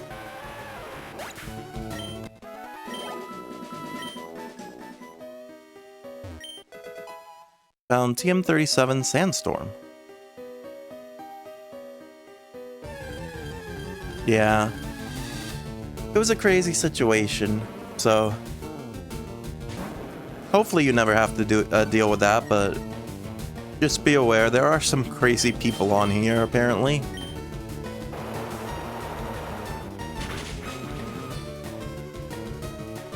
Like, which I already knew pretty much because I used to mod for a friend, and he's a fairly decent sized streamer. I think he's almost at like 3K followers now, something like that.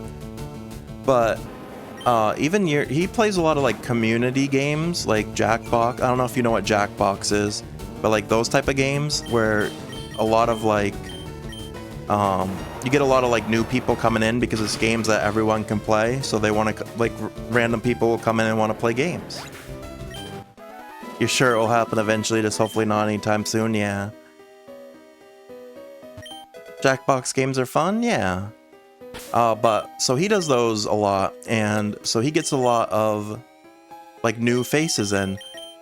And there was one day, this was like 5 or 6 years ago, so it was quite a while ago, and it was before Discord like really upped their security and stuff and made like features so easier to like wipe messages and ban people. But he had people trolling in his Discord, and he ended up, or not in his Discord, in his Twitch stream, and they ended up getting banned. And so they did send a hate raid to his Discord, and unfortunately for him, luckily with mine, it was just literally one single person like hate raiding on their own. But when he had that happen, it was like multiple different accounts. They were probably either bot accounts or like Gatsby was telling me there's actually like people that are like not hired. I don't know if hired's the right word, but people that like will get recruited to come hate raid people. Like almost like I don't know, like a shady server or something where people will be like, hey, I need people to come hate raid this person. I don't know if they like pay them for it or what, but it's kind of crazy that people do that. But yeah, he had multiple accounts spamming his Discord, and this is before you could like really stop invites easily or delete messages like all at once. And they kept sending pictures of actual like real life crime scenes and like very like disturbing images. And like I said, at the time there was no way to automatically wipe all of that. So where I was a mod for him, the two of us had to go through and manually delete every single image. And they were very like disturbing images to have to like see. So that was even crazier that someone would do that type of thing all over Jackbox games because they trolled and got banned. So yeah, there are some like really crazy people online, so always be safe.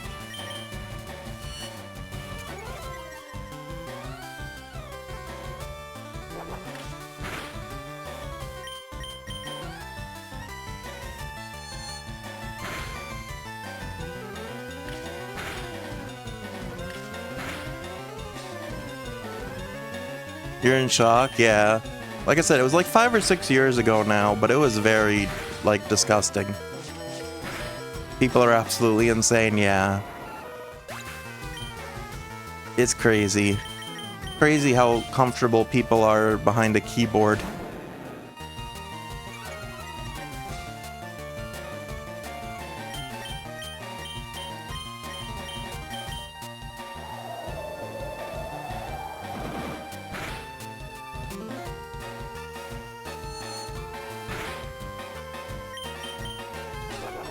Because I think that's the biggest thing of it, is to the, like, anonymity of the internet makes people feel like they can just do all that crazy stuff and there's no consequences.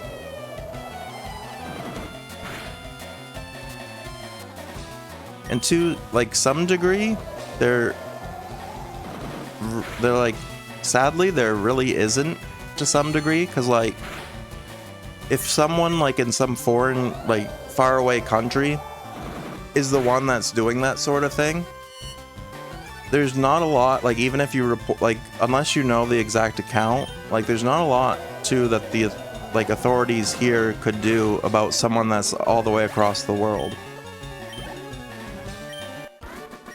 You know what I'm saying? So that's kind of unfortunate too.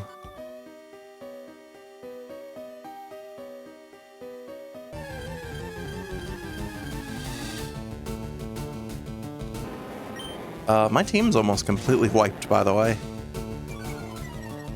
Luckily, we should be able to get through this Onyx. No, we can't, because I have no more water-type moves. I do have an elixir, or an ether. Do I have an elixir? Yes, I do.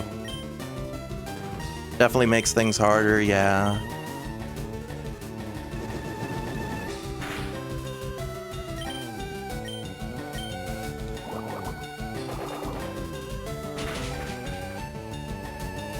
But no.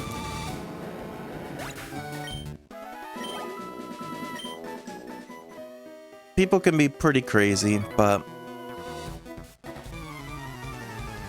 that's just, I guess, how it is in general on the internet. Because that was one of the other things a lot of people on the Reddit post I made about it pretty much said, is that you gotta be more strict, but you also have to have, like, thick skin. And, like, the more popular you get and the more, like, of a following you get, the more likely that there's going to be trolls and, like, haters and just, like, people that do those crazy things. So you gotta have thick skin. And you can't let those things bother you, and you just gotta realize it's just people with nothing better to do.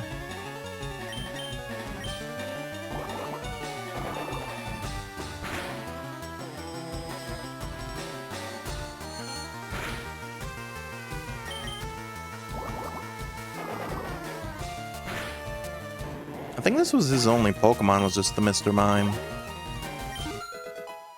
Level 37 for Dragonair.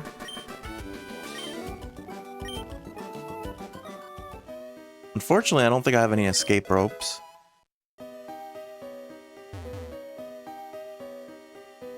Alright.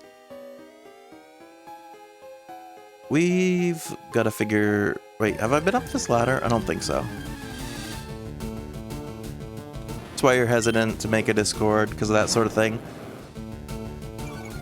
My advice would be... having a Discord is not bad. I feel like it is definitely... It's the best way to make the people that are, like, interested in your content, for the most part, are gonna want to join your Discord. The people that are, like, the biggest into your stuff. And I feel like it's the best way to make people aware of that, when you go live and stuff, as well as if you have any announcements. I would just suggest, like, unfortunately, like I said, having an open Discord nowadays just doesn't work for, like, smaller streamers, because we don't have really people that can mod 24/7 for us like some of the bigger streamers do. So the best way to go about that is just having the Discord off limits unless you're available at the time, which is pretty much just making the invite link through you yourself and having it, make sure to set it as a one-time access so they can't give it to anyone else either.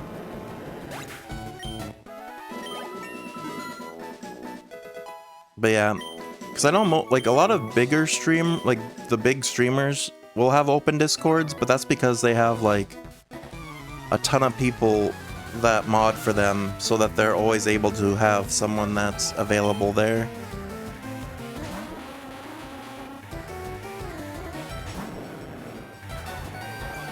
Plus there are bots you can get for Discord as well that does a lot of like automated like modding. I do want to look a little bit more into that. But there are bots that should be able to like kick people out automatically.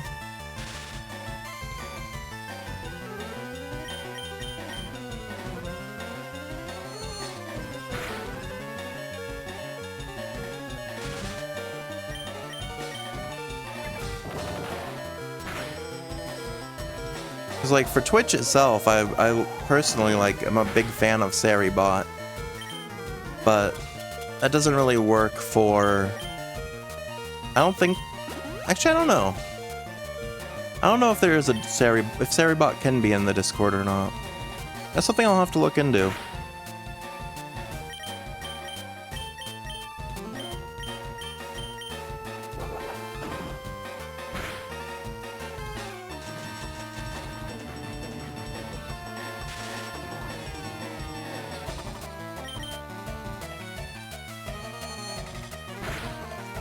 Not sure, it would be nice if it was, yeah.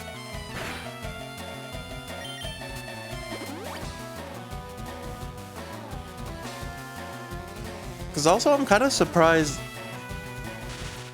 like Nightbot and Twitch Automod and stuff didn't catch the guy's message. Like, granted, they weren't like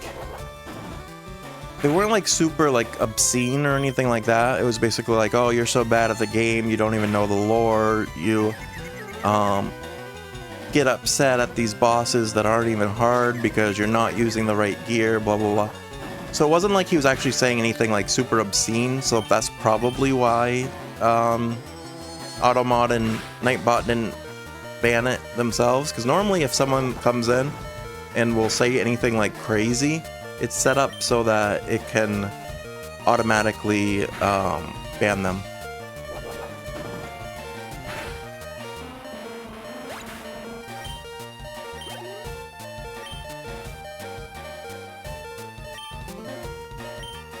Yeah. I'm also trying to figure out a way, like, because I'm sure you know already, you can have like a certain phrases and words that will automatically ban. You can set that up right through like your Twitch dashboard, as well as Stream Elements, I believe, also has it.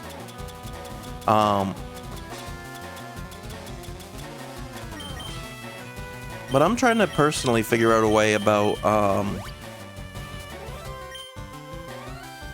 like the art scammers and stuff. I don't know if you've gotten any of those yet, but there are like people that come in and they'll seem normal at first a lot of the time. They'll come in and try to like, you get them all the time? Okay. I wasn't sure. I surprisingly haven't gotten any in a while. For a while there I was getting a lot, but in like the last couple weeks I haven't. So maybe Twitch is like doing better about getting rid of them. But I would get them, and they would come in and they'd try to like butter me up a little bit and be like super nice and be like, hey, I really enjoy your stream. And then be like, ask like random questions like, how long have you been streaming for, blah blah blah. What are your favorite games, like acting like a real viewer. And then all of a sudden they'll switch up and be like, oh, by the way though, I think your stream could be better if you like commissioned for some panels. I think that you have room for improvement or something something like kind of like a backhanded type of thing. And then they'll be like, oh yeah, by the way, I'm an artist, so you should commission me. Yeah. So you get that too then, huh? And it's like, you just wasted so much time talking, thinking that you had like an actual person that was interested in your content, and then it's like, oh, it was just a scammer.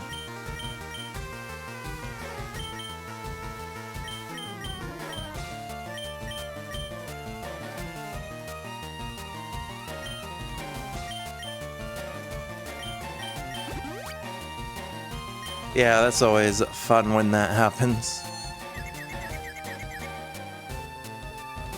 Yeah, they'll either unfollow or they just won't say anything else after.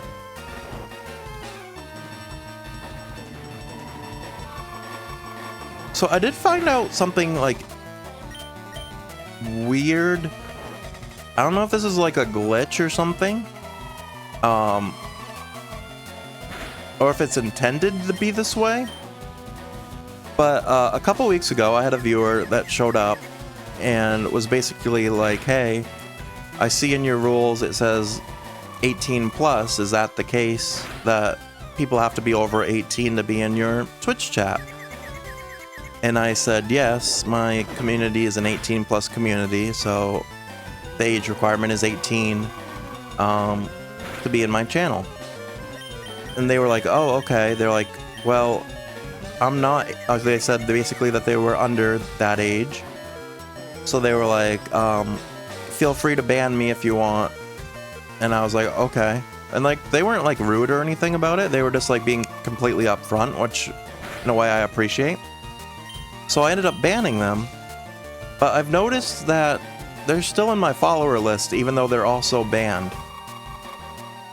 So I don't know if that's like an intended thing or what, but somehow they still count as a follower, even though they're banned. Because I've never really had anything like that happen before. Either if I've banned someone, they'll like manually unfollow, or I don't know. But I don't know if you ban someone, if they stay as a follower.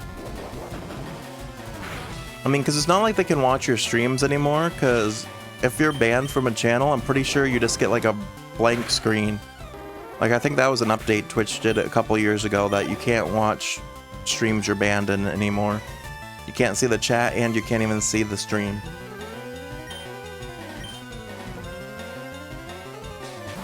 But yeah, I thought that was interesting that they're still in the viewer list, or not viewer list, the follower list, even though they were banned.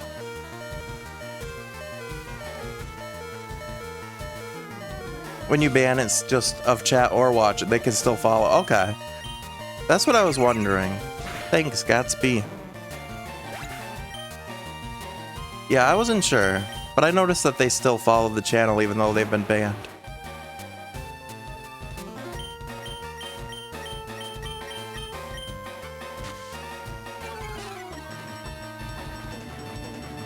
Also, it looks like ads are gonna start in about a minute, unfortunately. I've been delaying them today.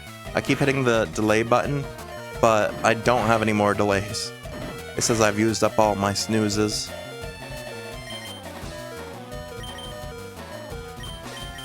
I'm gonna revive Snorlax again. Some banned people can still watch streams, unfortunately. It's still a thing. Huh.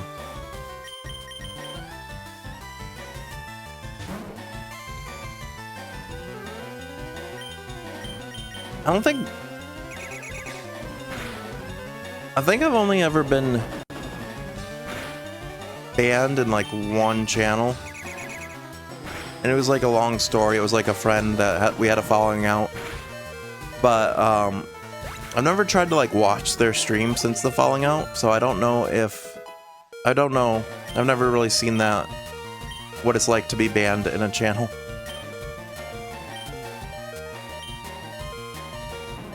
We learned sleep talk. Randomly uses one of its moves. Kind of want to use that over Body Slam.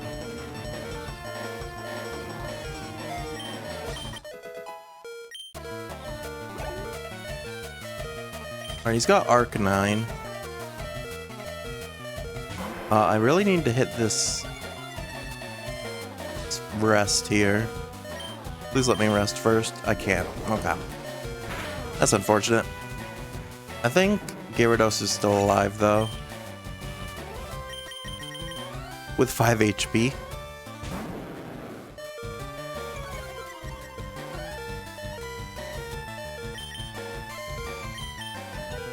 Yeah, we used all our items in everything.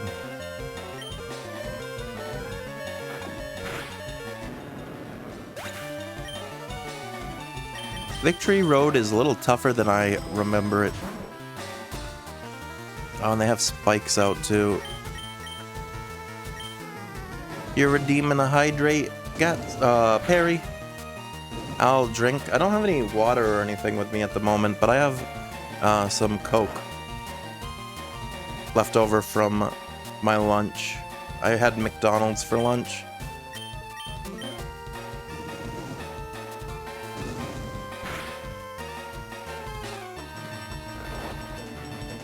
Normally I get like burgers or something. But today I changed it up a little bit and we went with chicken strips, which were pretty good. They're kind of chewy though. I'm not sure if I like McDonald's chicken strips. Make sure to get some water too, yeah. I will drink water. I actually have like a very, like, I think it's like 104 gallon water bottle or something like that. It's pretty big. Or not gallon, ounces. 104 gallons would be huge. It's like 104 ounces or something like that. It's a really big water bottle, and I usually drink that almost every day.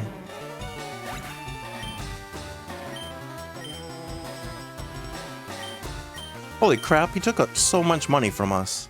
Took 5,500 for losing that. He just got robbed. Yeah, 104 gallons. I'm pretty sure if you drank 104 gallons in a day, you'd probably not be alive anymore.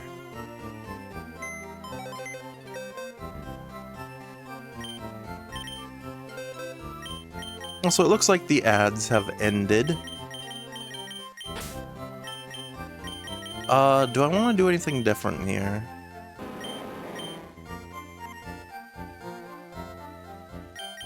I would say bring Onyx, but I don't think that would really make much of a difference.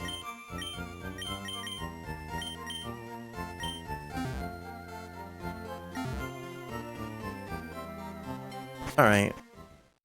We'll head back in. We'll go for a little bit longer. I actually wasn't planning on streaming too late tonight.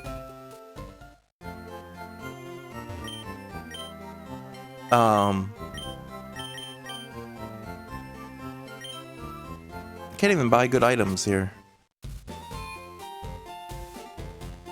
I'd have to go to Cinnabar. Oh shoot. You have to go through the... Yeah, fainting there was not good, because now I have to go through this whole entrance area.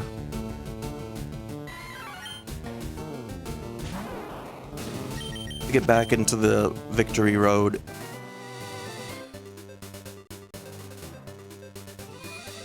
But yeah, I know once I start working again, I'm only going to probably be able to do 4-hour streams, because my start times will be 10 p.m. and I'll probably only go to like 2 a.m. because I don't want to be on super late when I have to work the next day. But that doesn't start till the 16th, and that should only last like a couple of weeks, because the schedule that I bid on is 10 to 6:30. But because it's still considered technically the summertime, even though they've called us back early, they're allowed to work us whatever shifts they want for until the school year starts. Time's been flying by, yeah. That's what I was saying when I got the call yesterday from my job that they're like, all right, you're coming back on the 16th, which was a day earlier than what they originally told me. Yeah, it feels like not that long ago. I mean, I still have 10 more days, I think, after today. But yeah, it ended up ending a day sooner than I originally thought it would. Oh, and because we got knocked out of here, we gotta replace the boulder too.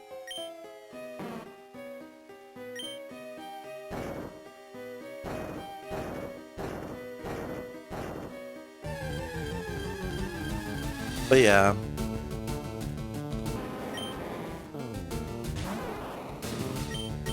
Good thing is, only like 9 more months and then I'll be off again. I know next year I should be off longer. I plan on doing the same thing I did this year. I'm gonna try to save up money better this year too. And then I'll be able to have the entire year off. Or not the year, the entire summer off, rather. Which will be like 2.5 months, basically. I only got the second half of this summer. Make food rather than get McDonald's. But making food takes too much energy, Gatsby. That's what I do at work. Why do I want to bring my work home with me? A whole summer would be awesome, yeah. That would be a good time.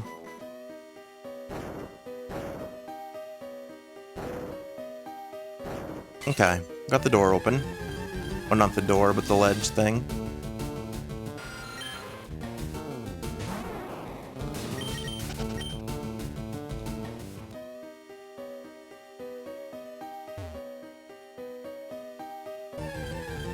Yeah, and I know Gatsby goes back to work about the same time that I do. Just about. Because they've also been on a vacation. I think we have very similar jobs, honestly. Based off what you've told me.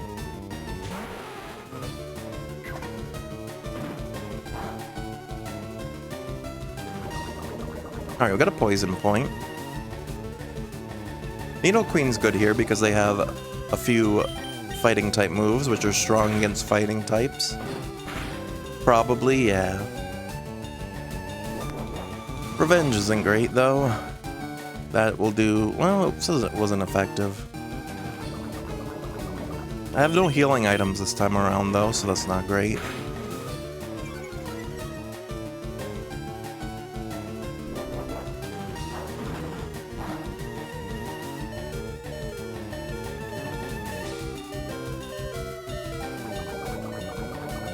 You had a week and a half a couple months ago. You need another one's stat.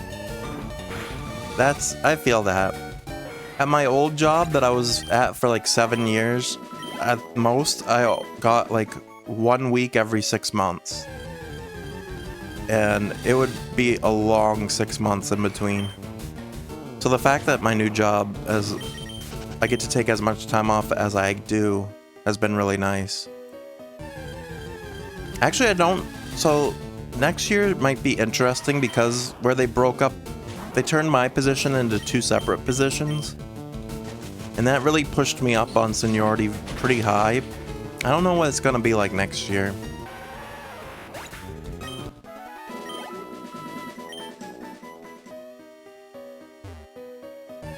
It should be interesting.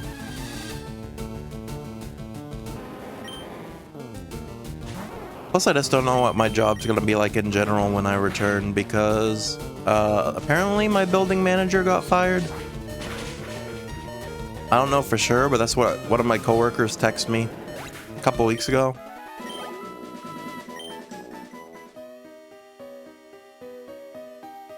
Oh, if you come back here, you can get the second item. Oh, geez, yeah. So I don't know what happened with that, but all 4 years I've been at this job now, there's been a different building manager every single time, every single year.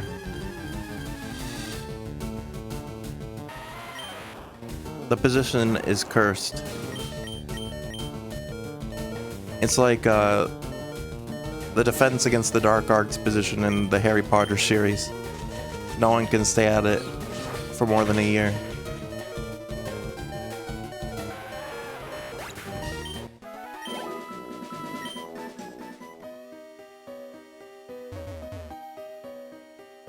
Alright, let me try to go back around this way.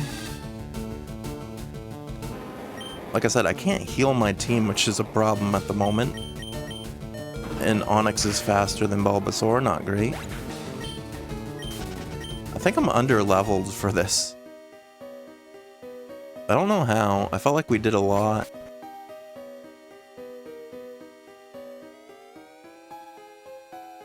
Okay, I want to go...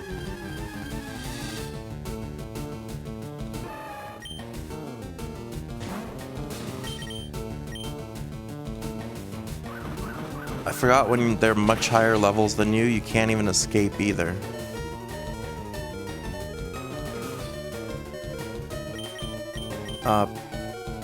Okay, luckily he missed. If he wouldn't have missed there, that would have killed Snorlax, I'm pretty sure. You gonna head out, Perry? Yeah, I hope you have a great rest of your night as well.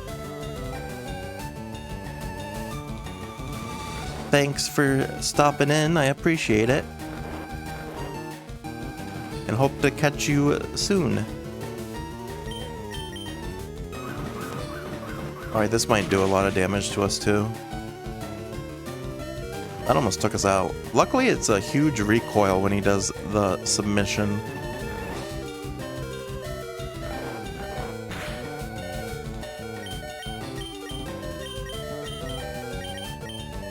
We gotta wake up and then rest. Well, that worked out. Yeah, see ya, Perry.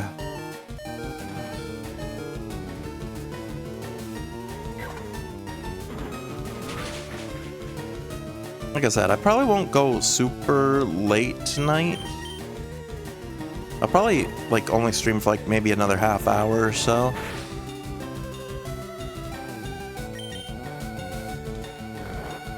Just because I want to try to get my sleep schedule fixed up too.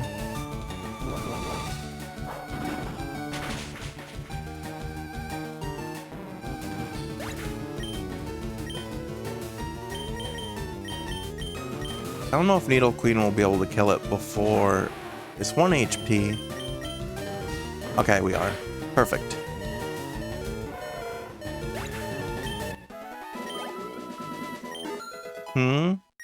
What you hmming about? Gatsby.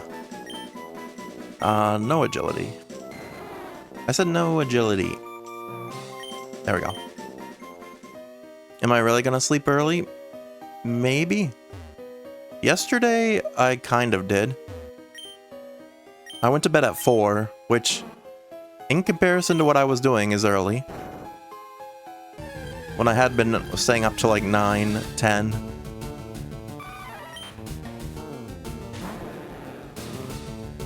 And then I woke up at 8.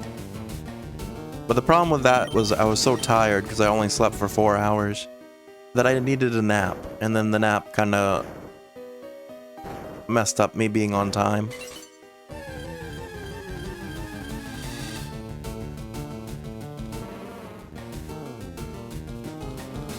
Alright, Marowak.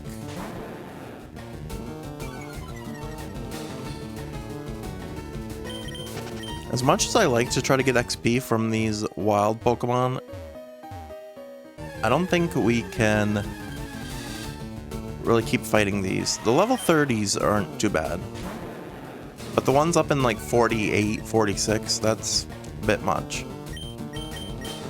Naps are good, but they take away from the day when you need to do things. Yeah, that's the thing too. Is there's so many things I want to do, and then I just nap a lot. And it's like, oh man, I could have spent the day doing other things.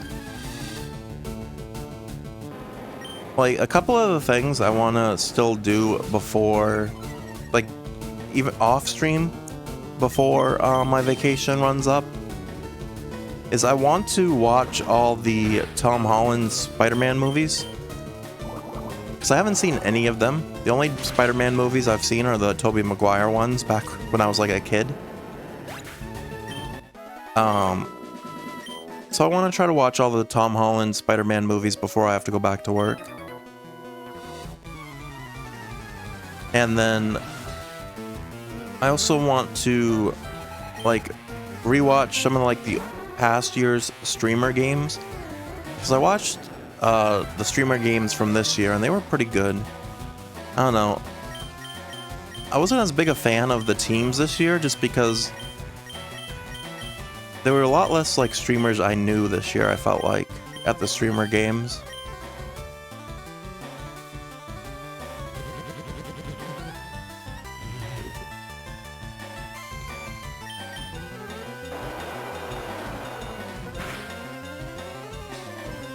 Alright, they have a Drowsy.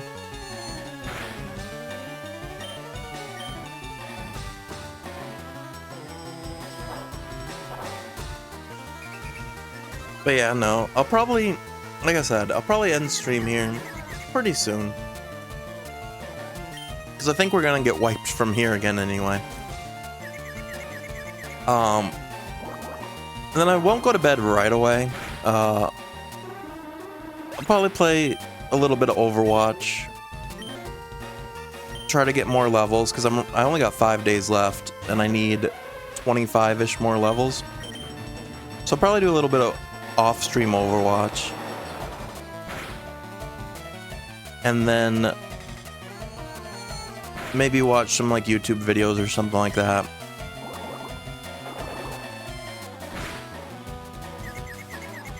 Like I said, at least the good thing about work, like my first couple weeks of being back and not going until 12 is I don't have to go to bed super early to be up, because usually I only wake up if when I work, I wake up like maybe an hour before I have to go in, just enough time to like shower, brush my teeth. I don't even eat in the mornings if I work. I just literally just shower, brush my teeth, get ready, and then leave.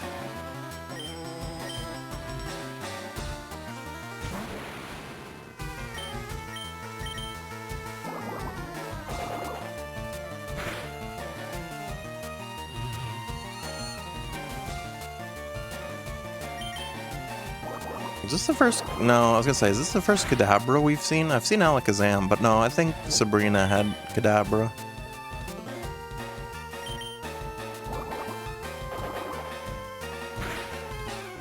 You wake up at least 2 hours because you want to make coffee. I don't drink coffee really.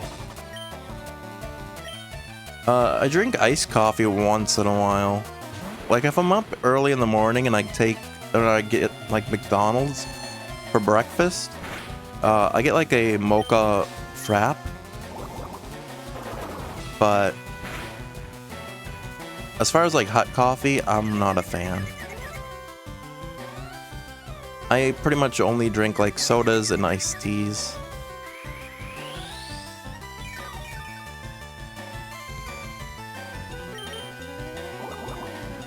You make your own iced coffee. How do you make iced coffee at home? Do you just make regular coffee and put ice in it?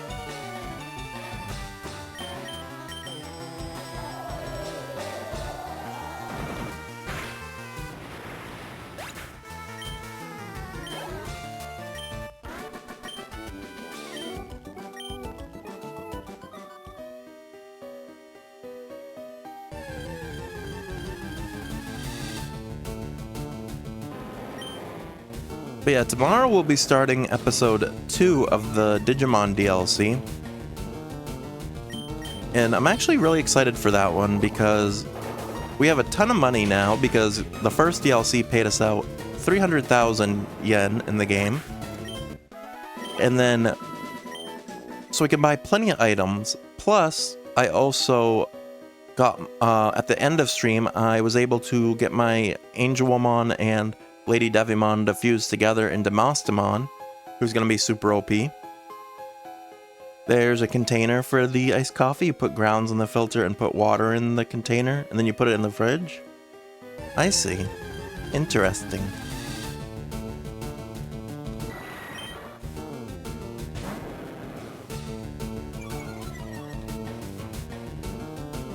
But yeah, I'm pretty excited for Digimon tomorrow.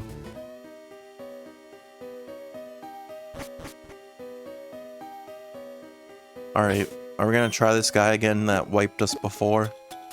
Do I have any more healing items? I don't think so. Actually, you know what? I'm gonna give a Pokemon... I'm gonna give Gyarados the Amulet Coin. This might be rough, but if we win... Actually, I can't win. We have no revives.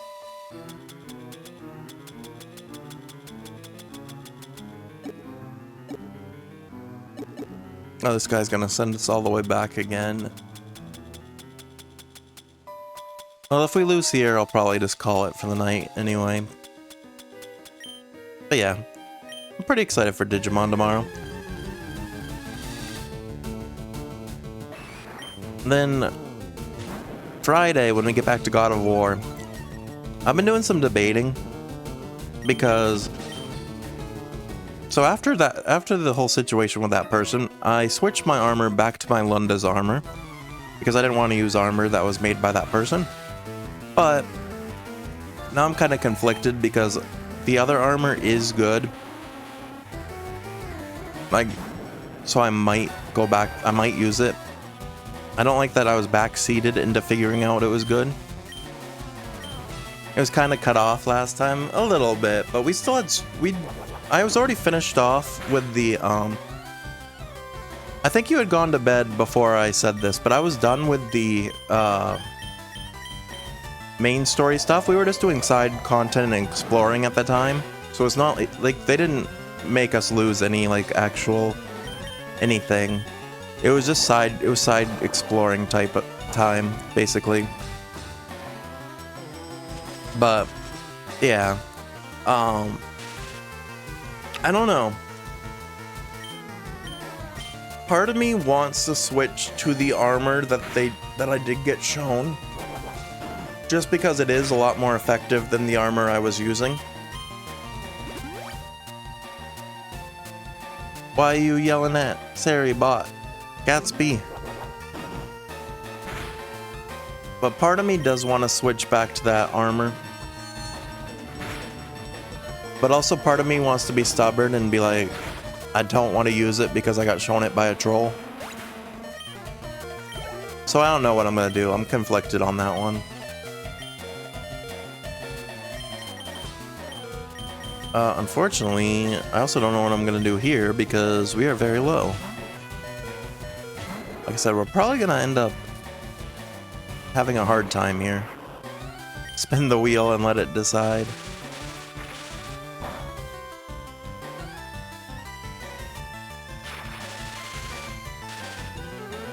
Not ask a friend, not you, because you don't even know.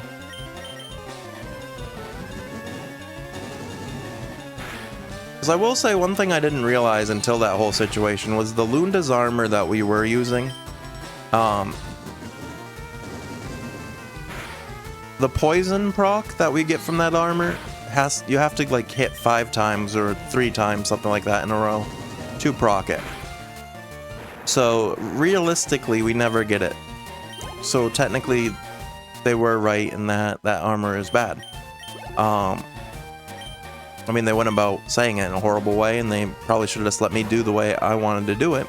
But still, I don't know. I do kind of want to use it, the good armor, but we'll see. What I'll probably do at the start of that stream on Friday is I'll probably go through every armor and then decide myself, like on the spot. We'll like compare every armor and then it'll be my choice what I think is the best one.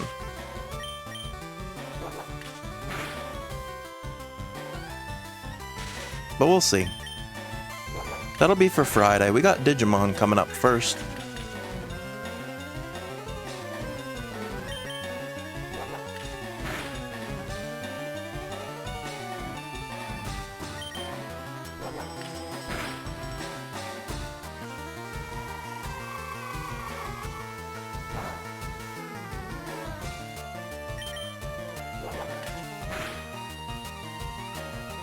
Do you play any story type games like that? Long story adventure games, Gatsby, or just your Dead by Daylights and that type of stuff? I've probably asked you before, but I don't have a good memory.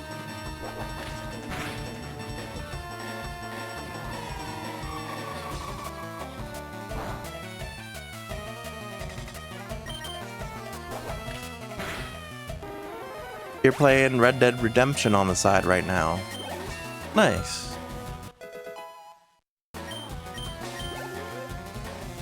I still have to play through Red Dead Redemption at some point. I own 2, and I think the first one is on PlayStation Plus. So I do have access to both of them. You only got it because of the horses. You like horses? It was $15? The first one or the sequel?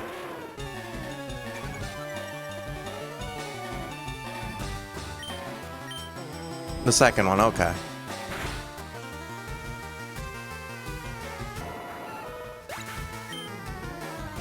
I know one of my friends played through it, and it was very long. It's one of those very long playthroughs. You did the first one a while ago, I see. We're gonna die again here because I have no revives. This guy's gonna steal all our money again.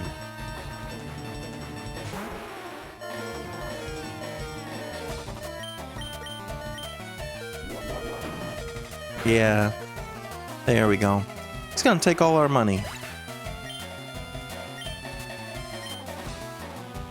Yeah, 5,500 again.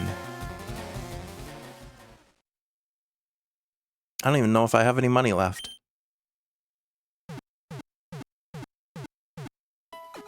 So the first thing we're going to have to do next time is have use Doduo to fly over to Cinnabar. Because Cinnabar is where you get the good items. Here in Verdian, they only have regular basic items. At least Dragonair's 39 now, so we just need 16 more levels until we get Dragonite. How much money do I have? Yeah, I'm down to 2,800. They really took a lot out of us.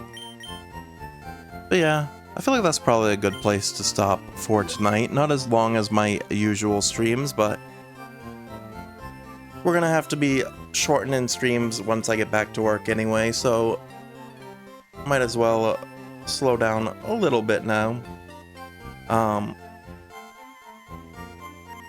But yeah, let me switch the screens and everything. Let me do this first.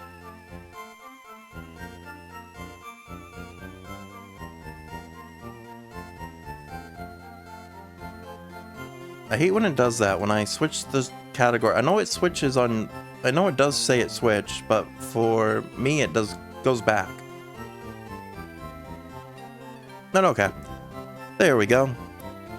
That's gonna do it for me for tonight. We made some decent progress in Pokemon still, I think. We made it from Cinnabar all the way back into Pallet Town. We then went to Viridian, got the final badge of the night, or final badge of the playthrough tonight. Now we're working on getting our way through Victory Road, so I feel like that's a pretty good place to leave off for next time anyway. Because next time, whenever we get to the Elite Four is probably going to be the final stream anyway, so that could be next time. It's very likely next time could be the last time we stream Pokemon, which would be Sunday. It would be the end of our week. No, wait, no, Saturday. Saturday it would be. So yeah, Saturday might be the last Pokemon, we'll have to see. Like I was saying earlier, we'll be back tomorrow with Episode 2 of the Digimon Storytime Stranger DLC, so that should be pretty fun. I've been really enjoying that. We know now that the DLC might lock you into fights with no healing items, so make sure to buy as much healing items when you can. Like I said, we got plenty of yen now, 300,000. I did spend like 50,000 of it to get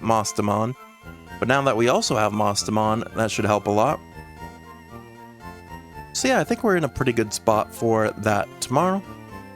Hopefully it won't take us anywhere near as long as the first episode took. But yeah, that'll do it for me. Make sure to follow all my socials. I'll post that in the chat there. For Discord, you have to reach out to me if anyone wants to join the Discord. But yeah, that'll do it. I'm going to try to be back at 5 p.m. tomorrow. I know I say that almost every single stream and then I always fail it. But realistically, I probably could have been live at 5 p.m. today because I woke up at 4 p.m. from my nap. I laid down at 2, woke up at 4. My alarm was going off and then I was like, I'll just be late today. So I gotta stop doing that though. When I put out a schedule, I gotta commit. Say 3 p.m. and trick my brain, yeah. We just gotta commit. Make sure that when we say a time, we just gotta stick to it. As nice as bed is, streaming is fun too. So definitely want to keep doing it. But yeah, I hope you all have a great rest of your Wednesday night. Thanks to everyone that stopped by, hung out, and lurked. And take care. And I hope to see you